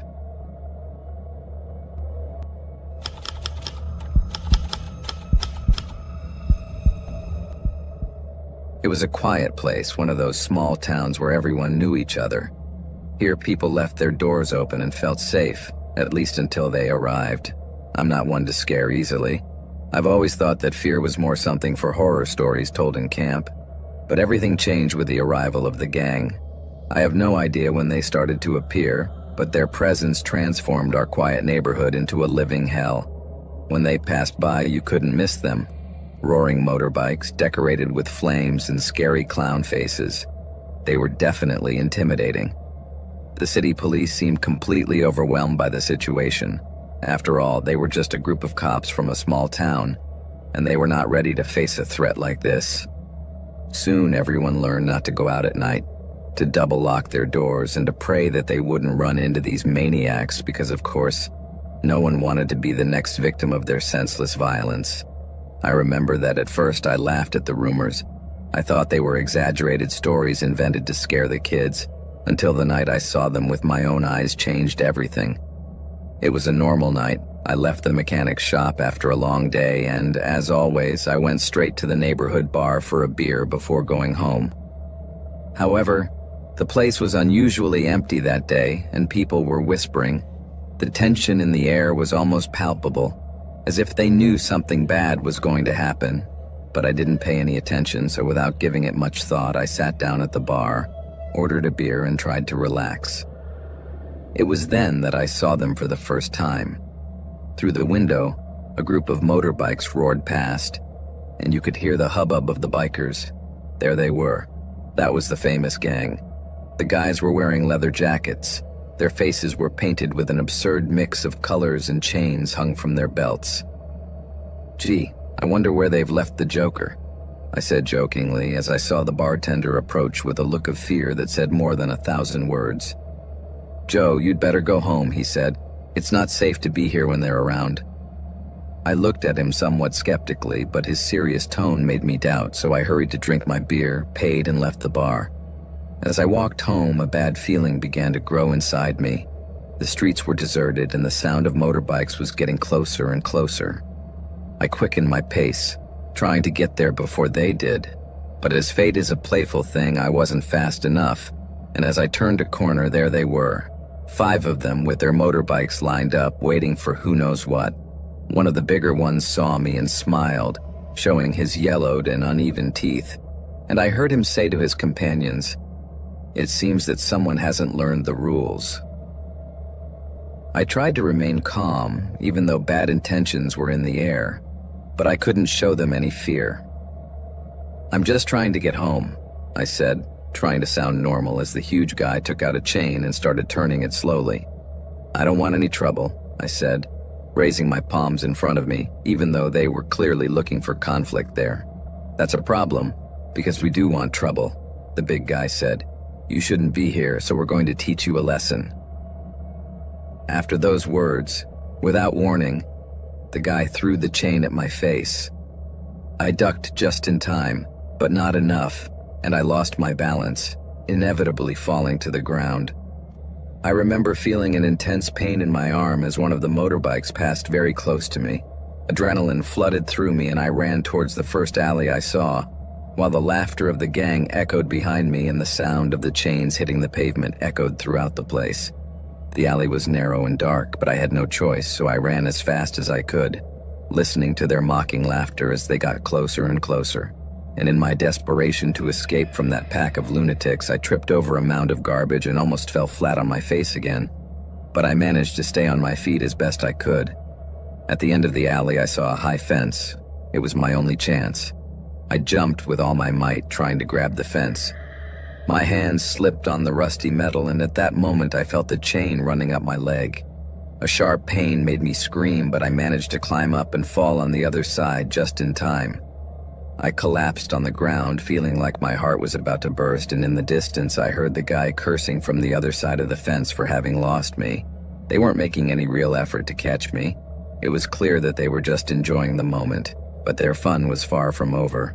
I got up from the ground aching, and began to limp as fast as I could towards the main street. I wasn't planning on going home with those guys looking for me, so I spent the night hiding in an old abandoned warehouse. And after a while I narrowed my eyes, listening to the motorbikes that passed by from time to time. Every time they did, my heart would race. But I tried to keep quiet, praying that they wouldn't find me, although I knew I couldn't stay there forever. It was 2 a.m. when I finally left the warehouse. The streets were still deserted, with an unsettling tranquility that only increased my paranoia, and when I finally reached my neighborhood, I felt relieved. I thought I had managed to elude them, but I was very wrong. My apartment was less than 2 blocks away, but when I turned the first corner, I was frozen in place. There they were, 3 of them sitting on their motorbikes right in front of my building, waiting for me. My heart started beating like crazy at that moment, and I put my hands to my head, thinking of some way to escape. but nothing came to mind. I tried to back away and find a new place to take cover and wait for the storm to pass, but it was no use. "Hey, look who decided to show up," said one of them when he saw me, smiling in a way that made my skin crawl. I didn't reply. I knew it was pointless, so I did what anyone in my situation would do. I started running. However, this was also in vain. A man on foot is no match for a group of thugs on Harley motorbikes. They were on top of me, and before I could get any further away, I felt a strong blow on my back that paralyzed me. It was the big guy's chain. I fell to the ground with a pain that ran through my whole body. It was something indescribable. I tried to get up, but they didn't give me time. One of them kicked me in the side, taking the air completely out of me, while another hit me in the leg with a makeshift bat. The pain was like being hit by a truck. I had never experienced anything like it in my life. Do you like playing hide and seek? Well, now you see what happens when we catch you, mate. Rule number 1, don't come out when we're around. It was easy, but now you'll have to learn it the hard way, one of them said with a laugh. And what followed was something so horrible that it still haunts me in my nightmares. The beating was relentless and brutal. Chains, kicks, punches. My body became a jumble of pain, and with each blow, a heart-rending scream escaped from my throat without me being able to control it. I could feel my bones crunching and blood gushing from my wounds like a torrent. It was the most painful and humiliating thing I have ever experienced in my life, but for them, it seemed like a game. In the end, when they got tired of beating me, the big guy stared at me while he lit a cigarette. "We would have hit you less if you hadn't run away," he said calmly, but I could hardly hear him because one of my ears was completely deaf. Blood was coming out of my mouth and I was barely conscious, yet I remember it. "That's rule 2, he said. And without further ado, they left, leaving me there as if I were a simple piece of meat. With a titanic effort, I got up off the floor and began to limp towards my building, and to be honest, I don't even know how I did it. But every step was agony. I felt like all my ribs were broken and my leg wasn't going to hold me up for much longer. I staggered up the stairs, clinging to the handrail, and when I finally reached my door, I took out my keys with trembling hands and locked it behind me as I entered. It was a small victory. Once inside my apartment, I collapsed on the sofa. The adrenaline that had kept me on my feet began to fade, and with it came the real pain. Every movement was torture. Even blinking hurt. I took off my t-shirt to see the damage and almost fainted when I saw how I looked. Dark bruises covered my entire torso, and I had bleeding cuts on my arms and legs, not to mention my face. I didn't sleep that night. I sat on the floor with a kitchen knife in my hand, waiting to hear the sound of the motorbikes again, but they never came back. The next day, the news spread like wildfire throughout the village, but no one dared to mention it out loud. Although everyone knew what had happened, no one asked if I was okay, and I didn't feel like talking to anyone either. Days went by and the gang continued to prowl the streets as if they owned the place. I didn't even dare go to the hospital for fear of running into them on the way, so I just locked myself in my apartment until I recovered a little. And I only went out when it was absolutely necessary, but only during the day. I avoided any street where I might cross paths with them, and every time I heard the roar of a motorbike, my whole body would start to shake. In fact, even today I still jump. Although as the weeks went by it no longer hurt physically, my body seemed to remember every blow. Over time, the gang began to fade away. First their rounds became less frequent, and then they stopped appearing altogether. No one knew why. Some said they had gone to haunt another village, and others believed they were simply bored with us. I had no answers, and honestly, I wasn't interested in looking for them. Today, years later, my town has recovered some of its former tranquility and people are no longer afraid to go out at night. But I have never been the same again. I learned an important lesson that night. The world is not a safe place. Sometime later, I decided to close my workshop, and now I work from home, repairing small machinery. Since that day, I have been afraid of people. I feel that they all have bad intentions. The reason I'm telling you this is because I'm receiving therapy, and telling my story, getting it out for the first time, is part of my healing. I just want to be a normal person again. I don't know if I can, but I'm trying.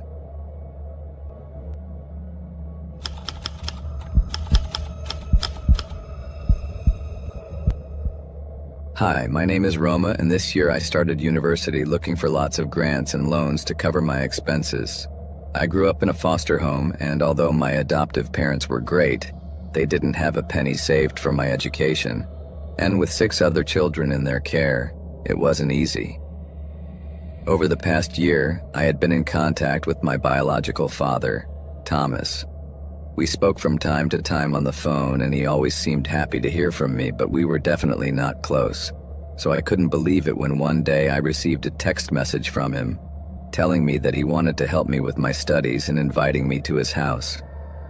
He lived a considerable distance away, but I decided to go. However, I didn't want to get my hopes up. After all, Thomas had left me when I was just a baby and had never shown any concern for me in the past. When I arrived, he greeted me with a small wrapped gift. I opened the box not knowing what to expect, and to my surprise, there was a new phone inside, the latest iPhone model, a big improvement compared to the old one I had. Wow, he really wants to make amends, I thought. Tom explained to me that he wanted to put me on his cell phone plan so I would save some money, and even if it didn't solve my financial problems, at least I could save on the phone bill and focus on my career. But there was one condition. He wanted me to promise to call him every Sunday. It seemed strange, but I decided it wasn't a big sacrifice, so I happily accepted the gift.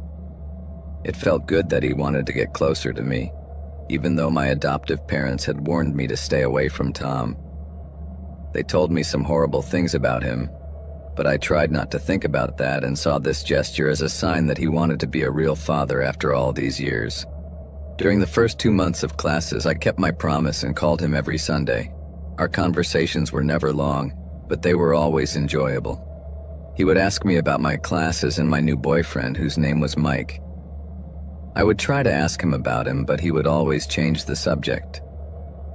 However, things got complicated one weekend when, by accident, I forgot to call him.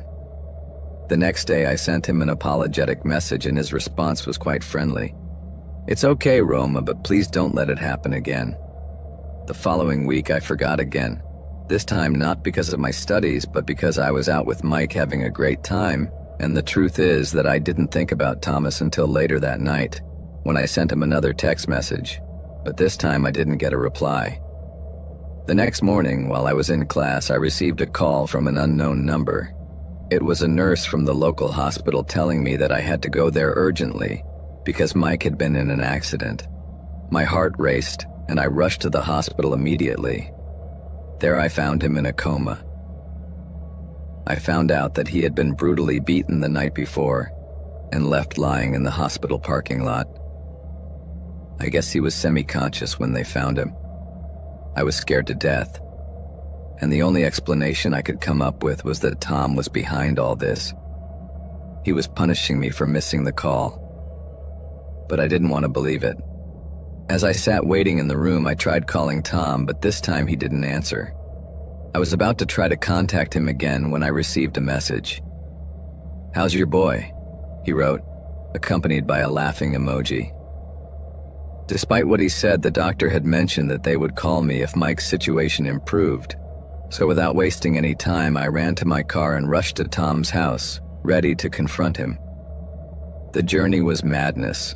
Almost an hour and a half of pure tension, and when I arrived, I banged on the door hard and Thomas appeared instantly. He tried to hug me as if everything was fine, acting as if he had no idea why I was upset. "What's wrong, honey?" he asked. So I shouted at him, demanding to know if he had been responsible for the attack on Mike, to which he just shrugged his shoulders and replied, "I warned you, don't miss the calls on Sundays." I couldn't believe it. I was so angry that I couldn't think straight. This guy was completely crazy. At that moment, as if it were the most normal thing in the world, he went to make a coffee. But I took the opportunity and used my new iPhone to call the police, quite sure that I could hear everything he said. Just a few minutes later, an officer arrived, and I was surprised at how quickly they arrived. Thomas invited him in as if this were a normal meeting, and we sat down in the living room. I tried to explain the mess to the officer, but my words didn't flow, and Thomas smiled as the officer took notes. Then he asked him for his version of events, and the very cynical man told him he had no idea what he was talking about, and to top it all off, he took out a letter he had sent him some time ago. He knew he had written some, but he didn't think it mattered. The officer read the letter and made a disgusted face. Then he passed it to me. The text was clearly written in my handwriting, but I hadn't written it. The letter contained horrible things about how I hated Mike and my desire to hurt him, even mentioning an attack with a crowbar. It was a forgery, of course, but the policeman didn't care. He just handcuffed me and took me to a cell. I begged him to believe me, but he just repeated that I had the right to remain silent as they locked me up. Later, my lawyer informed me that Mike had died in hospital and that I was facing murder charges. But even more terrifying was that they found a crowbar with Mike's blood on it in my room. Now I'm waiting for the trial, and it seems that no one is going to listen to me. My lawyer suggests that I plead guilty to get a lighter sentence, and guess what? The only visitor I've had has been Thomas. He doesn't admit anything, but his evil expression makes it clear that everything went as he planned. "Don't worry," he said before leaving. "I'll see you every Sunday while you're here." Of course, I'm exactly where he wanted me to be.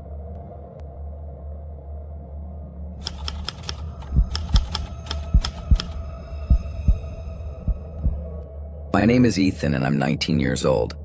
Until recently, I was a normal guy, although I've always had an attraction to the weird and the taboo, so when I heard about a game called The Plague, I didn't think twice. Legend had it that it was a cursed arcade machine that mysteriously appeared in the 80s and then disappeared as quickly as it came. It was said that those who played it began to experience hallucinations, headaches, and in some cases, even went so far as to lose their minds. Of course, that appealed to me. I found a pirated version on the dark web, and when I downloaded it, I felt like I had struck gold. The night I decided to play, everything seemed normal. At first, the game was just a combination of bright colors and mesmerizing patterns, but quickly something began to change. After a while, I realized that I couldn't take my eyes off the screen. The geometric shapes seemed to move beyond the monitor, and I lost track of time. When I finally finished, I had a headache, but more than that, I felt euphoric. I didn't notice anything strange apart from that, so I just thought that all those stories were exaggerations. The next morning, I woke up with a brutal headache, but I let it pass, because the university was waiting for me and I was already late. But on the way to the subway station, I noticed something strange. Everything seemed more vibrant, as if the world were in full color. The graffiti on a wall seemed to dance, as did the awnings and everything around me. I shook my head, thinking it was the lack of sleep, but the journey was even worse.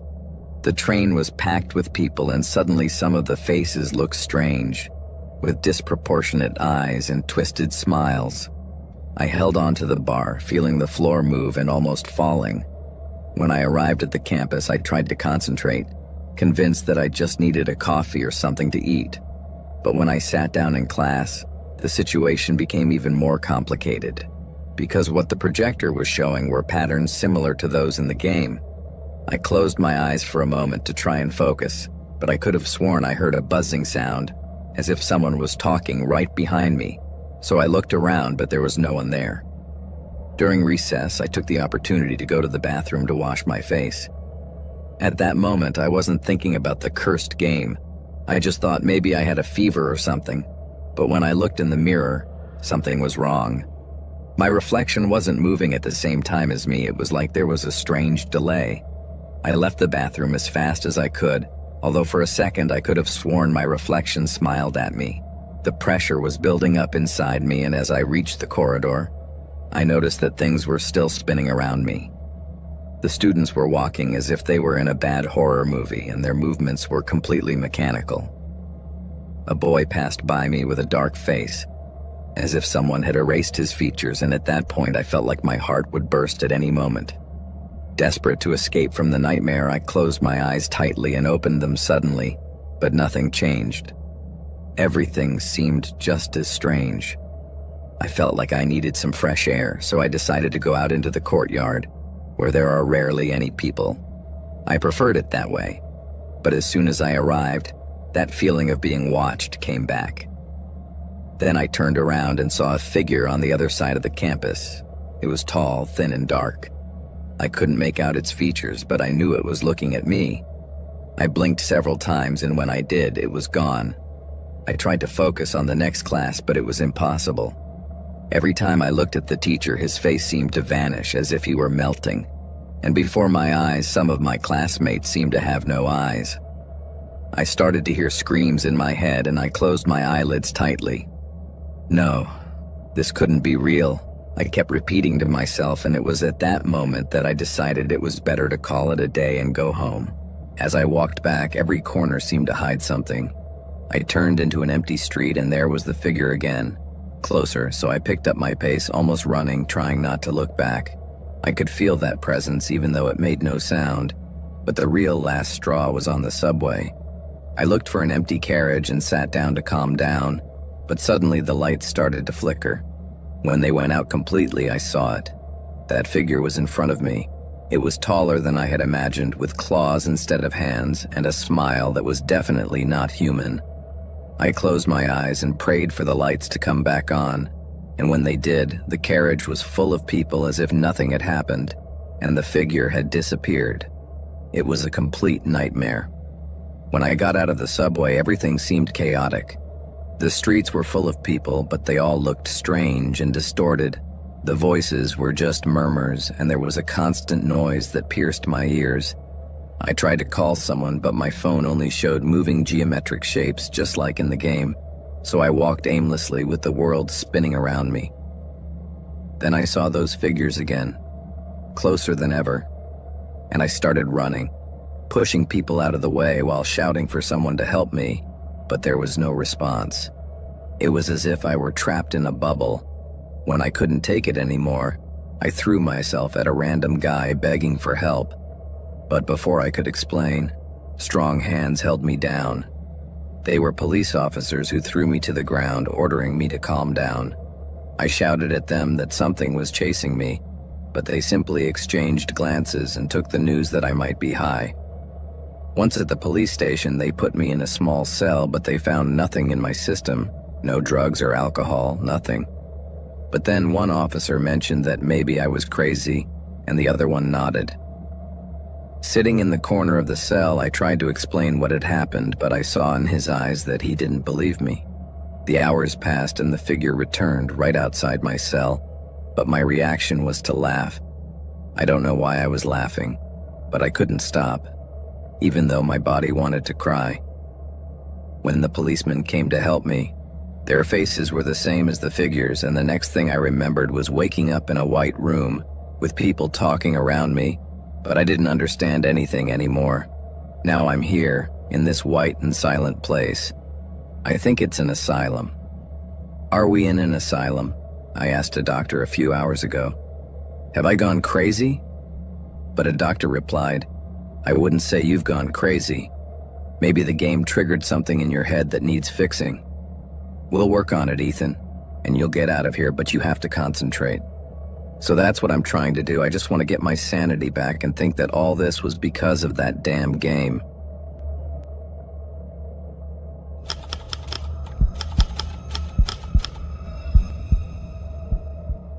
When I think of the 4th of July, the first thing that comes to mind is not fireworks or family gatherings. For me, that day will always be terrifying. It is the date that reminds me of the most horrible moment of my childhood, when I met a truly evil person, a guy who not only wanted to rob us, but seemed to enjoy hurting us.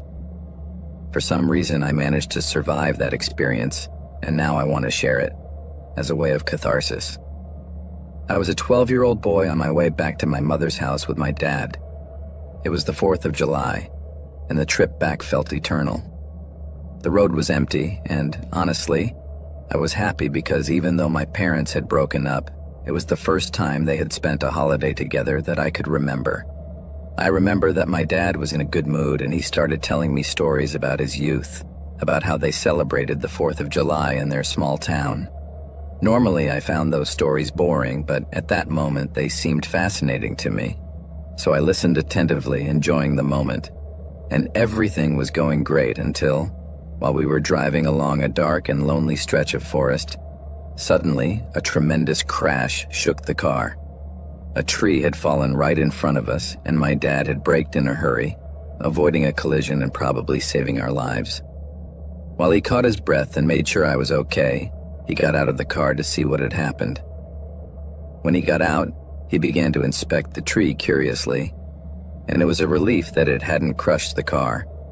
But then I noticed that my dad's expression changed from curiosity to terror. I didn't understand why he was so scared at that moment, but over time, I came to understand that he had realized that the tree hadn't fallen on its own. Someone had knocked it down. This was a trap. Suddenly, my father turned and looked at me with a tension that I will never forget. He had a face of terror, something I had never seen in him before. It was as if he had been transformed, and his trembling voice said to me, "Close the doors right now." I could hardly assimilate what was happening when out of nowhere a strange man ran towards me. I tried to close the door as I had been told, but it was useless. And before I could do anything, the guy opened the door, grabbed my t-shirt, and threw me out of the car as if I were a rag doll. I wasn't sure what he wanted to do. It was all too confusing. But at that moment, I saw my dad confronting the man, trying to separate him from me, but the guy was strong and seemed to be enjoying the fight. I saw how my father tried to defend himself, but he was quickly overpowered by the madman who beat him mercilessly. "Run!" my dad shouted, and without thinking twice, I ran towards the forest. I didn't know where I was going. I just knew I had to get away from that place. I ran as fast as I could until my legs gave out, and when I finally stopped, I realized that I was completely lost. I looked around trying to get my bearings, but everything looked the same. The silence of the forest was disturbing, and I no longer heard my dad's screams or the noise of the fight, only the chirping of some crickets. I felt footsteps behind me, and I turned around expecting to see my father, but instead I saw the psychopath. His dark figure moved among the trees, stalking me. "Oh, the 4th of July. Did you know that today is a very special day in the history of the United States? It's the day we celebrate the independence and greatness of our country," he said ironically. At that moment, I started running once again, tripping over roots and branches that got in my way, but I was terrified, and I could hear the man's footsteps getting closer and closer. However, I noticed that he stopped every time he was close enough.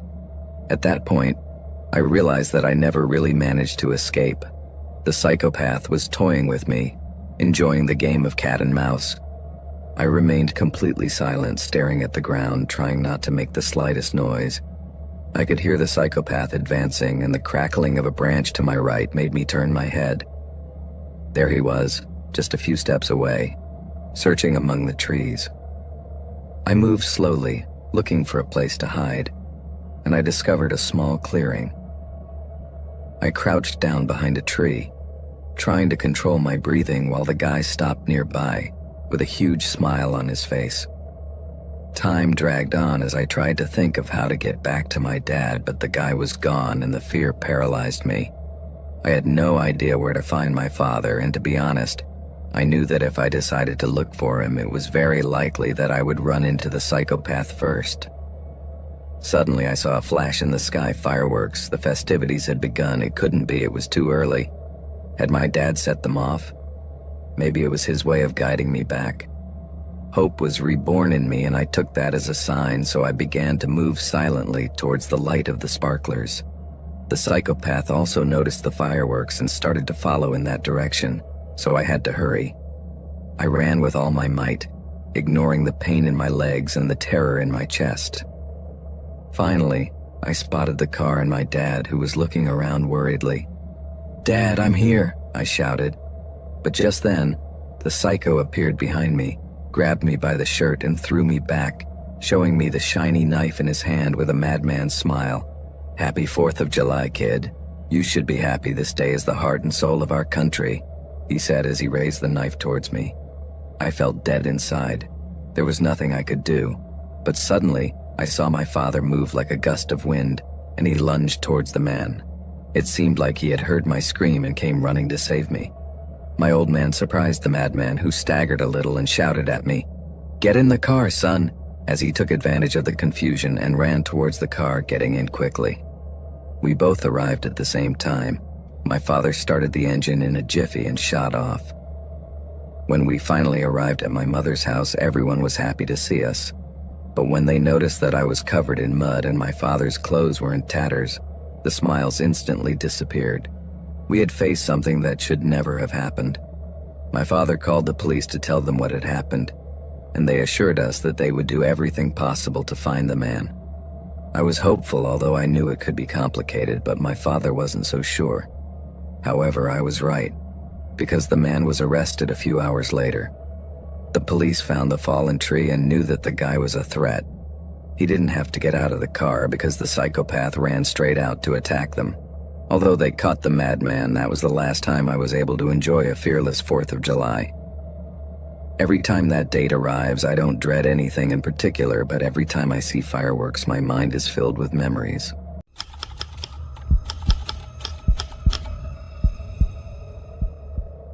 My dad passed away a while ago, and my wife and I decided to have my mother move in with us and our 2 little ones, so that she could spend her last years surrounded by her family and not feel my dad's absence so much. The problem was that we were living in a small 2-bedroom apartment, and although we had some money saved up, it still wasn't enough to buy a house, so my mother decided to sell her home in Virginia and help us buy our house in Maryland. She insisted that she would rather invest that money in helping us buy a house where she could spend the rest of her days with us than pay for a nursing home, something she would never want. The problem was that there was a lot of stuff to move and clean in that house before we could list it for sale.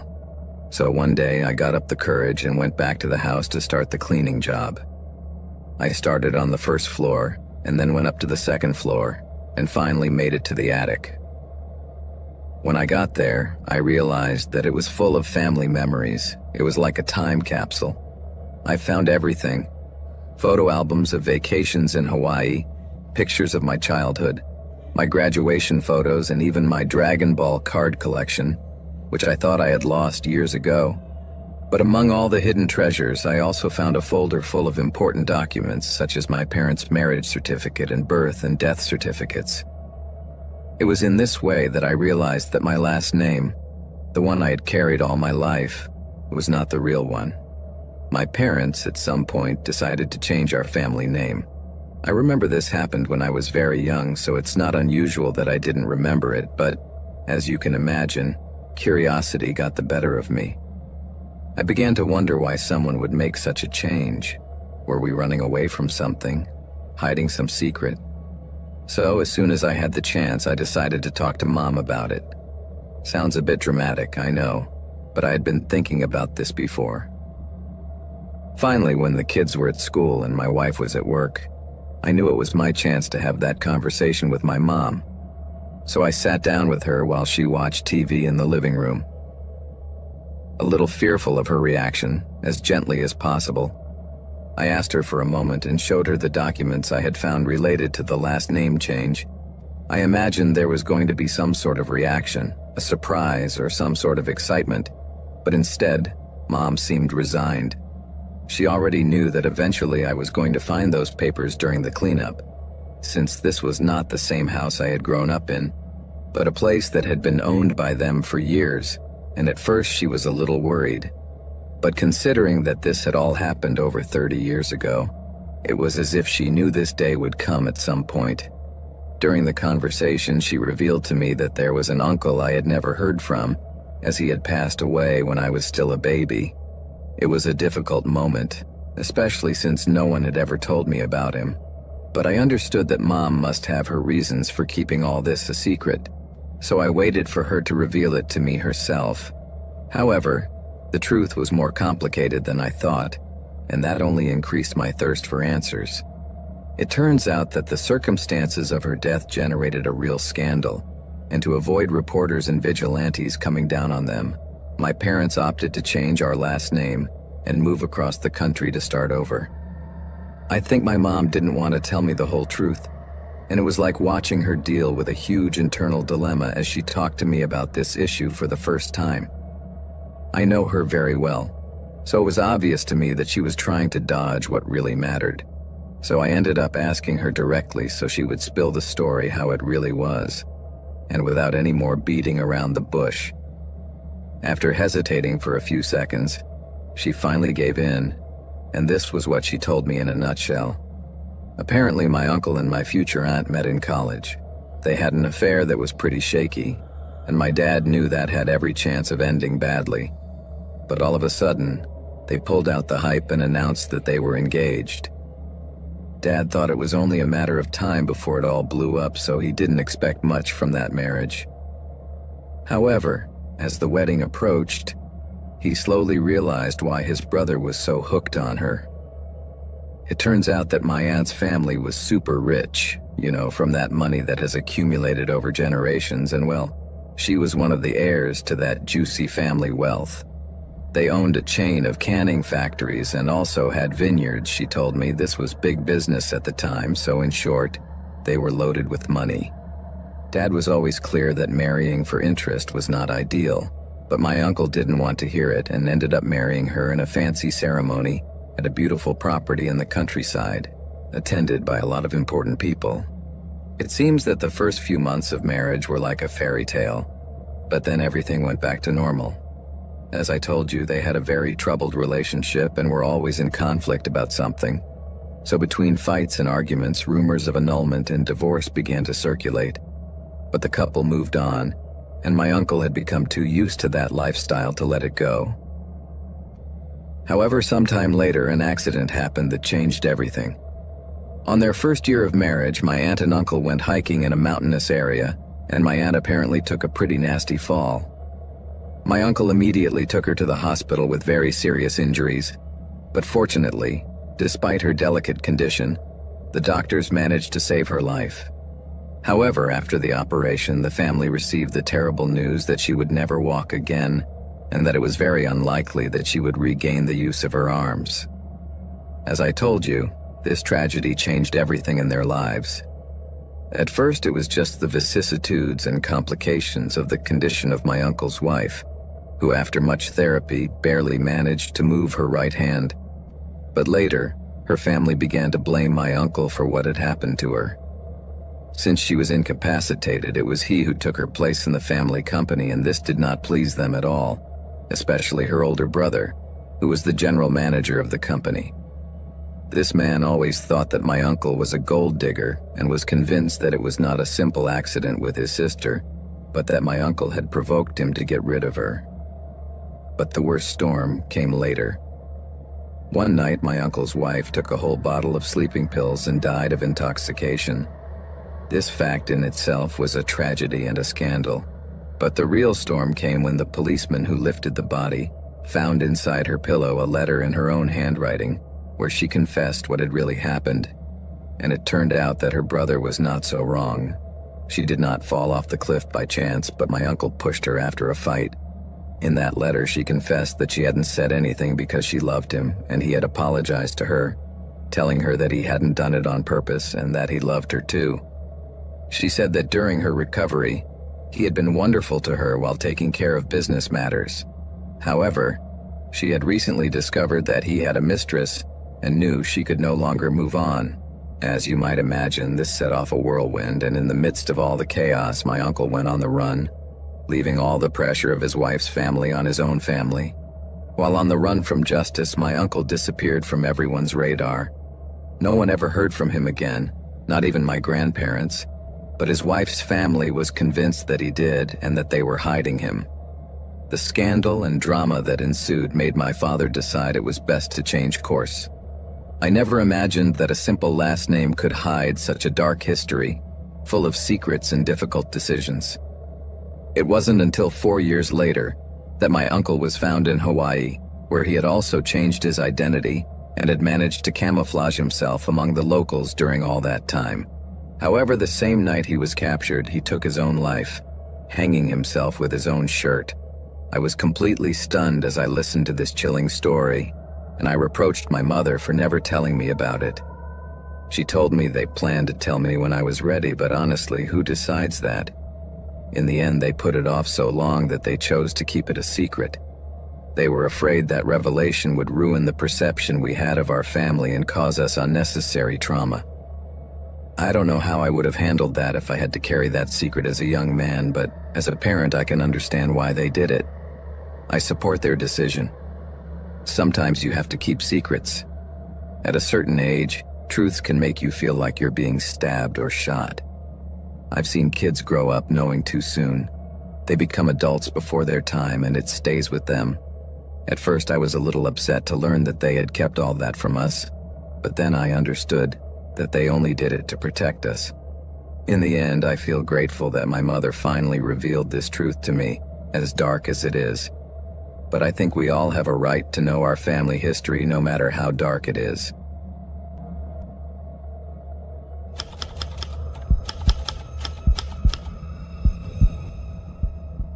When I was a little girl of about 9 or 10 years old, my family stopped making visits to my grandmother's house on Mom's side. Truth be told, I didn't realize that had happened until much later, and when I finally noticed it, I didn't think much of it. Sounds a bit cold of me, I know, but at the time, even though I was a child, I understood that the subject was quite sensitive. At that age, I couldn't imagine what serious thing could have happened so that my mother could stop talking to her own mother. The very idea scared me a little, so I just kept it in a corner of my head, as children do.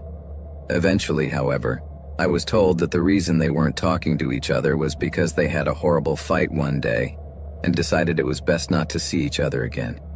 As far as I knew, the relationship between them had never been the best, even when Mom was little. But honestly, I didn't want to ask more about it because it was such a sad topic, and every time Mom brought it up, it brought tears to her eyes.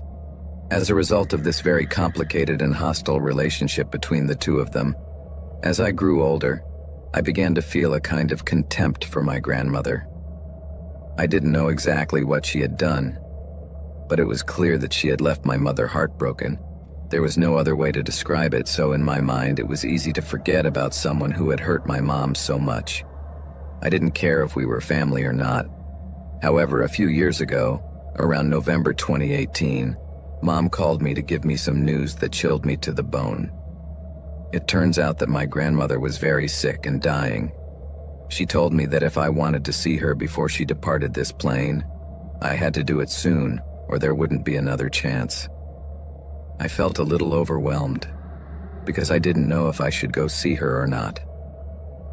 Everything changed for me at that point, and I started thinking about the possibility of visiting her where she was, whether it was a hospital or a nursing home. But when I asked Mom where she was, her answer blew me away. To begin with, I must say I was a little surprised to learn that my grandmother was still alive, as I had assumed she had already passed away and we never found out.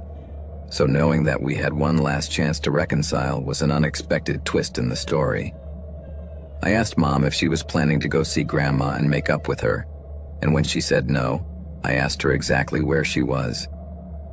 There was a pause for a few seconds, and then she revealed to me that she was in Illinois, in a place called Chittenden.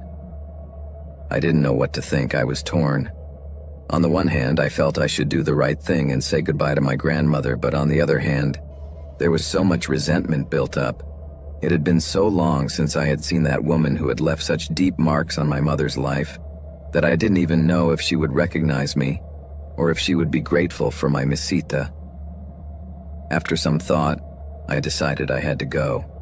I couldn't let the opportunity to close that chapter slip away, so I began to prepare my things, feeling a mixture of nervousness and curiosity. What was I going to say to her? How was she going to react?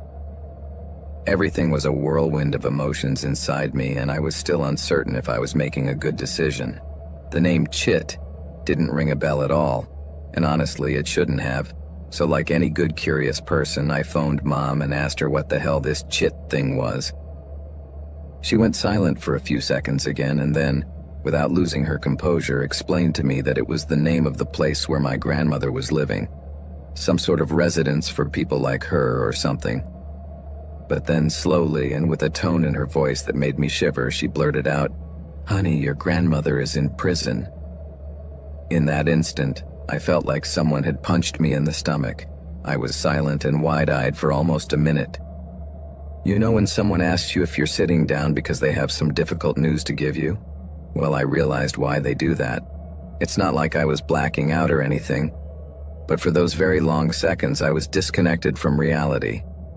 I was stuck in a loop of thoughts trying to process what I had just heard. It was as if a bunch of questions were forming in my mind at the same time, and they didn't dare to come out. A fleeting thought flashed through my head. Should I go to my mother's house and talk about this in person? But I couldn't wait any longer. Curiosity was getting the better of me, so in the end I ended up pinned on the couch, my head in my hands, begging my mom to tell me the whole story, because they had clearly skipped a part, the most important part probably. That's when she told me the missing part, and I was speechless. As I mentioned, I knew my mom's childhood was a whole mess, and Grandma was at the center of that whole storm. I won't say she was a psychopath, because that would be an insult to those who really are. Because according to my mom, Grandma's cruelty was calculated, not uncontrolled insanity. I won't go into all the details of the abuse Mom endured. It would be like sitting here all day listening to sad stories, but believe me when I tell you that my grandmother was undeniably a horrible mother. Mom endured her verbal, physical, and psychological abuse for many years, until one day, after much suffering, she realized that just because her mother hurt her didn't mean she had to continue that cycle. This happened right around the time I was born, and I guess it was a sort of wake-up call for her about what being a mother really means. Surprisingly, Grandma tried to change her attitude a bit during that stage, perhaps because she realized that if she didn't, she would never have a relationship with her grandchildren, so until I was about 9 years old, we would see her or she would come to see us a couple of times a month. Everything was relatively quiet until all of a sudden, Mom got a call from a guy claiming to be my grandmother's lawyer. The news was blunt. She was behind bars and the charges against her were very serious. When we got to this part of the story, I really didn't know what to think. It was as if suddenly everything I had believed about the family was falling apart, and I was in shock trying to understand how I never knew any of this. How had this secret gotten this far? It all seemed like something out of a TV series, but here I was, learning about this dark family secret. Ahead of me was a chance to visit someone I had avoided and condemned in my mind for half my life. And now, the situation was completely different. Because instead of reliving old grudges, there was a new reality to face. How could a person so hurt and hurtful in the past need my attention now? Questions raged in my mind like a storm, and the uncertainty of what I was going to do was beginning to fill me with doubts. I was about to embark on an emotional journey that I had never anticipated, and that could completely change the way I viewed my grandmother and my mother. Mom told me that at first she suspected that Grandma's legal problems had to do with some sort of DUI incident. She thought maybe she had crashed a car because she was drunk, or God forbid, that she might have hurt someone. Anyway, the subject took a dark turn and Mom started asking the lawyer about the bail process, something she had never had to do in her life. And at that point, the lawyer blurted out that my grandmother's bail was about $500,000. Mom got a knot in her stomach when she heard that figure. She already knew that for a bail of that magnitude, things were serious. She knew that Grandma had screwed up to the core, and it wasn't just a simple altercation, but that there was something much worse behind it all. And she soon proved that she was not wrong. The lawyer revealed to my mother that Grandma was being charged with 4 counts of attempted murder, 4 counts of conspiracy to commit murder, and to top it off, 1 count of being an accessory to murder. In short, what really happened was that the grandmother had been getting into trouble with her neighbors, a family of 2 young professionals with 2 children. We never knew exactly what had happened between them, but instead of opting for something simple like moving or putting up a higher fence, the grandmother decided to fix the situation in another way. She went online to look up how to hire a hitman. Can you imagine that?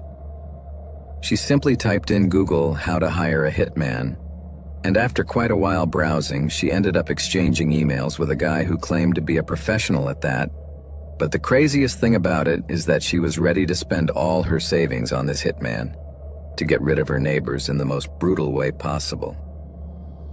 But karma came to her right away, and in the way she least imagined. Grandma wasn't actually talking to a hitman, but to an undercover police officer who was there to catch her. If this were a movie, it might even seem comical. A little old lady trying to hire mobsters for a simple garden thing, but there was nothing funny about the reality. This just evidenced that this woman was a psychopath. I'd like to think she's someone dealing with some kind of never-diagnosed mental disorder, which equal doesn't justify how she made my mother's life a living hell for her first 20 years. But the truth is that the more I learn about her, the more I become convinced that her actions were never really motivated by a mental problem, but an all-too-dark evil she harbors in her heart. My mother recalls that when she confronted my grandmother about it, she showed no remorse or regret whatsoever. She could not believe that her mother was willing to sacrifice a fortune only for the family next door to suffer, even those poor innocent children who had no idea that the evil old woman next door was planning to make them orphans. Just thinking about it makes me shudder. How far can that woman's wickedness go? After learning of all this madness, I decided I didn't want to see her, and a month later news came that the grandmother had died in prison. Officials reported that her last words were addressed to a former cellmate, and that she did not mention her family at all. Sometimes I think that if I had wanted to visit her, I wouldn't even have been recognized by her, and truthfully, that wouldn't matter to me. Because knowing the truth about who this woman was, who unfortunately became my grandmother, I wouldn't have recognized her either. It is a relief to think that that stage of her life was over, and the story she left us, though tragic and twisted, would no longer drag me down.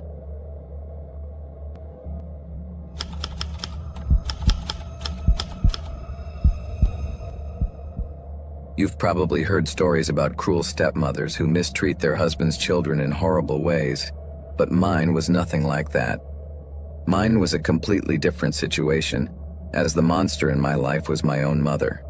From a very young age, I realized that I needed to escape from home because the abuse I was suffering was so much that I couldn't stay there a second longer.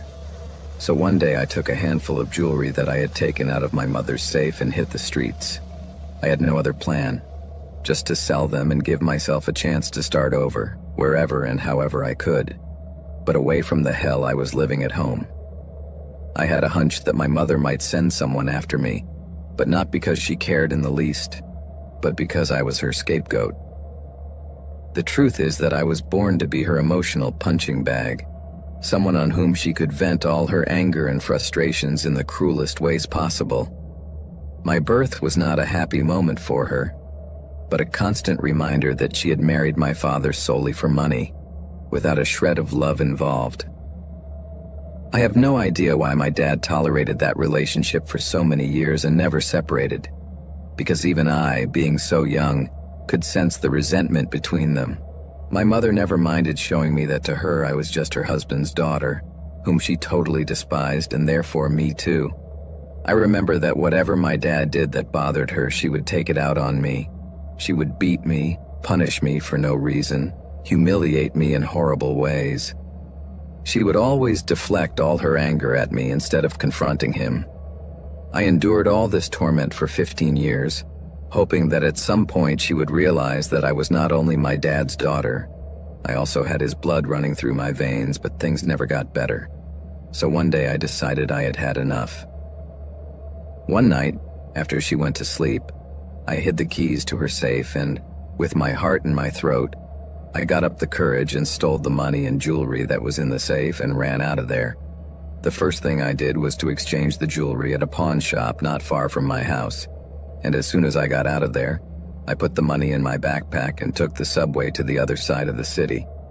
I didn't know anyone, but I managed to stay in a homeless shelter and stayed there for a year, during which time I was living on the money I got for the jewelry, which of course was much less than what it was actually worth. As you can imagine, I dropped out of school, but I met some people who were very supportive and in a way became my family and protected me during the time I was homeless. Among them was Salma, another girl who ran away from home to escape the abuse of her adoptive parents. But that's another story. The fact is that she had just turned 18, and thanks to that, we were able to rent between the two of us a small annex in a modest neighborhood. I also got a job in a grocery store and started earning some money. There was a Starbucks cafe just across the street, so whenever I could, I would sneak out to observe what was going on there. And one day, while waiting for the store to open because I was a little early, I saw a tall, dark-haired man with a body I couldn't stop staring at. He must have been at least twice my age, but something about him left me completely fascinated. I stood there like a fool, looking at him, until when he turned around, our eyes met and his smile made me feel a whirlwind in my stomach. Then I knew I was falling in love with one of the baristas.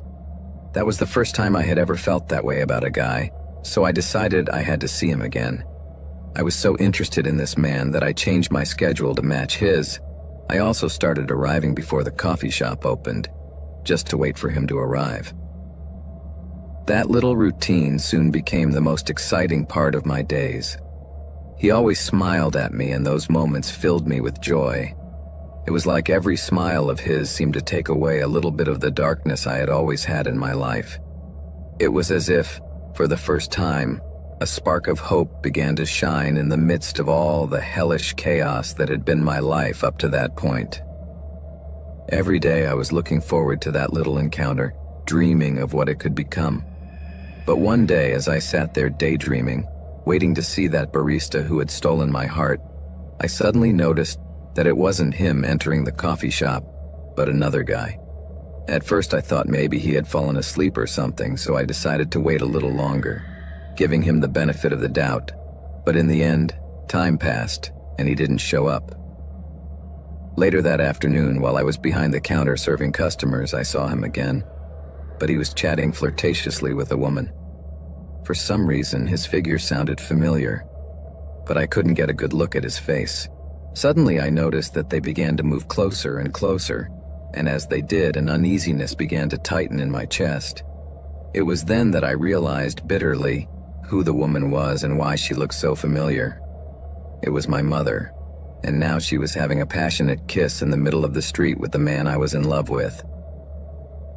At that moment, I felt my heart break, almost literally. I felt my chest tighten with a mixture of jealousy, rage, and the desire to rip the face off that shameless and malevolent viper who brought me into the world, just to make my life miserable. When I saw them kissing like that in front of my tent, a feeling of deep anger came over me, as if all the years of abuse and mistreatment I had endured, all crowded together in the pit of my stomach and began to burn, along with the anger that I was stealing the love of the boy I dreamed of every night. But if they thought it was just a cruel coincidence, they were wrong. When he parted his lips from hers, she turned to look directly at me, and our eyes met for the first time in over a year. Hers shone with a malice I could never have imagined, while mine burned with resentment. Then she looked at him again, grabbed him by the hair, and kissed him again, while my world crumbled around her. She knew I liked him, and what she was doing was a warning. I couldn't have anything because she would take him away from me. The fury I felt at that moment was indescribable. Maybe I should have let this moment pass, but I could not. The next day, things got even worse. While I had my shift at the store, I saw that in the coffee shop my mother walked back in wearing a short dress and started flirting with the barista. This one came out from behind the counter and sat at a table with him looking very seductive. That image filled me with extreme fury, and as if something inside me snapped, anger blinded me and I decided I was going to do something about it. So like an automaton, I went straight to the hardware section, grabbed a wrench and headed for the coffee shop, hiding the object behind me. She was so engrossed in flirting with the guy that she didn't even notice me. But with every step I took, the rage grew more and more, until finally I lunged at her and with all the strength I had, hit her over the head with the tool. I remember hearing a lot of screaming all around, but none of that mattered at the time. I just let myself be driven by a dark rage and hit her repeatedly until, finally, I felt I had knocked her out. I'm not sure how much time passed, but by the time someone pulled me off, her body lay limp on the ground. Her long dark hair covered her face and a huge pool of blood had formed around her. It was only at that moment that I was barely conscious of what I had done. I could feel tears and shame building up in my eyes as I looked around at everyone around me. This was made worse by the realization that it had been the barista who had been the person who pulled me away from her and stopped me from hitting her further. Suddenly, he ran over and threw himself on her, screaming and crying. Then he looked at me, and in his eyes there was so much rancor that it almost broke my soul. But on the other hand, I felt liberated, that I had eliminated the monster that had ruined my life. After a while, I heard the sound of a police siren approaching, and a few moments later, my mother was taken to the hospital. Fortunately, she did not die during my attack, but it was a close call, more like a miracle that she survived. As they say, weeds never die. As I confessed what I had done, the detective looked at me with an "I can't believe it" face, and I guess I had never had to deal with such a situation before, although who knows, sometimes people hide their truth behind a mask. After a while, my mother managed to fully recover from her injuries and surprisingly did not press charges against me, perhaps because she did not want me to tell my truth and ruin her reputation in front of her club of posh friends who thought she was a saint. She preferred to leave me as the unhinged, troubled daughter who attacked her in the middle of a drug crisis or something. In the end, it's always about her, but I don't care anymore. I never went back to my house after that, nor will I ever. I still live with my friend Salma, but now in another city where I resumed my studies and started going to therapy, hoping to start healing.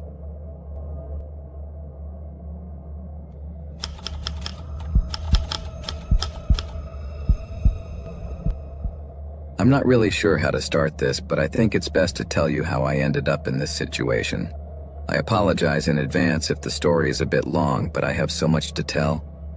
The truth is that I didn't imagine myself in a scenario like this. I'm not a trained warrior or anything like that. I don't consider myself a tough guy at all. Up to that point, I had only touched a gun a couple of times in my life, like when I was playing cannonball in the backyard or with the pinball paintball guns. Rather, my attention had always been on comic books and video games, like any kid my age in high school. After high school, I got into college and got hooked on programming, and that became my forte. Then I finished my degree and got a job at a small company that develops video games. Until 2020, I lived alone, enjoying my independence, but as you know, that year became a real disaster for the world. But for my family, it would be the beginning of a hell that would change our lives forever. During the pandemic, my mother finally decided to divorce my stepfather. This after enduring years of verbal and physical abuse from him, which was only exacerbated during our quarantine together. She then became solely responsible for taking care of herself and my younger brother, who was only 12 years old. My mother had always been strong, and despite the difficulties, she was getting by. But with the pandemic closures, she lost her job, and that was a huge blow to everyone. So as soon as I heard about it, I didn't hesitate to leave my house and move in with them. I sold everything I could and put the rest of my stuff in a storage room because I couldn't allow my family to be on the street, especially in the middle of a pandemic that was sweeping the world. The lockdown was a mixed experience for us. I was now the breadwinner as my job was largely remote, so it wasn't as affected. But what little money I had saved we used for food and other bills. Fortunately, my mother had always been fond of vintage clothing, so she didn't hesitate to start reselling some of her stuff through Etsy and eBay, and thanks to this, financially at least, we managed to survive. However, as is often the case, wellness is never complete, and my stepfather was still a big problem in our lives. I encouraged her to take out a restraining order against him after kicking him out, but she was still allowed to see my brother. I would have preferred something different, but I didn't consider it fair to separate my brother from his father, as long as he kept his cool and stayed away from Mom. So I decided to stay out of it and avoid any confrontation. Fortunately, the following year, the confinements ended, and we began to slowly get our lives back together. I went back to the office and my brother finally went back to school, while it didn't take long for my mom to get a part-time job at a bar downtown. It wasn't the ideal situation we all wanted, but at least it was a good start. However, my stepfather's shadow was still hanging over us, and as always, he couldn't help but ruin everything. He found out where my mom worked and, like a real jerk, started showing up at the bar and causing trouble for her. My mom, who already had a lot of experience dealing with his behavior, especially when he drank, tried to ignore him and put up with his provocations as usual. But that night was different. My stepfather went overboard and, in a fit of madness, threw a glass of beer in her face. Luckily, that night, the bar bullies gave him his comeuppance and shoved him out. I wish I could say that taught him a lesson, but, as is often the case with these guys, he didn't get the chip, as he stood waiting outside our apartment, in a pitiful state, and when my mom arrived, he began to beat her mercilessly like a crazed dog. Thank God she somehow managed to escape his clutches and take refuge inside the apartment. I was out that night dealing with an important deadline at work. You can't imagine how much I reproached myself for not being there, because if I had been, perhaps what happened next could have been avoided. The next day, I arrived home late, completely tired, and the first image I saw was my mom's face full of bruises, but mostly of despair. That really made my blood boil. I couldn't take it anymore. Who the hell did that bastard think he was? I was so furious that day that I told my mother that if the police didn't solve this once and for all, I would solve it myself in my own way. I think my mom realized how serious I was being, and it scared her. But instead of stopping me, she seemed to have a plan in mind to put an end to that maniac's abuse without completely ruining our lives. So she asked me to listen to her, and although I was really furious, I decided to listen to her. But in my mind, I kept thinking about calling the authorities. However, she reminded me that we had called the police many times before, and whether it was because of X's or Y's, he always got off scot-free, as if nothing had happened. So instead of continuing with the same story, Mom suggested that we move to a place where it would be more difficult for him to bother us. I looked into it for a moment, and the truth is that it didn't seem like such a bad idea. After all, I could go back to work remotely, and my mom's job at the bar was no big deal. She could easily find something else. Besides, the school district, already not the best option, had become chaotic since the pandemic. We basically had nothing to anchor us there. Even our apartment was rented. But most of all, we needed a way out. I thought it over calmly that day and soon realized that moving somewhere else might be our best option at the time. Maybe I had more to lose. But I figured that, thanks to my profession, I could get something wherever we ended up. So we got our act together and started making preparations that very night. We packed everything we could into the cars, and as we were doing so, I noticed my mom putting her dad's old revolver in her purse. I shot her a surprised look, but she just quickly closed it and went back to work, so I decided not to say anything. After all, that bastard might reappear, and it was better that she had a way to defend herself. The next morning, we got up first thing and hit the road. We didn't tell anyone we were leaving, not even the landlord of the apartment, because the idea was that if anyone needed to know anything, they would find out when we got to our new home. We traveled by caravan all day and only stopped for a quick snack. Around 6 p.m., we finally decided to rent a room for the night, and I ordered a couple of pizzas for dinner. But just as we were about to finish, Mom received a text message from my stepfather. She blanched as she read it, staring at the screen dumbfounded. Seeing her shocked face, I took the phone from her and read the message aloud. "Did you really think I'd let you run off just like that with my son?" My brother and I looked at each other horrified, and without thinking, darted to the window to look out. I jerked the curtains aside and scanned the parking lot, but it was the worst thing I could have done. At that moment, he saw me first and started running towards our room. I closed the curtains, but it was too late. We could only look at each other in fear as we waited. The silence was eerie. Outside, the sound of his footsteps was getting closer by the second, and a flutter of nerves ran through me from head to toe. not to mention how my mom was doing. In my mind, I could only compare it to the anxiety of waiting for a bomb to drop. In those moments, I fought the urge to vomit when little by little his footsteps became a dull thud. He knocked on the door several times, but obviously we didn't open it. At one point, he seemed to have given up, and I began to think that perhaps we had been saved. After a few minutes, my mom stood at the door and looked through the peephole, but then quickly backed away as the door came off its hinges after a clatter and burst open. My brother and I turned to run, but it was too late for Mom. She was trapped, and my stepfather grabbed her by the shirt and began punching her in the face with unimaginable brutality. It was a frightening and utterly hopeless scene.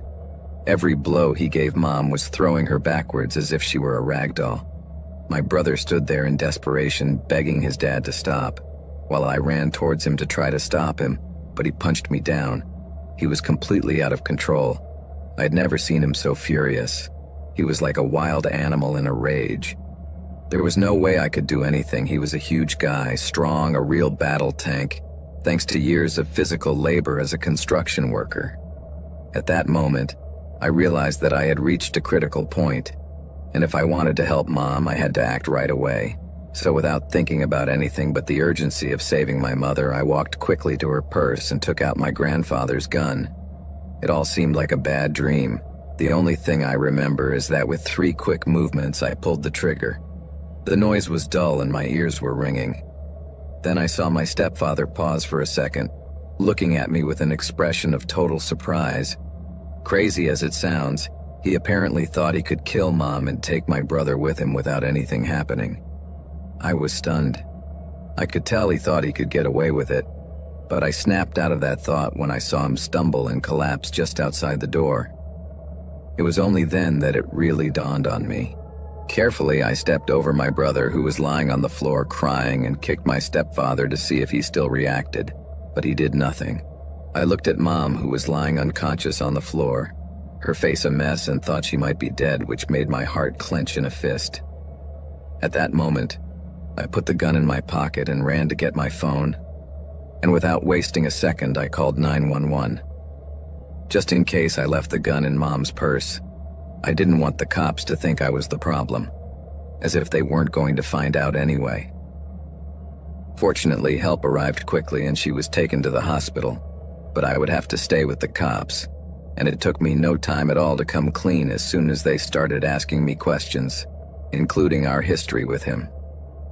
They asked me the same questions over and over again, probably to make sure I didn't change my story, but after a couple of hours, they seemed to be satisfied, because they let me go to the hospital a few hours later. They told me not to leave town until the matter was cleared up, which didn't matter to me, since the reason we fled had been resolved. They took the gun as evidence, and that bothered me a little because it was my grandfather's service weapon when he was sheriff, and I figured we'd never see it again. In the end, if that was going to be the price to pay for Mom's safety, it was worth it. When I finally got to the hospital, she was in surgery. The doctor gave me a diagnosis that didn't sound good at all. Her face and skull were fractured, and it looked like she had swelling in her brain. There was also fear that she might lose the sight in one of her eyes, but despite all that bad news, I was extremely relieved to learn that she had survived the attack. Now everything was in God's hands.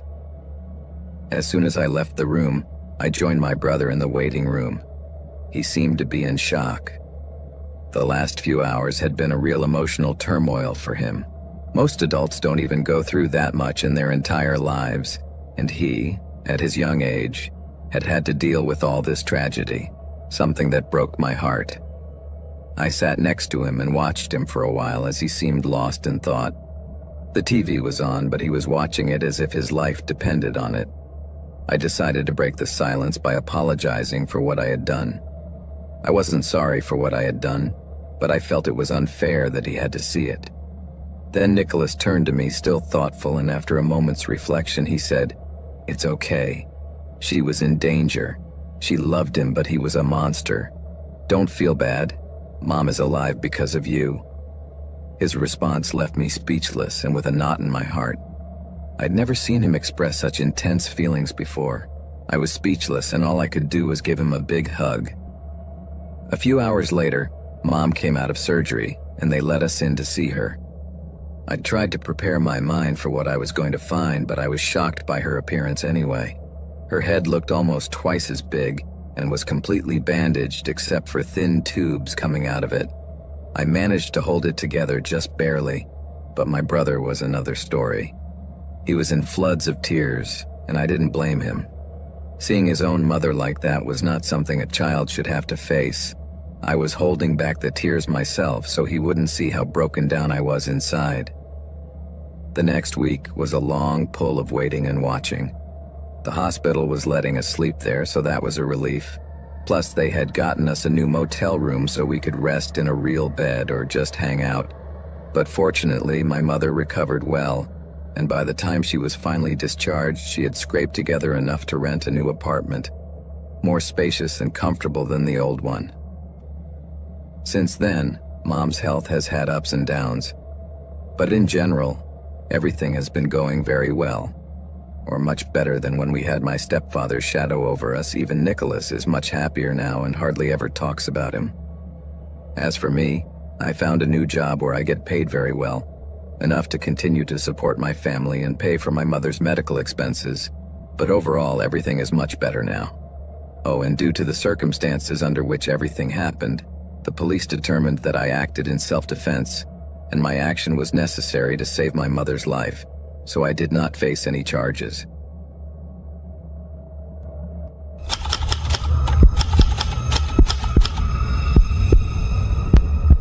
When I was little, my friend Louis and I set up a nice sleepover at his house.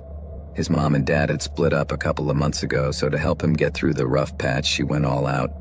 Not that she was spoiling him, but she was giving him a lot of things to cheer him up and make him feel good.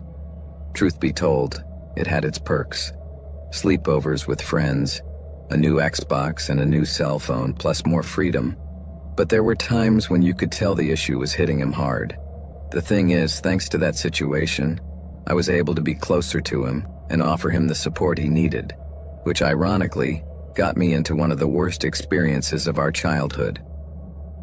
We were in the middle of a sleepover, and his mother invited a friend who was running a little late. At one point, I got thirsty and decided to go get a glass of water in the kitchen. To do that, I had to go through the TV room, and when I did, I ran into his mom's friend, a guy who was clearly too close to her to be just any friend. As we walked in, they parted quickly with the typical reaction of someone who is caught in something they didn't want them to see. I was like, "Okay, it's fine, don't look at me," as I walked back with my water, feeling super uncomfortable. When I got to the room, I mentioned the issue to Louis, and that was a monumental mistake that I infinitely regret to this day. It was clear to me right away that he was not amused that his mom was with a guy. We were just high school kids at the time, so we didn't understand a lot of things, and for Louis this was something unacceptable. In a way, he still wasn't over the fact that his mom was no longer with his dad and he could get his life together. For a moment, I thought he would go downstairs and kick the guy out of the house, but instead he did something much worse. He texted his dad that there was a guy in his house with his mother. I couldn't believe what he was doing, and I felt terrible. I knew the weather was already complicated, and now it was threatening to get worse. When he hung up, he turned to me with a forced smile and blurted out that his dad was coming, and that's when I knew my fears had come true and a storm was coming. Why couldn't I keep my mouth shut? I thought to myself. I wanted to get out of there as soon as possible, but at the same time my mission was to be a good friend to Louis, and I couldn't leave him alone dealing with what was coming. In my house, everything was peace and love. My parents were always together until my dad passed away, and I thought that was the normal thing to do, at least until I saw what was going on in Louis's life. This gave me a mixture of pity and guilt for not wanting to stay. However, I had a hunch that disaster was imminent, but I had no idea how ugly it was going to get. My friend's room overlooked the entrance to his house, so when his dad finally arrived, we could see and hear most of it. This guy didn't mess around. He drove down the driveway at full speed, slammed on the brakes, and didn't even bother to close the door before getting out of the car. Thomas stared at him, as if his dad was a superhero on his white horse, until he suddenly blurts out to me, "Oh no, I think my dad has a gun." That sentence sent chills down my spine and a fist in my stomach. I was already anticipating that this could end in yelling and brawling, but gunfire? This was another level of chaos that I was definitely not prepared for.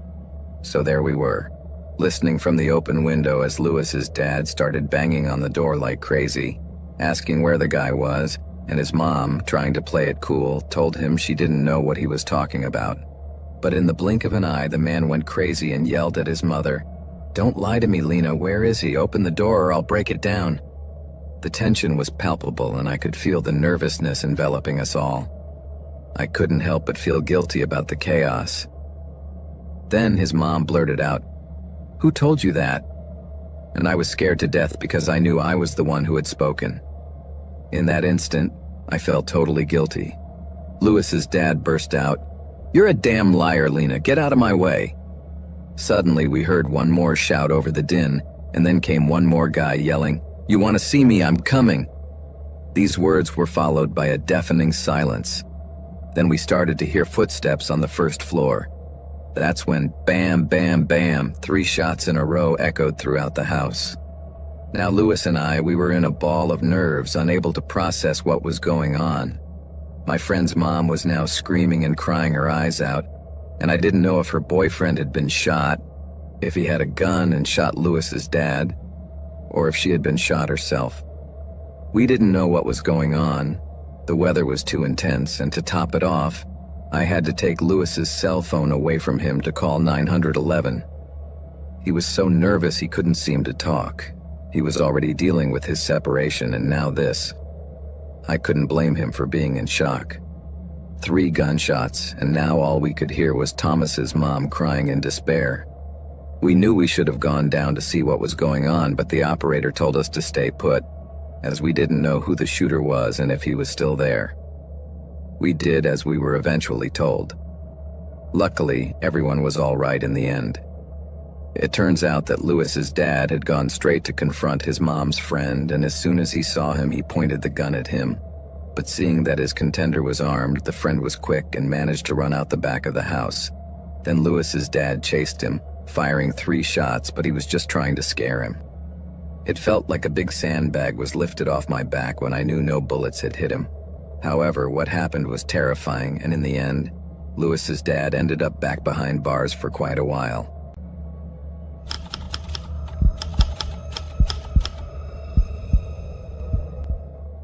Hi, my name is Frank, and the experience I'm going to tell you about today is one of the scariest and most bizarre things I've ever experienced. It all started when I decided to buy a new car so I could continue my job as a cab driver. One day, around 8 o'clock at night, I was in the middle of a hamburger when my phone rang. It was a customer, so I answered quickly. But on the other end, I heard nothing, so I thought someone had made a mistake or was just making fun of me, and I hung up. But after 5 minutes, the same number called back, but I was met again with the same silence. Then I received a message. The person apologized and said the signal was weak, so he sent me his address. I was surprised to see that it was a mountainous area outside the city, and for a moment I thought about refusing the service, but in the end I told myself that it couldn't be that bad and decided to go pick them up. I was driving along the mountain road near the place when the car's engine suddenly stopped. Great, I thought, as I got out of the car and checked under the hood for the possible problem so I could fix it. However, no matter how hard I tried, I couldn't get the car to start even remotely. So I sent a message to the customer saying that I was stranded, hoping that he would have some compassion and send someone to help me. After that, I called a rescue service, but the wait was long and agonizing. I was in the car for about 20 minutes, looking around, waiting for the tow truck to arrive. The fog was so thick I could barely see, but then my eyes began to adjust to the darkness, and that's when I realized something was moving toward me. At first, I thought it was the rescue team approaching, but when I got a better look, I realized that they were wandering shadows slowly approaching. It was too strange. They were figures that looked like humans, but really were not.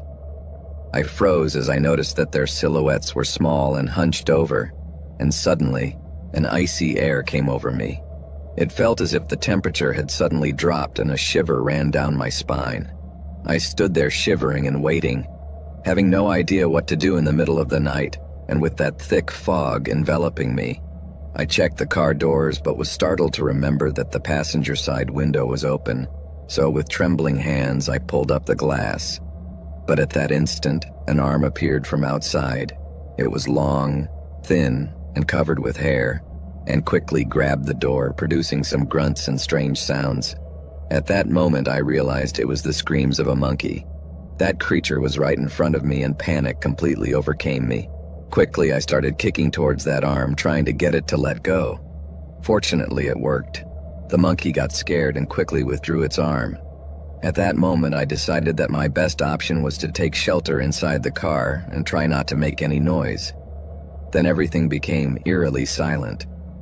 It was as if those monstrous shadows were right on the edge, waiting for me to make a mistake. The windows were completely fogged up, which made seeing out almost impossible.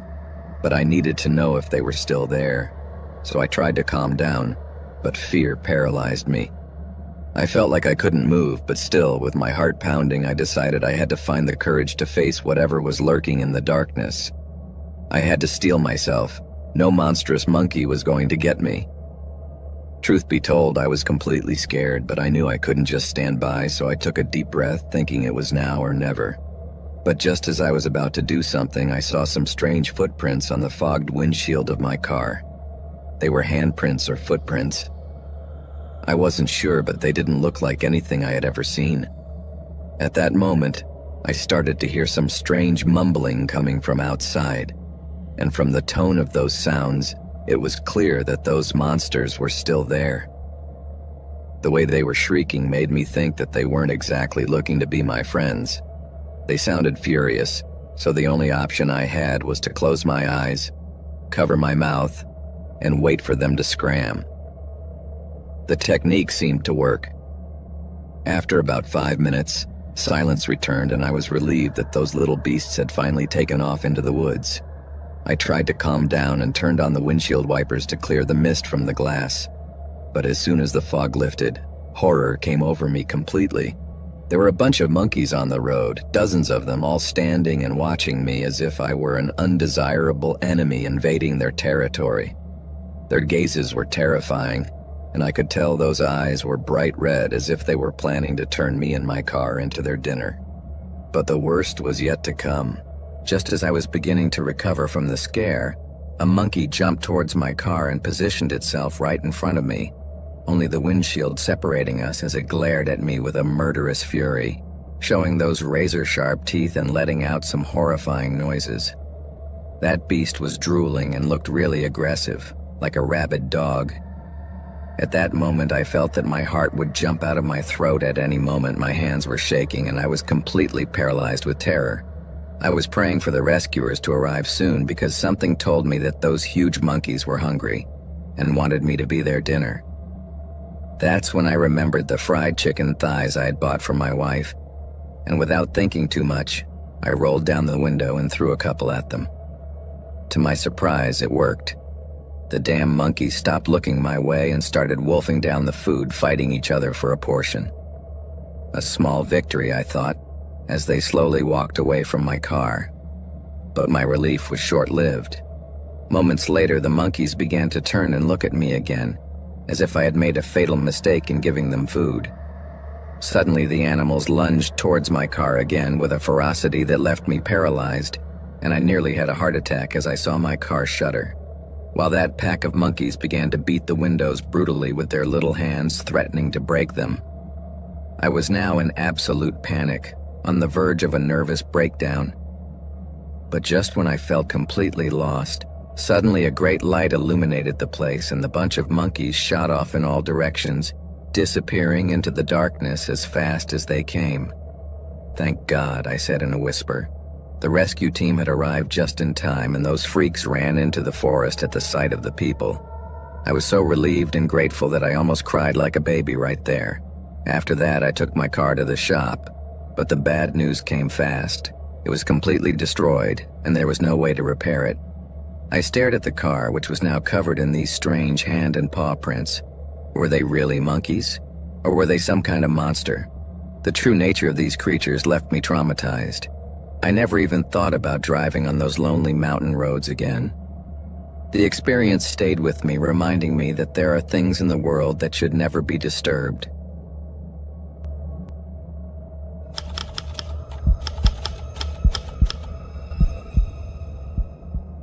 I'm going to start telling you this story by being very honest. I'm not one of those people who believe in urban legends. I have spent my whole life driving, covering miles and miles of road, and the only thing I have seen are accidents due to tiredness or recklessness. But there is a story that all truck drivers in the area know, something that I did not take seriously until I experienced it firsthand. There is talk of a certain Lilith, a woman who appears on the road if you are alone, especially during the early morning hours. Truckers describe her as a girlfriend with a pale face and a blank stare, who gets into your truck and asks you to take her home. But what happens next is what made me laugh when I heard other truckers talk about it. They said that those who took her ended up dead in unexplained accidents, overturning their trucks for reasons that made no sense. Now my story started one Tuesday night. The road was clear, the night was quiet, and the radio was playing in the background, but that's when I noticed something strange was going on. My radio started to fail. The stations would cut out and fill with static, so I tried to change the chain, but none of them worked. It wasn't the first time this happened, so I didn't worry too much. It just bothered me a little, and I turned off the radio to concentrate on the road. However, at one point I felt the temperature inside the truck plummet. It was a horrible cold that had nothing to do with the air conditioning, and even though I was alone, I suddenly felt less isolated. That's when I turned to my left and saw a woman sitting in the passenger seat. She was as real as the road in front of me. She was wearing a dirty, torn wedding dress. Her skin was pale, and her long black hair fell messily over her shoulders. Her eyes were completely dark, as if they stretched beyond normal, and she looked at me without blinking. I panicked at the sight of her. "What the hell?" I whispered to myself in a whisper, but my body would not obey. I wanted to open the door and jump out, but my hands gripped the steering wheel without my having any control, and though my mind screamed, I could not move or look away from the terrifying figure beside me. Finally, she spoke. "Take me home," she said. Without thinking, I stepped on the accelerator without really meaning to, as if someone was controlling my movements, and no matter how much I accelerated, she was still there, motionless and not looking away. Suddenly, the road became a blur in front of me, and I found it harder and harder to stay on course. Every meter I went, I got closer to some death warning signs that began to appear on the road, but I couldn't understand what they said. I felt like I had forgotten how to drive on the road I had traveled for years. I had never felt so panicked in my life. Desperate, I knew that if I didn't find a way to stop, if I didn't do something to get that woman out of my truck, I wouldn't see the sunrise. So I decided to talk to her. It was the only thing I could think of at the time. My lips were dry and my voice was shaky when I finally managed to ask, "Where is your house?" I wasn't sure if I wanted to hear her answer, but at that moment, I couldn't think of another way out. As I got closer, she pointed ahead, indicating that there was no way, as the road went straight and there were no turnouts in sight. Confused, I looked toward her, searching for some sign that I might have misunderstood, but her expression did not change. Desperate and terrified, I decided to keep going, hoping that perhaps I had made a mistake and that the road lay ahead. But after a few seconds, no exit or sign that I should turn off appeared. The atmosphere in the cabin became heavy and the air felt heavy with tension. A shiver ran through my body as I noticed the woman watching me with an anger I had never seen before. Her face showed a menacing air, and her eyes seemed to glow. "Where are you taking me?" she asked. "Didn't you hear me? Are you making fun of me?" Fear began to grip me and my hands trembled on the steering wheel. I tried to explain, stammering that I had found no way, but before I could finish, she moved quickly, bringing her face close to mine. "Take me home. Take me home. Take me home. Take me home," she repeated with terrifying intensity. His scream was so loud that I let go of the steering wheel for a second and the truck swerved sharply. I struggled to regain control, but it was too late. The vehicle began to slide down the wet road, and suddenly I felt gravity shift as the truck began to overturn. Everything was happening in slow motion for me, and the screeching sounds of twisting metal mingled with the woman's piercing screams. Then my body was thrown violently against the cab, hitting the steering wheel and the roof as everything spun. Finally, after all that torment, the chaos stopped in abrupt silence and the world faded into darkness. When I awoke, every inch of my body ached. There was blood on my face and a constant ringing in my ears. After a moment of confusion, I realized that the truck was overturned, and I was trapped in the seat, hanging by the seat belt. But at least I was alive. As best I could, I managed to unbuckle it and fell to the cab floor with a groan of pain. My vision was blurry, but I could see the lights of the approaching rescue vehicles. How long had I been unconscious? I tried to move, but every attempt made me feel a stabbing pain, so I could only wait for the rescuers to get me out of the wrecked truck. Once outside, they placed me on a stretcher and began to check my injuries. I wanted to tell them what had happened, how that woman had made me roll over, but I barely managed to mumble a few words before a paramedic gave me something for the pain, and I fell almost unconscious. Weeks later, when I finally managed to explain what had happened to my fellow truckers, I expected them to laugh at me, thinking that the bump had made me hallucinate, but to my surprise, they were angry. "Weren't you carrying someone with you?" I was so confused I didn't know what to answer right away, but then one of them continued. "Everyone who works this route knows you don't travel alone at night, especially here. Didn't you have one of those mannequin dummies or something you could have used?" I mumbled, unable to believe that no one was surprised by what I told them. I didn't understand how the idea that a ghost could just jump into your truck out of nowhere had become second nature. But then they explained to me that you never leave the passenger seat alone on that route, that if you don't have someone with you, you should occupy that spot with a dummy, a stuffed animal or something like that, but never alone. From that night on, I decided that I would never drive alone after dark again. At first, it was weird to drive with a stuffed animal as a passenger, but I preferred that to having a ghost woman next to me. I never spoke of what had happened to me that night to any human being again, although I did listen to others tell road legends as if they were common stories. I realized that there was something strange about all this, and that, although I didn't want to believe it, there were unspoken rules in the world of truckers that were far from common, such as never traveling alone at night and above all never ignoring the girlfriend of the legend. I now knew that the story of this woman dressed as a bride was more than a myth. It was clear that she could appear on any road and in any truck, and I had been lucky or unlucky enough to experience it firsthand.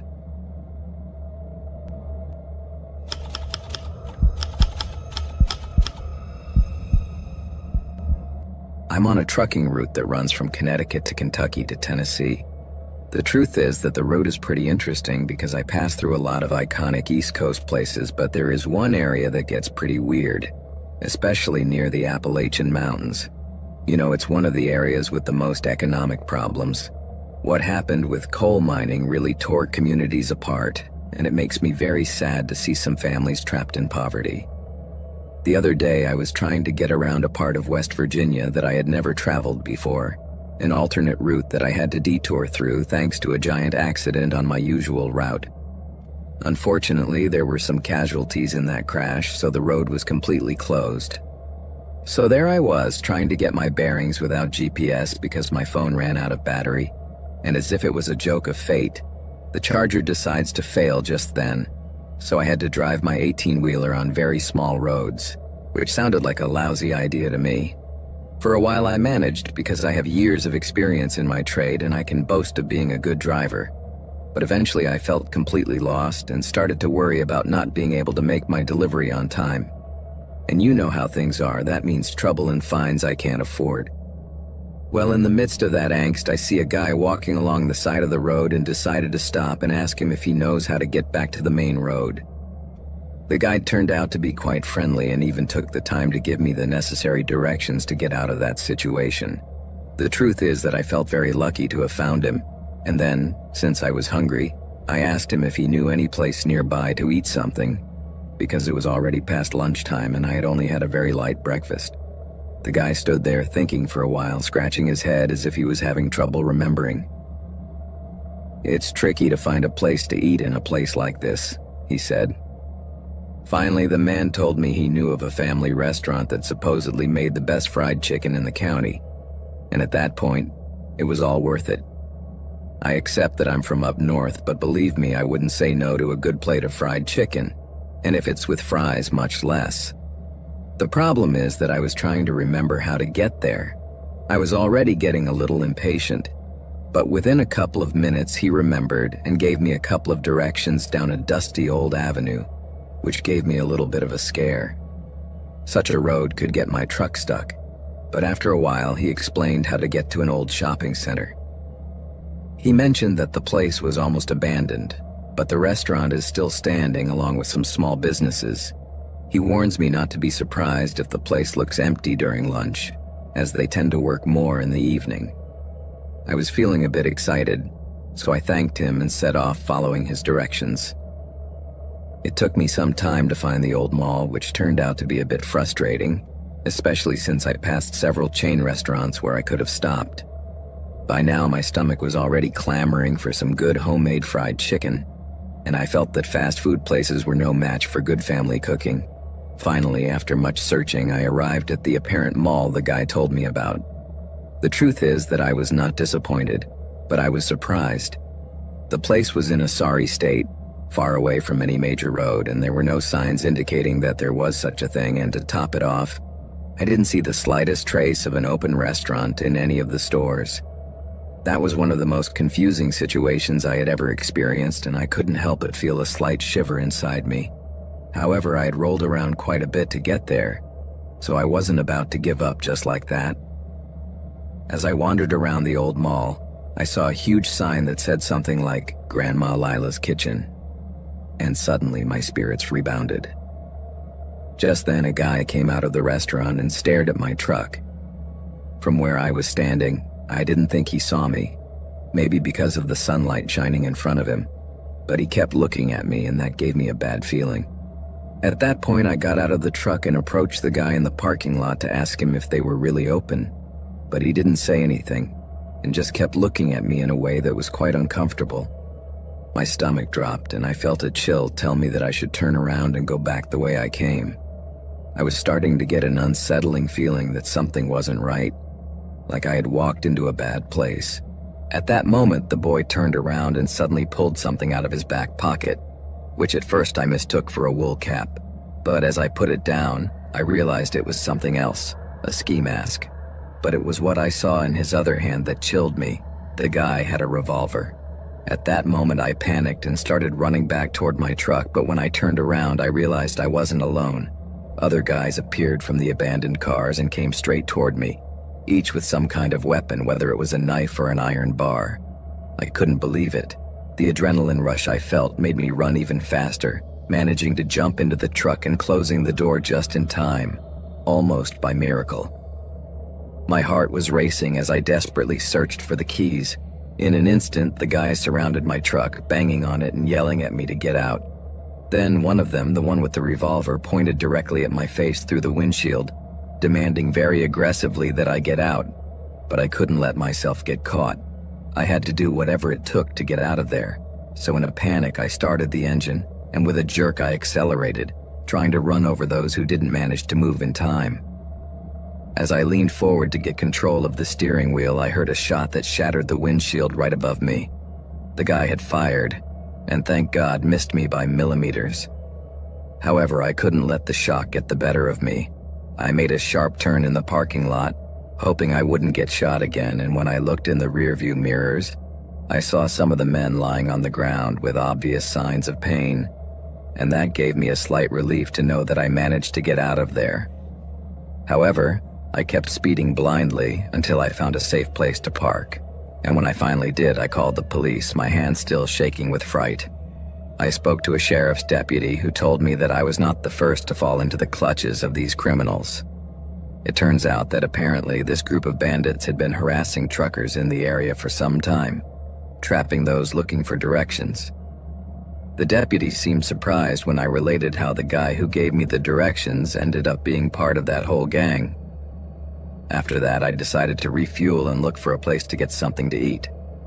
I know it seems strange considering that I had almost just been kidnapped or killed, or something worse maybe, but the hunger was too much, so I needed something to calm my stomach, and why not? In the end, I ate a good plate of homemade food to shake off the fear. During the talk with the sheriff, I gave him details about the guy, and he just nodded his head as he listened to my description. He seemed to know the situation and told me that I should be very careful on the road. One of those pieces of advice that sound like a cliché, but now I understood that it was more than true. You have to be careful with strangers. You may think it's just a warning from your aunt on Facebook, but you really don't know what kind of people you'll cross paths with. After eating, I left the restaurant looking more alert, remembering how quickly the situation can change. I never thought a simple truck trip could end in a scare to death. So folks, if you're traveling on lonely roads, beware of strangers.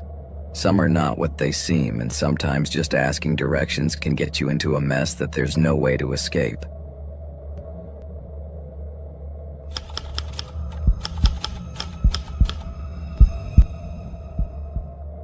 I stopped using cabs a year ago, just when I was 24. I was a community nurse at the time, and for a change, my coworkers were insisting that I go with them to a Christmas party. Not that I was really excited, as I'm not a big fan of bars and have always been stressed about the late-night commute home, but my boyfriend, who lived in the next town over, encouraged me to accept the invitation, so I decided to take his advice and give myself a chance to share and get to know my colleagues outside of work. In addition, he offered to pay for the cab back, so with a little encouragement, I decided to put on my heels, a nice dress, and attend the meeting. The party turned out to be more fun than I thought it would be, and after a few drinks with my colleagues, they asked me if I wanted to join them at a bar nearby. The truth is that I didn't feel very safe, but I knew I could return home without worrying too much, as I have always been very careful with my safety. In the end, the evening dragged on a bit. We were having a great time and the chats became very enjoyable. I must admit that I drank a little, and although I wasn't exactly drunk, I was already a little dizzy, but I was certainly enjoying the good atmosphere. When it was close to 1 o'clock in the morning, one of my companions proposed going home after the party, but I stopped to think. Not that it was a terrible idea, but I knew I was overdoing it. My boyfriend was waiting for me, and I also had to work the next day, so I thought it was a better idea to go home with my partner. I didn't want to inconvenience him by making him wait late for me, and, knowing him, he should be well asleep by now, so I didn't want to disturb him either. So I decided to go out and hail a cab on my own. And after a short time of waiting, one pulled up in front of me. This is where things started to go wrong, starting because I made the bad decision to sit in the passenger seat. The driver didn't seem to be a local. He had a stubble, dark skin, and an odd accent that spoke in heavy tones. The conversation started well. The guy asked me if I had fun, but soon it all got weird. He started talking about the drinking culture in Norway and how women generally behave in a sassy manner with a few drinks on them, glancing sideways at me with a crooked smile. Immediately, an uncomfortable feeling settled in my body.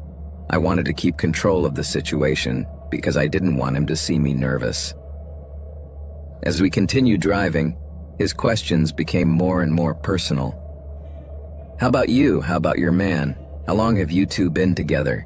Do you really like him, or are you just used to him and bored? That question took me totally by surprise. I tried to downplay it by saying that I didn't like to talk about it, that it was something too personal that I didn't share with strangers. But at that moment, the atmosphere in the car changed. A heavy silence took over the cabin, and I realized I had to be careful. When the traffic light turned red, he asked me to approach him. Then something inside me woke up and alarms started ringing in my head. He looked into my eyes and began to tell me that I had the most beautiful eyes I had ever seen. Then, still looking at me in an intense way, he moved his free hand closer and placed it on my thigh. At that moment, I knew I was in trouble.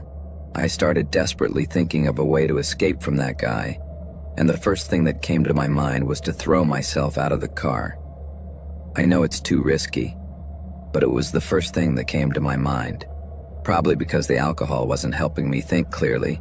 So with my heart pounding, I started unlacing my heels and sliding my hand near the seatbelt latch, ready to jump out at the next traffic light.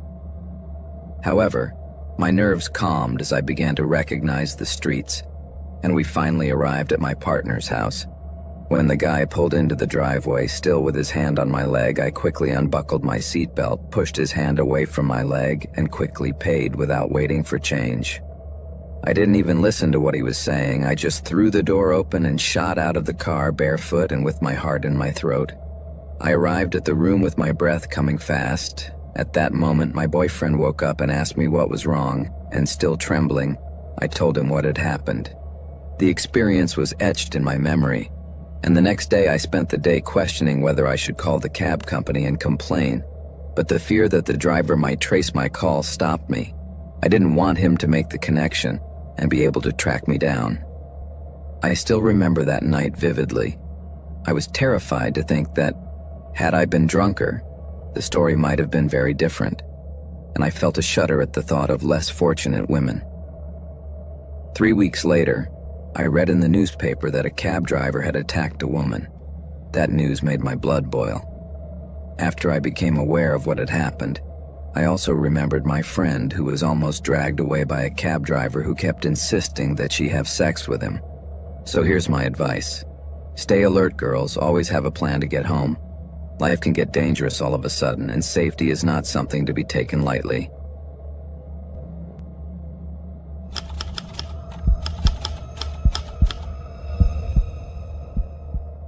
It was one of those days when the rain wouldn't stop, and after a long shift at the hospital, I climbed into my old truck and ventured back home. The windshield wipers struggled to clear the view, moving from side to side in an almost hypnotic manner, while the radio barely managed to make sound because of the rain pounding the bodywork.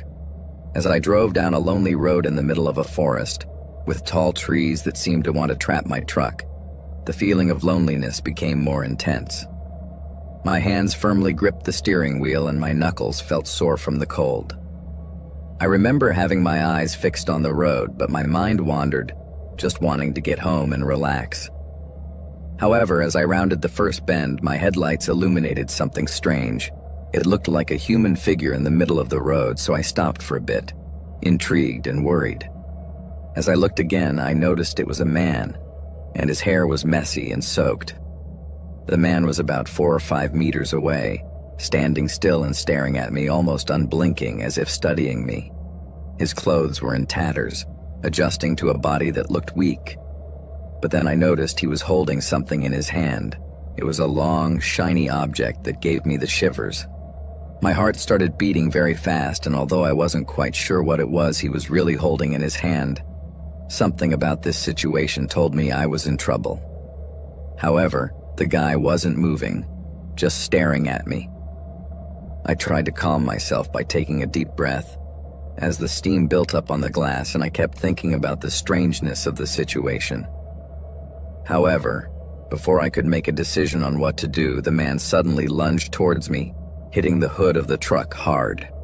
The blow made me jump in fright, and that's when I saw his face pressed against the windshield, his eyes wild-eyed and grimacing horribly. It was then that I saw up close what he was holding in his hand. It was a large syringe with a long, sharp needle, filled with a yellow liquid that seemed to flow with its own life. The man suddenly smiled, and his expression gave me chills.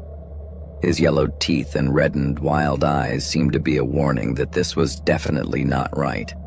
Suddenly, the man threw himself against the car door and yanked it open, as if nothing could stop him. In that instant, I didn't know what to do, and barely had time to react before he tried to pounce on me. With my heart pounding, I watched as the syringe rose up, pointing dangerously towards my neck. At that moment, the adrenaline surged in me, and I struggled with all my might trying to pull away, but his grip was strong, almost inhuman. Confusion and fear invaded my head. Who was this madman? What did he want from me? I tried to think clearly, but I couldn't. I just wanted to get out of there. I just wanted to get out of there, as I listened to his laughter echoing in the cab of my truck full of madness. As I struggled to get the guy off me, I watched in horror as the needle came closer and closer. I fought like crazy, trying to keep him from injecting me with whatever he had in that syringe, until finally, in a last-ditch attempt to survive, I grabbed his wrist with all my strength and tried to get him to let go of the injector. So, with all the strength I could muster, I pushed the guy back with a kick and managed to pull him out of the cab. Surprisingly, the guy staggered, and the syringe fell out of his hands, shattering on the pavement. The yellowish liquid quickly mixed with the rain, creating an eerie puddle, so I took advantage of his carelessness to slam the door shut and quickly locked it. My breathing was heavy and I feared what the man might do next. I watched him stagger and scream in frustration as he walked away, his voice echoing in the air, whining and cursing. At that moment, without further thought, I started the car and stomped on the accelerator, speeding away from that madman and whatever had just happened. My heart was pounding hard in my chest from the adrenaline coursing through my veins, but I tried to regain some calm by taking deep, slow breaths. When I finally managed to calm down a bit, I called the police and told them what had happened to me, and at the same time I rushed to the hospital trying to get some help, because those images of his unhinged eyes and his damn smile wouldn't leave my head. Finally, the police caught him, and I was informed that he was a guy who was not only trying to scare me, but had attacked other women in that same place. From that night on, I started taking a lot of precautions whenever I had to travel on the road. Taking care of myself became a priority. You never know what kind of crazy person is going to cross your path. I never knew what would have happened if I hadn't had the strength to fight. Life is definitely scary sometimes, and it's good to remember to always be alert and be prepared for anything.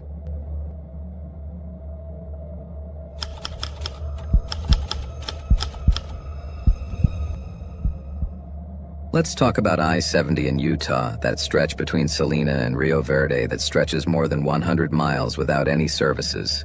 No gas stations, no restaurants, no hotels, nothing. There are only a few overlooks to stop and stretch your legs and nothing else. That part of Utah is beautiful during the day. Don't get me wrong. The mountains are breathtaking and the scenery is a beauty. And at night you can see an amazing starry sky. But 100 miles is quite a stretch, especially when the sun goes down. Anyone who has driven there will tell you that there is usually not much traffic, even during the day, and when evening falls it gets even lonelier. In the middle of the night, you can drive for miles and miles without seeing another car's lights, and don't even get me started on the cell signal. The service here is lousy. It's not a place where you want to be stranded, especially at night. Just imagining your car breaking down in the middle of nowhere, with no one around for miles, is enough to make anyone think twice before venturing out. But unfortunately for me, I hit the gas because I was in a hurry. A little context. I'm from Nebraska, from a place known primarily for its college soccer team, the Cornhuskers. I was born and raised there and lived there until I was 25. Then I decided that since I was single and childless, it was time to get out and explore the world. So I got a job on the West Coast and moved. Most of my family is still in Lincoln, my hometown, so I try to go back and see them from time to time. One particular Sunday, around 2 p.m., I got a call from my mom. She told me that my grandfather, who had been in a nursing home since his stroke was getting worse, and they didn't expect him to make it to the weekend, so if I wanted to see him, I had to go fast. Since I'd been out of work, this meant I had time to visit, but last-minute flights are a steal, so I decided to drive. I had done that trip before. It wasn't the coolest experience, but it was a lot cheaper. Fortunately, I had had my car repaired a few weeks earlier, so it was optimal. So there I was, packing up and heading out with my dog. The drive was uneventful for the most part, but as the daylight faded, I had to lament missing the beautiful scenery of Utah and Colorado at night. I love stargazing, but it's tricky to appreciate them when you're driving 80 miles per hour. Since I was in a hurry, I didn't stop to enjoy them, and instead started singing out loud to keep myself awake. We've all been there, right? After midnight, I finally arrived in Salina, Utah. I crossed the sign that warns you, no service for 110 miles, One of those reminders that clearly came from the city and definitely welcome to those not used to these roads. Some who get stranded walk to the gas station building, which happens several times a week. I'm one to take precautions, so I stopped at a gas station, filled up, and got back on the road right away. It had snowed recently, and although the roads were clear, there were piles of snow on the sides. Normally, I'm one of those drivers who gets excited and speeds up a bit, so on a stretch where the limit is 80 miles per hour, I was hovering around 90, except on the inclines, of course. After driving for about 30 minutes, I had passed some cars a while ago, but now they were so far away that I couldn't see their lights. Have you ever driven alone on a dark road and wondered how lonely you feel? When I'm in those situations, sometimes I like to turn off the lights for a moment and see how dark it gets. It's kind of freeing, almost therapeutic. But suddenly, as I was driving along quietly, I heard a loud bang and the car swung to the left. Before I knew it, the tire pressure gauge started flashing, so I quickly slammed on the brakes and brought the car under control. I pulled over to the side of the road and turned on the hazard lights. A tire had most likely blown out, and I knew what to do. I had been in that situation before. I got out of the car, and sure enough, I saw that the left front tire was completely flat. I tried to inspect the tire with my iPhone's flashlight, but it was still too dark. I checked my phone, and as expected, I had no signal. I rolled down the passenger side rear window to let some fresh air in while I worked on the tire change. Still grumbling, somehow I already knew that would mean I would have to leave the road with the spare tire. So with the wheel and jack in the trunk, and as I made my way to the front of the car, I froze. Someone was approaching me. The figure was barely visible in the light of the headlights and made no sound, but I watched as he came closer and closer until he was about 30 feet from my car. At that point, no other car had passed since I stopped, so after the initial shock of seeing another person, I wondered where it could have come from. The figure stood still, staring at me. Truth be told, it was scaring the crap out of me. Who was this person? Where was he going? And why was he just watching me without speaking? My dog would normally bark if anything moved, but he was weirdly quiet. I put aside the spare tire and with a shaky tone asked, hello? I hoped my eyes were deceiving me, but no. The person just stood there motionless, staring at me. My heart was beating a mile a minute. I couldn't shake that feeling that something wasn't right, but I decided it would be best to go about my business and not pay attention, but I couldn't do that. Even though I didn't want to, my curiosity pushed me to keep looking at that figure that was so still. The more I watched it, the more disturbing it became, and before I knew it, I had stopped moving, caught between fear and bewilderment. Finally, the figure took a step towards me, and although I was a safe distance away, I felt a shiver run through me, as if somehow I knew it was there. Just as I thought about getting back into my car and locking the doors, the figure opened its mouth but made no sound. In that instant, I knew I was in the middle of something strange, a moment I never thought I would experience. In the middle of a vast empty road in the darkness of night, I realized I was completely alone, and yet I was not. There I was, standing in front of that figure, and he wasn't moving an inch. The temperature was dropping below 10 degrees and he didn't even seem to shiver. "Hello?" I asked again, this time a little more forcefully. At that point, I began to wonder if this person needed more help than I did. I was about to ask, but I was barely about to open my mouth when I finally heard something. "Do you need help?" The man's voice was weak, and at that moment I knew it was a man.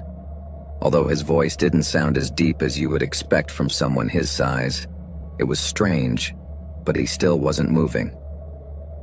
"Where did you come from?" I asked, confused. I hadn't seen any car lights on the horizon, and I didn't remember how long I had been stopped, so I started walking slowly toward the front of my car, holding the iron crowbar I had brought with me. He made no perceptible movement but repeated, "Do you need help?" At that point I stopped and tried to get a better glimpse of his features, but I couldn't see anything. Although one thing I noticed that made me even more uneasy was that he wasn't wearing winter clothes. I was dressed warmly in sweatpants and a jacket and still felt the cold. But this guy, who was there, was wearing a simple short-sleeve shirt and had his head down the whole time. I started to feel a little crazy, but he repeated, "Do you need any help?" His voice sounded even stranger, as if he was struggling to pronounce each syllable.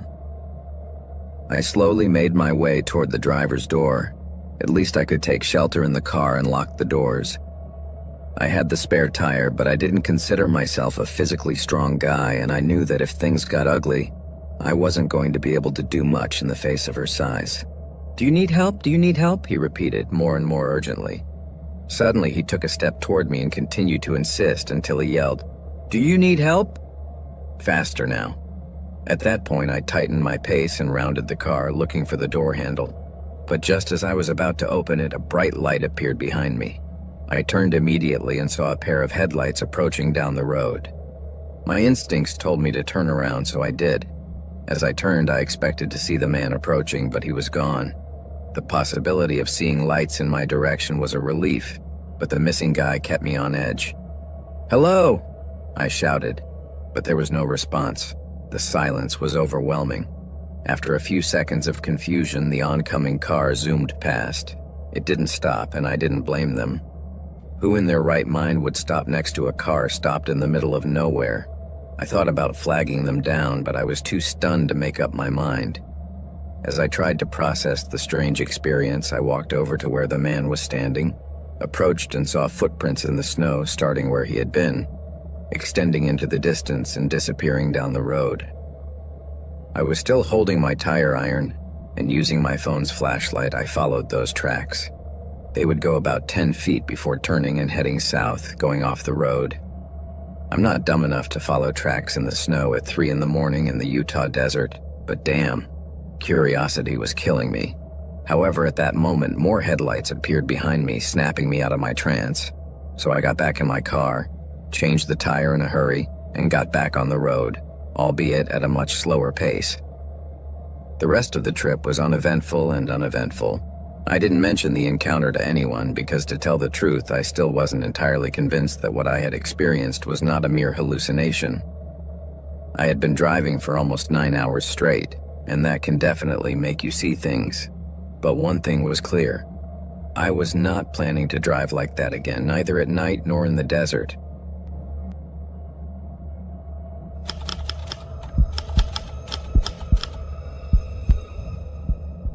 Since the pandemic, the employment landscape has changed completely around the world. If anything positive came out of that difficult situation that kept us all imprisoned for more than a year, it is that people left behind the idea of working in an office 5 days a week, and more have opted for teleworking, or better yet, working from anywhere in the world. In the midst of all this, a lot of new YouTubers have come to light who document their life in vans, creating a whole community of people who live this way. Fortunately, my wife Sarah was one of the first to decide on this adventure of living in a van instead of a conventional house.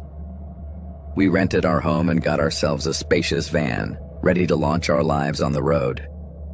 To say we were newbies to the van world would be a huge understatement. We barely had a clue what we were doing. The few YouTubers we watched helped us learn the basics: how to shower, store our supplies, cook something decent, and do laundry. But beyond that, we learned everything as we went along. We didn't have children, so that wasn't an inconvenience, and our jobs were remote, so money wasn't a big issue. Generally, we spent most of the day driving around, looking for a good place to park around 4 o'clock in the afternoon. Once we found a good spot, we would set up camp and finish the day working out of the van, taking turns driving. Life felt like a long road trip, but that doesn't mean we didn't face challenges along the way. Today I want to share the scariest episode that happened to us one night. I remember that day vividly. It was a bright and sunny day, and since it was Sarah's turn to drive, I was in the back doing my job. At that point, we found ourselves on a road surrounded by thick forest, and although it was a highway, it was quite narrow and almost deserted. As we drove along, Sarah suggested that we look for a good place to park and spend the night. I wasn't too sold on the idea. We were literally in the middle of nowhere and the sun was going down, and we had a strict rule about not driving at night. Finally, we found a small building on the side of the road and decided to park there. Sarah started preparing dinner while I set up our camp outside. Although our van is fairly self-sufficient and has plenty of room, we both preferred to spend some time outdoors. By the time I finished setting everything up, it was quite late and it had gotten very dark, so I used a small lamp and headlamp for myself. While I was at it, I suddenly heard a rustling in the bushes by the edge of the forest, just a few meters away from me. I knew there was wildlife here, so I tried to stay calm and kept working, but after a while I heard a rustling much closer. This time the sound was not normal. At that moment, a cold air rushed up my body and I knew something wasn't right. I got into the van and told Sarah about the strange noises I had heard, then grabbed our little video camera that we used to document the trips and continued to circle the camp. Just then, I heard a woman's piercing scream coming from the forest. This chilled my blood. I had never heard such a disturbing shriek, but I stood still, trying to investigate what was going on just ahead. Suddenly, the rustling sound came again and again, the shrill woman's scream. Then, loud footsteps began to be heard approaching from the forest. Leaving all the camping gear aside, I jumped into the van and closed the door behind me. Sarah was a little confused because she hadn't heard anything of what was going on. But just as I was about to explain, we saw someone peeking through the cracks in the curtains. Without a second thought, I dropped to the floor and stood there still. We heard the figure move around the van several times until finally someone knocked on the front door. Sarah had an expression of pure terror and I was scared too. In our travels, we had encountered some strange people, but nothing like this. We had a small gun stashed away, but now was not the time to look for it. We stayed on the ground waiting for that person to leave, but suddenly, we heard an alarm we had set up under the van. That meant that figure was there trying to get to the trap door. Then, the other alarm we had went off as well. At that point, we were completely lost. We only heard the two loud beeps of the alarms. Sarah hugged me, trembling with fear, but after a while the alarms stopped and everything was eerily silent. No screams, no footsteps, just the darkness around us. I slowly sat up and looked out the window, but everything was black and completely silent. So, I opened the door, very slowly, picked up the junk I had left lying around, and went back inside. Without further thought, we decided to get the hell out of there, completely forgetting our camping rules, and I reprogrammed the GPS, which pointed to a small town a few miles ahead, and there we were, finally able to park our trailer. Fortunately, that was the only freak incident we had in our life on wheels, but we will definitely never forget how scary that situation was.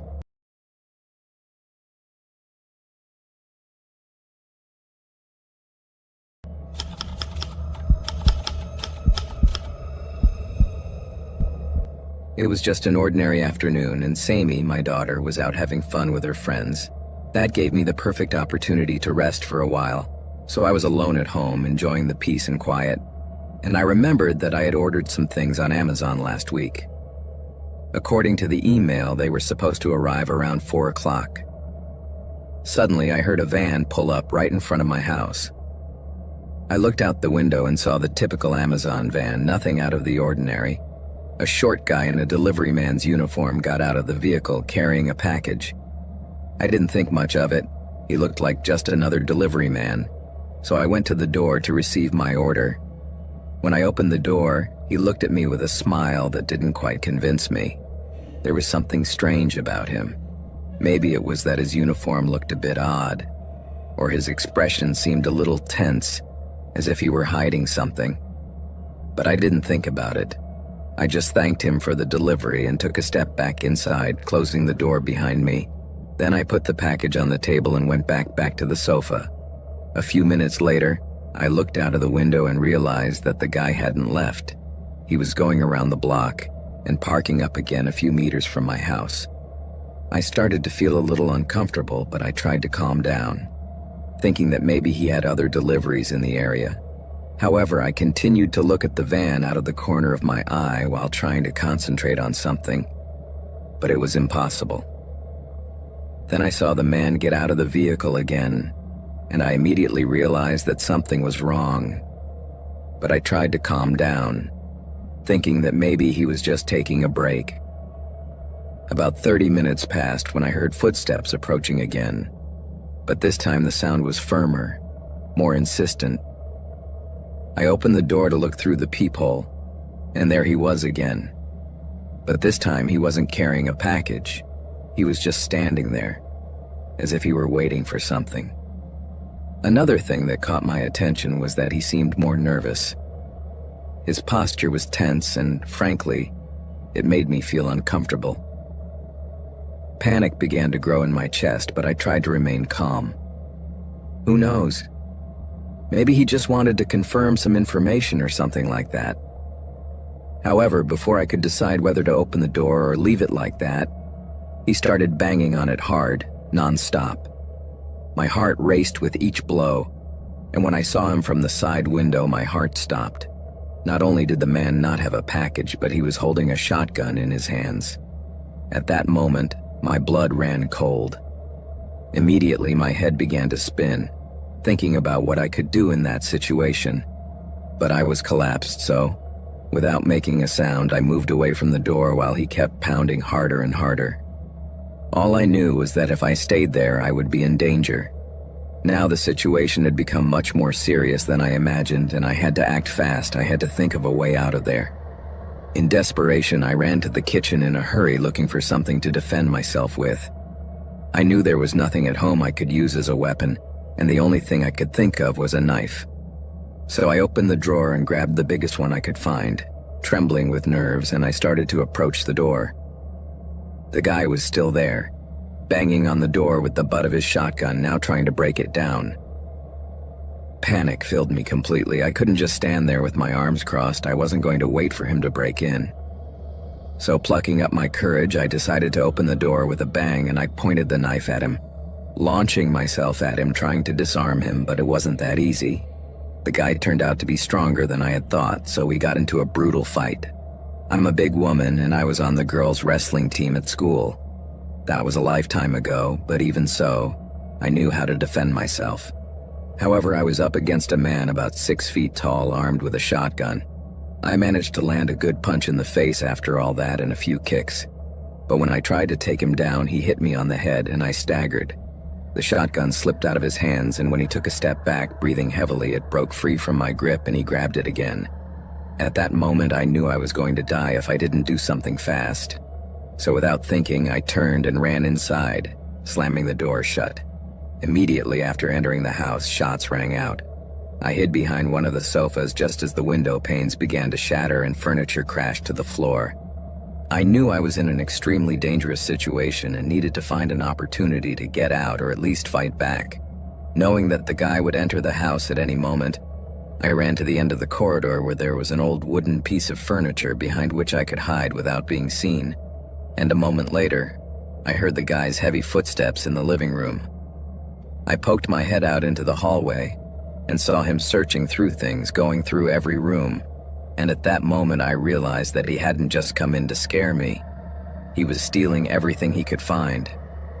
What was this? Was he just a thief, or was there something else going on here? The guy hadn't yet searched my hiding place. He seemed to have no idea where it was, but it wouldn't be long before he found me, so I decided to slip to the back of the house, trying to escape before he caught me. But just as I was about to leave, I heard a noise that made my blood run cold. It was Sammy. She had just come in and was scared when she saw the mess. This changed everything, as the guy also heard her and turned his head towards the front door. His face turned dark, and it was clear that he didn't want to deal with another person. So my plans to run away were ruined. Now I had to do whatever it took to keep him away from my daughter. I gritted my teeth at the thought of what I was about to do, but I couldn't let him hurt her. Suddenly, the man raised his gun and pointed it at the front door. Without thinking, I jumped out of my hiding place and lunged at him, hitting him on the back of the neck before he could shoot. The impact made him stagger, but he still didn't let go of the gun, so we started struggling again. But this time I had a small opening that allowed me to put him in a chokehold and knock him to the ground. And with a quick movement, I managed to take the shotgun out of his hands. The man, finding himself unarmed, ran like a madman towards his truck, while my daughter lay motionless in the doorway, completely shocked by what had just happened. I couldn't blame her. It was all so crazy and it had happened so fast. However, I couldn't let the guy get away with it, so I pointed the shotgun at him, and without blinking, I pulled the trigger. But nothing came out. It was at that moment that I realized that the gun was empty. He kept running towards his truck, but it was in vain. The police stopped him a few meters away and arrested him. I didn't know who had called the police. I assumed it was the neighbors who had heard the shots, but whoever it was, I was very grateful. The guy was shouting and kicking as they took him away, and I couldn't help wondering who he was and what he wanted. However, those answers came immediately.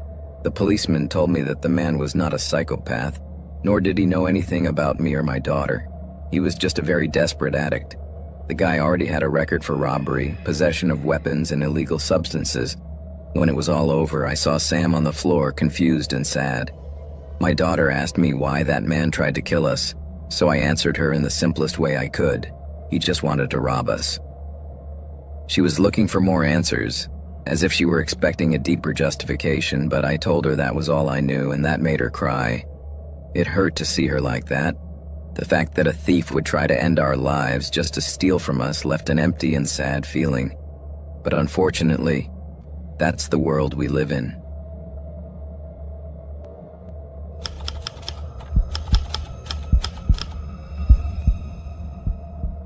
A while ago, I was trying to sell my 2007 Mercury Mariner.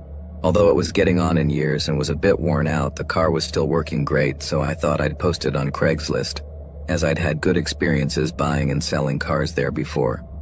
So I took several photos and posted the ad the next day, but I didn't receive a single message for the first few days. It wasn't until the third day that I received a text from a guy named Edgard, who said he was interested in the car. From the beginning, he seemed quite determined and offered me a reasonable price.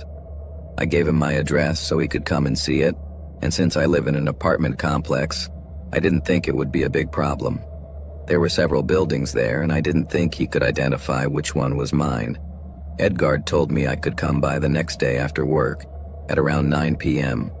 Perfect, I said, so I cleaned the car and got it ready for sale.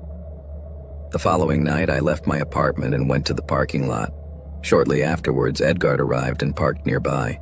He was a fairly large guy, heavily tattooed and at least 250 pounds and 6 feet tall, so I was surprised to see him. After we introduced ourselves, I started showing him the car. Edgard examined it carefully and then asked to take it for a spin. I went with him and we drove around the block, and during the ride he told me that he liked the car and that it seemed like a good option. At that moment, I thought that maybe I could finally sell it that night. Then we went back and I parked the car in its place. But when we left, he told me that he would think about it. That disappointed me a little as he seemed so enthusiastic before, but I just said it was okay and said goodbye.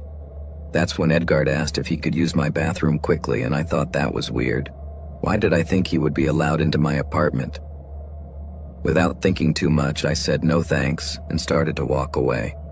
Frankly, I had a strange feeling as if it could be a trap, so I kept walking while he stayed by my car. My building has a front door and a side door, so I decided to leave by the front door, leaving Edgard there. As I walked, I was worried that he would follow me, but when I reached the entrance, I looked back and didn't see him, which made me feel a little calmer, and I entered the building. I turned right and took the elevator to the third floor where my apartment was, but when I came out, I realized that the door at the end of the hall was open, and that's when I saw Edgard enter the hallway. I stopped dead in my tracks. What was he doing here? I thought, starting to get nervous. However, I began to walk towards my door, but when I saw Edgard heading towards me, I stopped again and turned my back on him, walking in the opposite direction again. At that moment, I heard Edgard start running towards me, and I knew then that it was time for me to start running too.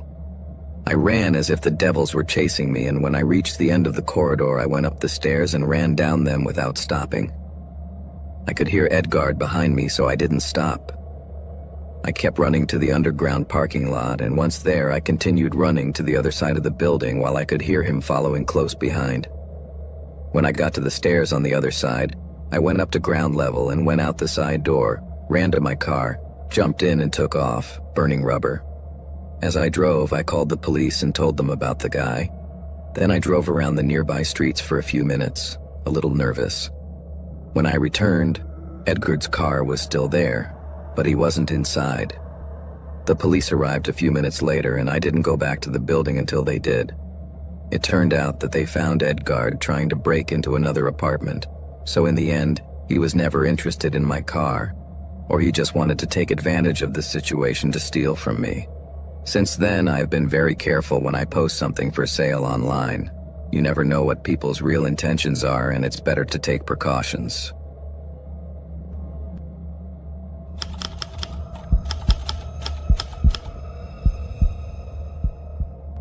Have you ever gotten back together with an ex?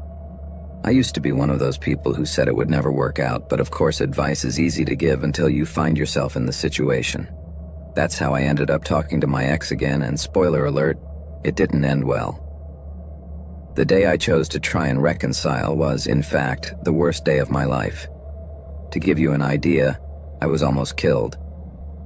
It all started when I received a package from Amazon. I still remember it like it was yesterday. A short blonde guy arrived at my door with a box. To be honest, I was surprised because neither I nor my family had ordered anything, and to top it all, the box was addressed to me. I received the box and didn't show it to anyone. I just took it straight to my room, and when I opened it, I was stunned. Inside, there was a bouquet of flowers, a box of chocolates, and a book, but not just any book. It was one by Edgar Allan Poe, my favorite author. At that moment, I realized that the package was a gift from my ex, Alex. It was easy to figure out because it was the same kind of gift he had given me on our first date a long time ago. I may have liked the gesture, but what really caught my attention was that he sent it through Amazon. Alex had always been an Amazon delivery man, but he had never sent me anything, and in this case, he had a friend send the package to me. I guess he thought it was more romantic that way, and to be honest, it kind of worked because I can't deny that I was excited. Alex was a nice guy and quite handsome. Tall, dark hair, brown eyes, and in good shape from being a basketball player. However, after a while of dating, our relationship wore thin, and I was the one who decided to break up. Over time, I missed him, but he changed his number and moved away. And when I tried to contact a mutual friend, he told me that Alex didn't want anything to do with me. That was the last time I heard from him, and I really regretted that breakup. A couple of weeks passed, and I kept receiving packages from Amazon, always delivered by the same guy. At first, I was sure he was a friend of Alex's, and each package contained letters saying that we would see each other soon, and that it would be a surprise. After several months, I started to get worried because although the idea still sounded romantic, it was starting to make me a little uncomfortable, so when the Amazon guy arrived again, I decided to set the record straight. "You're a friend of Alex, right?" I asked him. "I'm not sure if I should tell you this, but can you tell him I'd like to see him? I think this game has gone on long enough." He looked at me and agreed, saying he would do what he could. Then I locked myself in my house, hoping it would work. A few hours later, I received a message from an unknown number, and when I replied, that number added me to their contacts, and I saw their profile photo. It was Alex.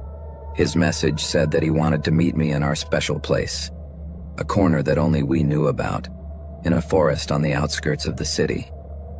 That place had always been private and almost no one dared to enter. But I knew that at the end of that overgrown path, there was a beautiful garden. On the night I would finally meet Alex, I was ready, as I had been so many times before. So I headed towards the abandoned area and walked straight to the garden. When I arrived, everything looked as I remembered it, but there was a strange feeling in the air. As I approached, I recalled those moments we had shared there, moments that used to be very special. However, anxiety was creeping in, because I hadn't seen Alex for a long time and I had no idea what might happen. I arrived a little before the agreed time, so I decided to make him wait a little, keep up the habit of arriving late. When I finally entered the garden, I was surprised not to see him, But I found a note in the center. It was clearly visible. This note told me to go to the tree where we had our first kiss, and without thinking, I ran there. The tree was only a few meters away, and as I approached, I saw 2 feet sticking out.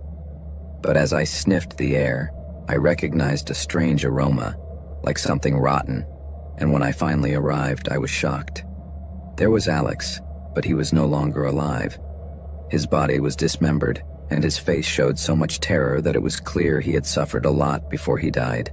His eyes were missing and his hands had no fingers, and on his torso there was another note that said, "Do you want to be my girlfriend again?"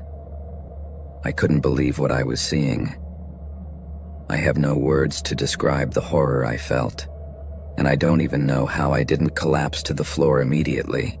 But a moment later, in the midst of the confusion and horror, I started to vomit and then fell to the floor on my knees, unable to hold my legs. At that moment, I heard laughter behind me. I recognized that laughter immediately and turned around slowly. Oh my God. There was the Amazon delivery man smiling devilishly. "I'm sorry, I just had to see your face. I know I'm cruel, but I needed to see your reaction," he began, mocking me, as if all this were very funny. "Alex doesn't want to get back with you. In fact, he doesn't want anything anymore because he died weeks ago," he said and began to laugh out loud. I froze. At that moment, I couldn't feel any more fear and horror in my body. "What have you done?" I shouted at him, panic-stricken. He smiled again and continued, "Hey, don't blame me for everything. In fact, you're the reason this happened. Alex was my friend and he talked about you too much. It seemed like he really missed you, but he made one mistake. He trusted me too much. He told me everything, from what you liked to the places you used to go. He even showed me photos of you. And I have to be honest, I kind of liked you. So when he told me he wanted to get back together with you, well, that pushed me over the edge. My heart was about to jump out of my mouth. This man was sick and completely crazy, but what hurt me the most was thinking that Alex considered him his friend. And I couldn't imagine the horror he must have experienced when he realized that this psychopath actually wanted to kill him. "So you killed him," I said, trying to keep calm. It was a statement, not a question. An easy decision, yes. But I wanted more. I wanted to see you, and now what I really want is for you to be my next victim. My idea of an ideal date is to see you suffer and beg for your life.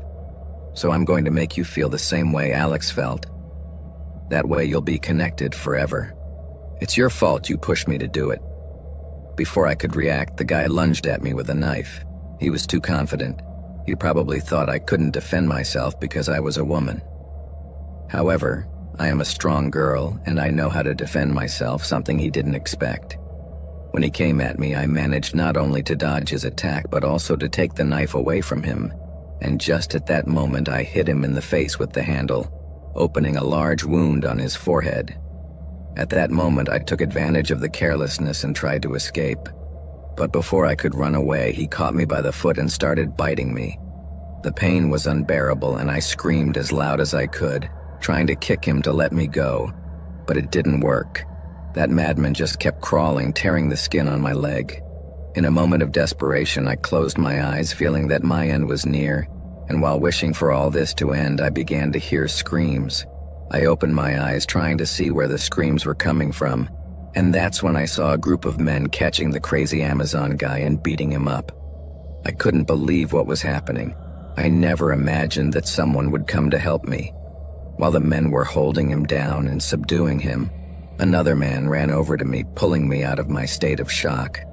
I don't know how it happened, but thanks to his intervention, the psychopath was arrested and sentenced to life in prison. When it was all over, they took me to the hospital to have my injuries attended to. It was a long process, but I managed to recover physically. However, I couldn't stop thinking about what I had experienced. Every day was a reminder of the horror I had witnessed, and I cry from time to time remembering Alex, the love I felt for him, and the heartbreaking way I found him. The years have passed, and although I have tried to move on, sometimes I wake up at night thinking about that day. But I have also started a family and have a son, so I continue to live despite my traumas. Now, with a lot of effort, I try to find happiness in the midst of it all.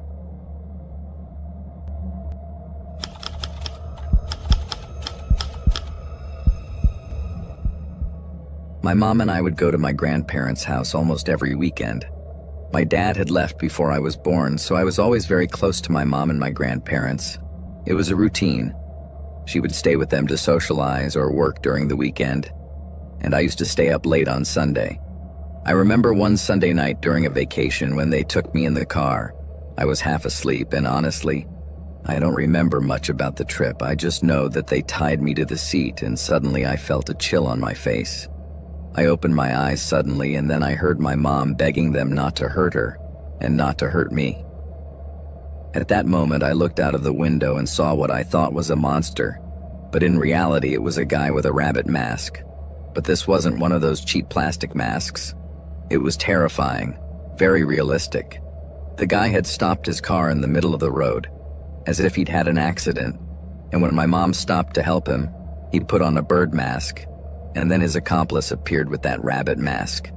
It was total chaos. Those men robbed us and then did something horrible to my mom. They almost killed her.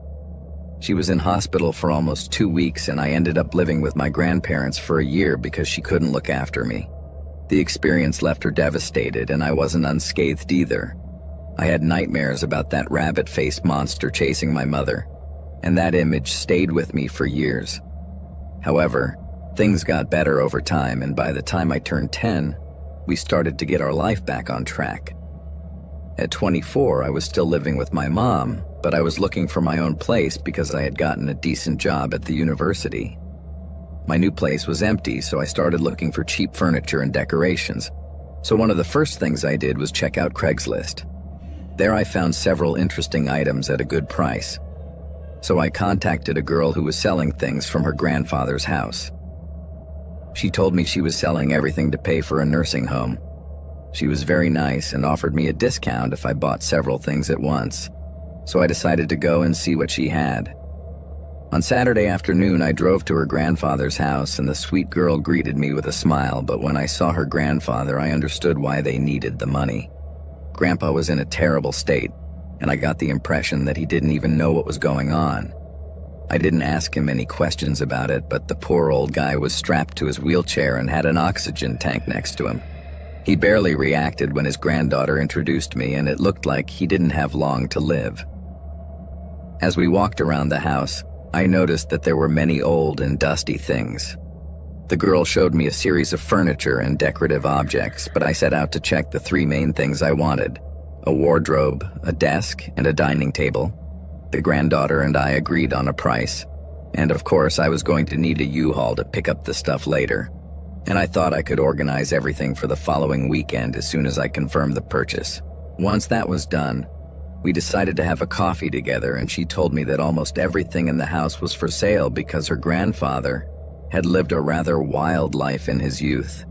He had spent a lot of time in prison, and although he had changed over the years, his last incarceration left him without a penny for the future. It was quite a sad story, and she explained that the whole pile of stuff they had in the garage was also for sale and that I could look at whatever I wanted. At that moment, I thought about buying a few more things, maybe items that they wouldn't be able to sell easily, knickknacks or things to decorate my new space. The money would be spent on things that seemed valuable at the time. We finished our coffee and the girl went off to help her grandfather with something, so I decided to explore the garage. When I went inside, I was amazed at the amount of stuff that was piled up. It was a literal mountain of what they considered to be junk. However, I thought there might be some things worth keeping. I found all kinds of junk, from old cookie jars to books and strange ornaments. So I started going through the pile and setting aside some objects that I thought I could use. But suddenly, something stopped me in my tracks. It was an object that had been bright white, but now it was covered in a dirty grayish-brown color. The paint on the eyes and mouth was peeling, but little by little I realized what it was. It was a rabbit mask. In that instant, I felt my stomach turn over. That mask was exactly like the one I had seen in my nightmares as a child, something that had traumatized my mother and me for years. That was the same mask, without a doubt. I remember staring at it, unable to move, and then suddenly stumbling away from the sink in disbelief. I told myself it couldn't be the same mask. It looked like one of those cheap Easter rabbit masks, but it was definitely the same style as the one worn by the criminal who almost took my mother. Suddenly, my mind started to put the pieces together. Granddad with his history of going in and out of prison. It all started to make horrendous sense. I tried to calm down, and I think I did quite well gathering up all the things I had taken from the pile of rubbish. Then I went to the shop to finish the shopping, while trying to keep a straight face and my fake smile. When I paid, I decided to ask the girl why her grandfather had been in prison, and I noticed that she was a little confused. She didn't know much, only that he didn't like to talk about it and neither did his mom, so she thought it must be something he felt quite ashamed of. Her words echoed in my mind, and I imagined a dark secret behind that mask that took me back to the nightmare of my childhood. That moment was unsettling and left me with the feeling that my experience with that family might not be over after all. Trying to control my racing heart, I asked the girl if I could enter her grandfather's room using the excuse that I wanted to thank him in person. She seemed a little doubtful at first, telling me that he probably wouldn't hear me, and if he did, he wouldn't respond in any way. But I insisted calmly, and she finally agreed to let me in. Maybe she thought it was a sweet gesture, although I definitely came across as a bit strange at the time. When I got to his bedroom door, my hand was shaking as I gripped the handle to open it, and as I entered, I saw Granddad sitting in his wheelchair in front of a television he wasn't even watching. The man seemed lost in nothingness, staring into space. I sat on the bed trying to organize my thoughts before asking him the first question, and while I thought about what to say to him, I wondered what the hell I had been thinking. But I didn't hold back and finally blurted out something like, "Where did you live in December 1987? As his granddaughter had warned me, I got no answer, not even a slight sign that he had heard me. His gaze was still fixed on the wall, and the truth is that I wanted to turn around and leave. I wondered if I was confusing or annoying a sick old man, but there was something in me that wouldn't let me leave without asking him another question. So with a knot in my stomach, I asked him if he had robbed a mother and her son and abused her in the car. This time there was no movement in his body, except for his eyes, which slowly lifted. It wasn't as if he was simply looking. He seemed to be remembering something and then taking a breath. I told him that his granddaughter had told me that he had been in prison, but that she hadn't given me any details. However, I was beginning to suspect what one of the reasons might have been. The old man remained silent, but I could see his jaw trembling slightly as if he were trying to tell me something that was stuck in his throat. And at that moment, he blurted out a kind of lie, a brief no. Then I said to him, "I know it was you," and his reaction confirmed it to me, although I wasn't 100% sure what he had said. It was obvious that he found it difficult to communicate, and although his condition limited him, his face reflected a mixture of anger and confusion, as well as deep shame. However, I could also see some regret. I stood there, trying to process what that meant, as the echoes of my years of terror came flooding back. I noticed his eyes filling with tears, and although he couldn't speak, I could see frustration filling him. I didn't know if he was trying to communicate that he was sorry or if he just wanted me to go away. But at that moment, I didn't care what he had to say to me. There was only one more thing I needed to get off my chest before leaving. So full of rage, I said to him, "You almost ruined my life forever. You deserve to be in that chair." As I got up and left, I heard a little moan escape from Grandpa, and the granddaughter blocked my way out, wanting to thank me for my visit. I hid my feelings and told her it had been an emotional exchange, apologizing if I had upset her. I was sure she thought it was a noble gesture, which made me feel somewhat guilty, and I really hope she never finds out the truth. When I got back to my car, I had only driven a couple of blocks when I stopped suddenly and tears began to fall like a waterfall from my eyes.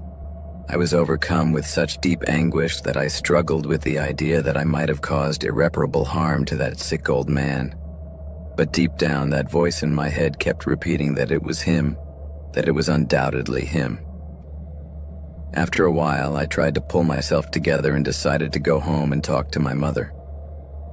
I asked her if he had faced any consequences for what had happened that time, and she told me that he had, that the culprits had been imprisoned and that he had had to go to court as part of the process, and that this experience had taken such a toll on his mental health that he didn't even know that anyone had been arrested for it until that moment. I had always believed that no one had been caught, and it gave me some peace of mind to know that justice had been done in some way. I wondered if it would be wise to tell my mother about that encounter, or if she would really believe me when I told her what happened. I did it after all, and I was not mistaken. She seemed skeptical, as she thought it was too perfect, a movie-like coincidence, and she did not believe that such things happen in real life. The months that followed that experience left us feeling relieved. Although nothing could change the past or erase the trauma we both carried inside, knowing that that guy was suffering in some way was almost like proof that there was some kind of justice in this world. It may sound crazy, but I don't know how else to put it. Although I'm still not a fan of happy endings and I still think the world can be a cruel place, I am convinced that this thing we call divine justice really does exist.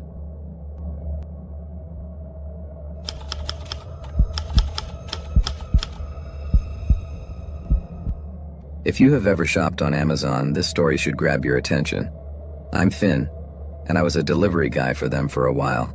I'll tell you, the most terrifying experience I had on that job was the reason I decided to throw it all away.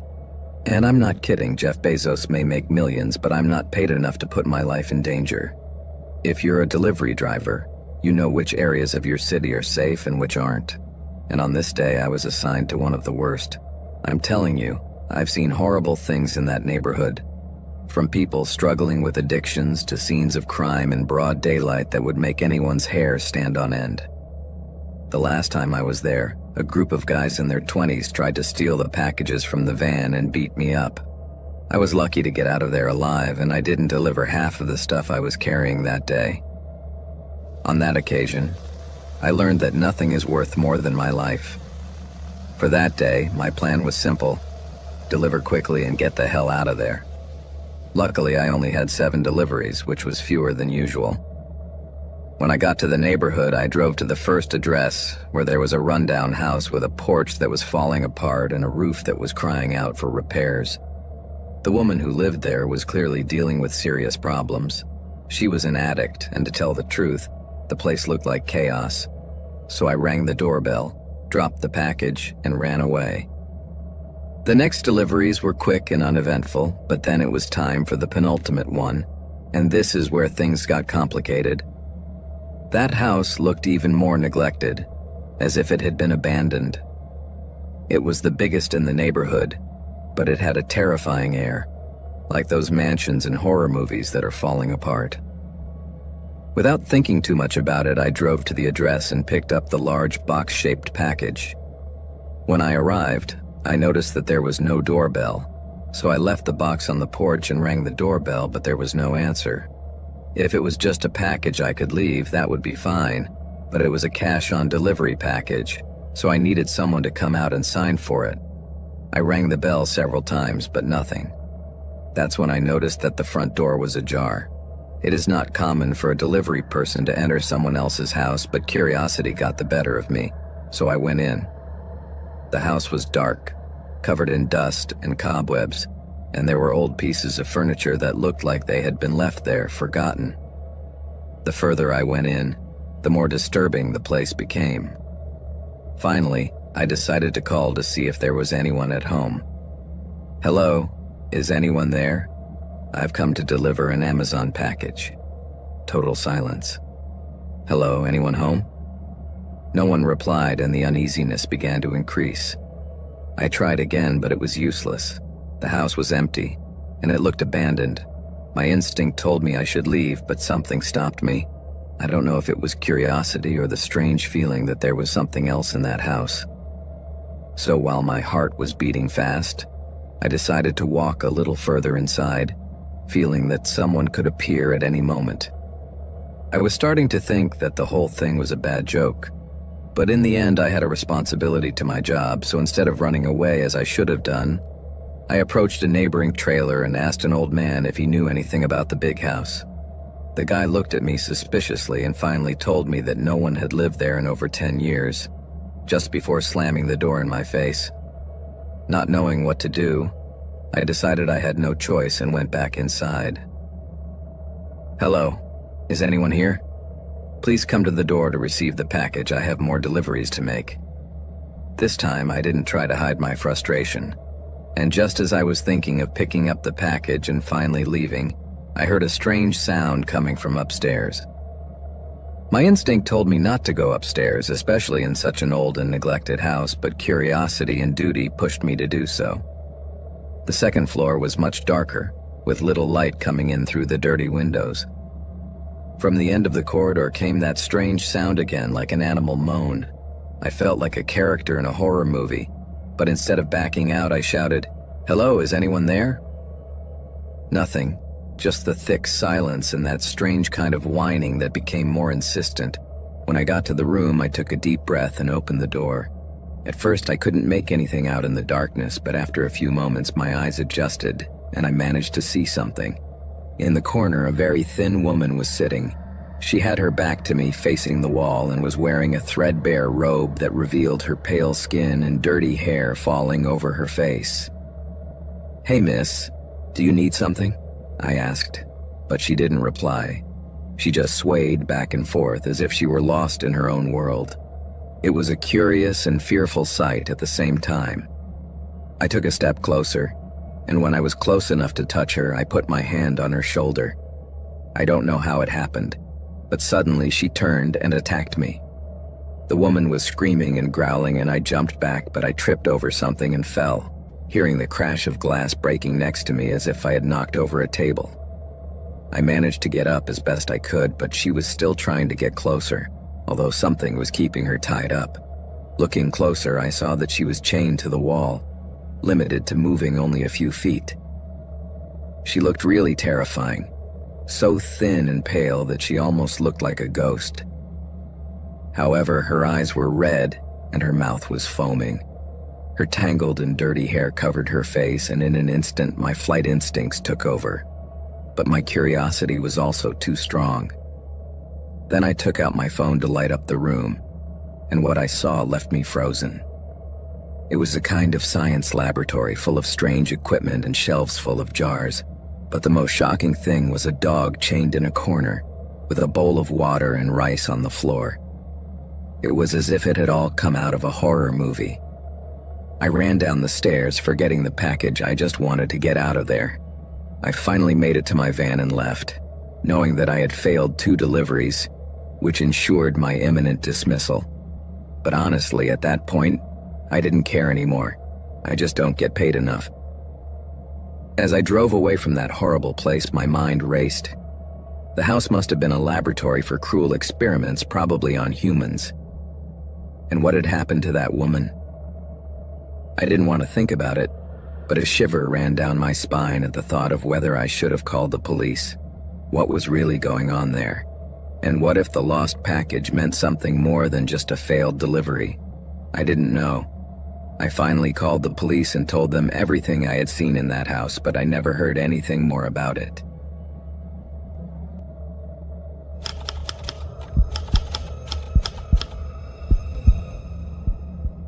My name is Christina. I am a 30-year-old woman, and this happened to me just 2 years ago. At that time, I was looking for a temporary rental in another city. Without going into too much detail, I lived in a city that was very far from where my family was, but at that time one of my family members was going through something quite serious, which meant that I had to be there for a couple of months. And for me, staying in the family home was not an option, so I started looking for alternatives. The thought of paying for a hotel during that time was incredibly expensive, so my best option at the time was to rent a house or apartment close to where my relative was. However, this was a real challenge, as finding someone to rent from for just a few months was not an easy task, as the absolute minimum for most people renting is 6 months. I spent several full days looking for rentals online and basically had no luck. I searched through any number of websites, but always with the same result. The rental had to be for a minimum of 6 months. Time was running out and I was starting to despair.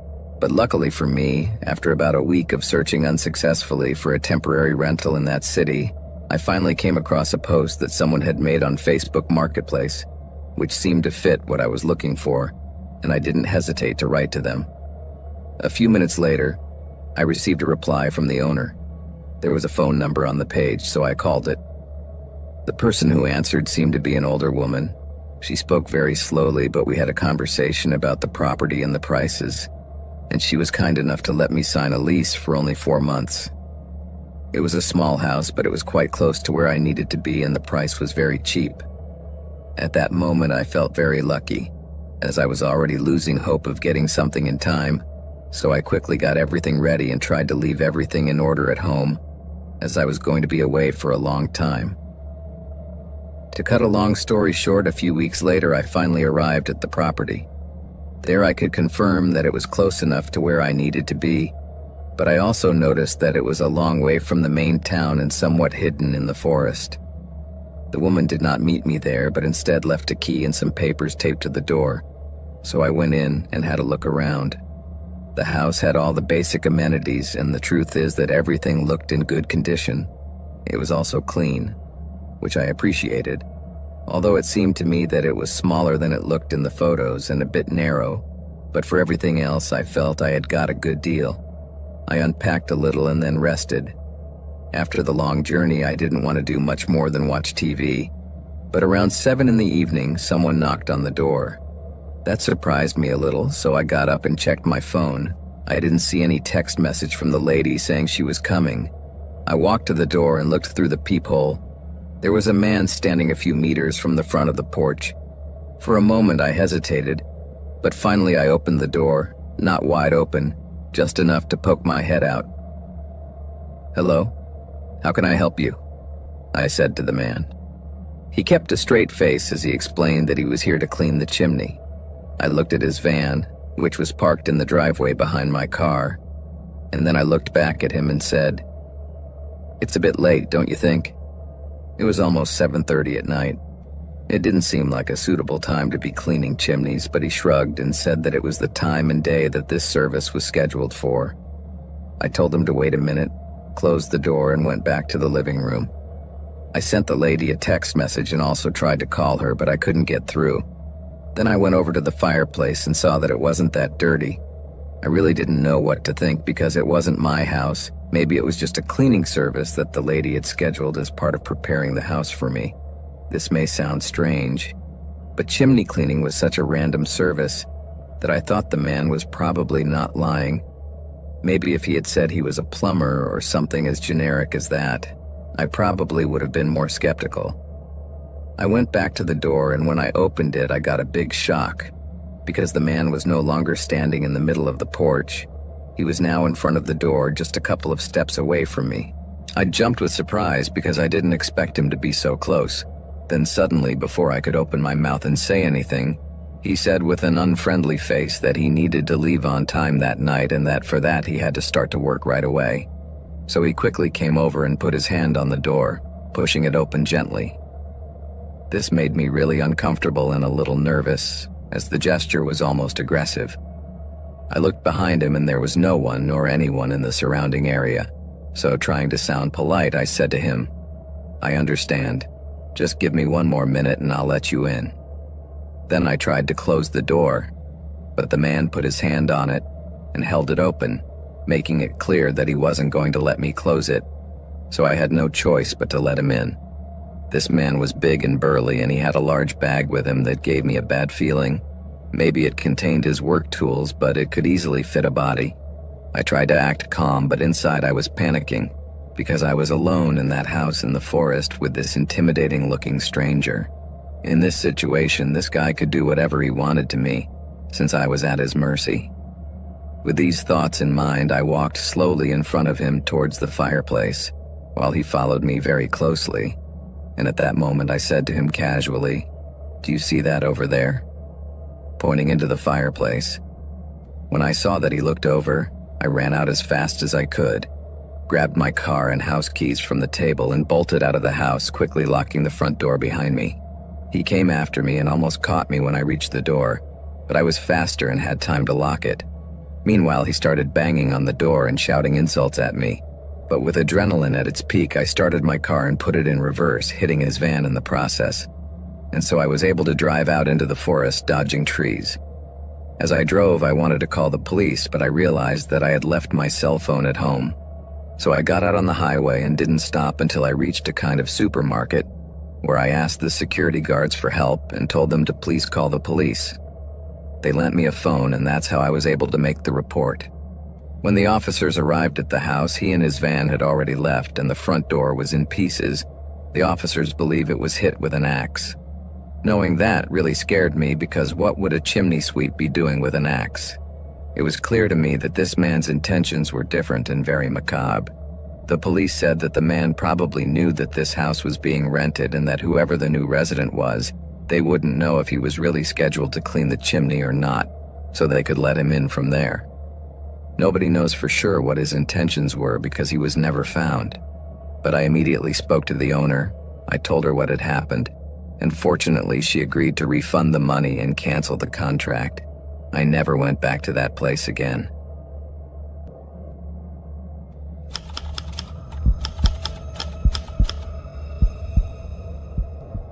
It all started with my old SUV, which really wasn't worth much anymore. I bought a new car and decided to put the SUV up for sale for $3,000. Although it had a lot of mileage and was an older model, it still ran well. I took some photos of the car and posted it on Facebook Marketplace, and it wasn't long before messages started coming in. The first to contact me was a girl named Carla. She told me she was very interested and wanted to come and see it. I replied that she could come at any time, so she chose 8 p.m. the following day. That night, I took the car out of the garage and parked it in the driveway of my house, which is in a fairly quiet area, and my driveway is long enough to leave the SUV halfway down it. At 8 o'clock, I saw a van stop in front of the bushes just at the end of my garden. I was convinced it was Carla, and so it was. A woman came out of the van who looked exactly like the photo she had sent me. She had long blonde hair and was wearing a black coat. She came over, we greeted each other, and she started to inspect the car. And after a few minutes, she asked me if we could go for a drive to do a test drive. I agreed.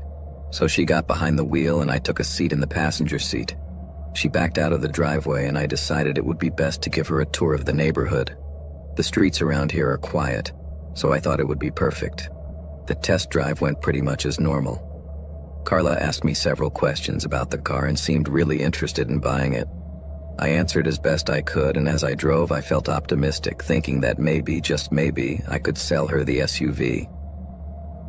After about 15 minutes, we returned to my house. When we got out, she parked the car back where it was and gave me back the keys. She told me she wanted to think about it, to which I replied that was fine. Buying a car is an important decision. Although I was a little disappointed, I understood her position. We shook hands once more, she said goodbye and left. After going back inside the house, I calmly made myself comfortable in the living room. But just at that moment, I heard a strange noise.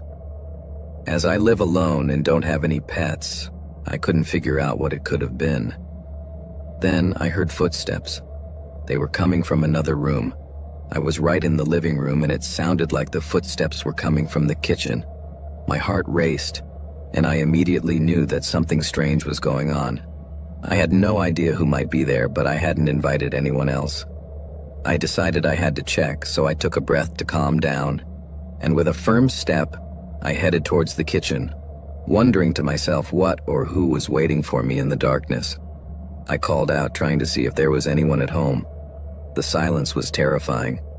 Then I shouted at the top of my voice, telling anyone there to show themselves or I would call the police.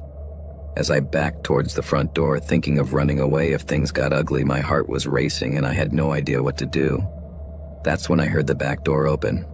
I couldn't see him, so I was in panic mode. The door slammed shut, and I stood there unsure if the person had left or stayed inside. After 10 seconds of silence, blinking and waiting, I heard a noise outside. I turned around and saw a man running full speed down my driveway. It was night, and although the light was already gone, I noticed that he was wearing dark clothes. I couldn't see much else because of the lack of light, but instantly I felt my blood run cold. That feeling intensified when I saw the guy jump into the back seat of a van that had stopped abruptly in front of my house. My heart sank. It was the same vehicle that Carla had been driving. When the guy got in, the vehicle started up and drove away at full speed. I ran back to the house, my mind racing. I made sure no one was left, but it was too late. I checked my things and realized that several items were missing. Some cash from my room, an old watch I'd stored away, my old iPhone that I no longer used, and other little things I used to have lying around. Without thinking, I called the police and they arrived quickly. I told them everything that had happened, but I hadn't been able to get the license plate number of the van. Carla, if that really was her name, had blocked me from Facebook after what had happened. I felt like all I had done was invite misfortune into my own home. As I was talking to the officers, I realized that everything that had happened was my fault. I had left the garage door open. I didn't think that could make me vulnerable. In my neighborhood, it had always been quiet, and my garage is a bit out of the way, so I never thought anyone would break in. I guess that guy had been in Carla's car, and when we went out for the test drive, he took advantage of the moment to sneak in. From that day on, I learned that I couldn't trust anyone. From that moment on, every time I tried to sell something, I made sure the meeting was in a public place, preferably at a local business or something like that. If you ever use sites like Facebook Marketplace or Craigslist, take my advice. Meet in a place where there are people. It's not worth the risk. That experience taught me a hard lesson, and there are things I will never forget.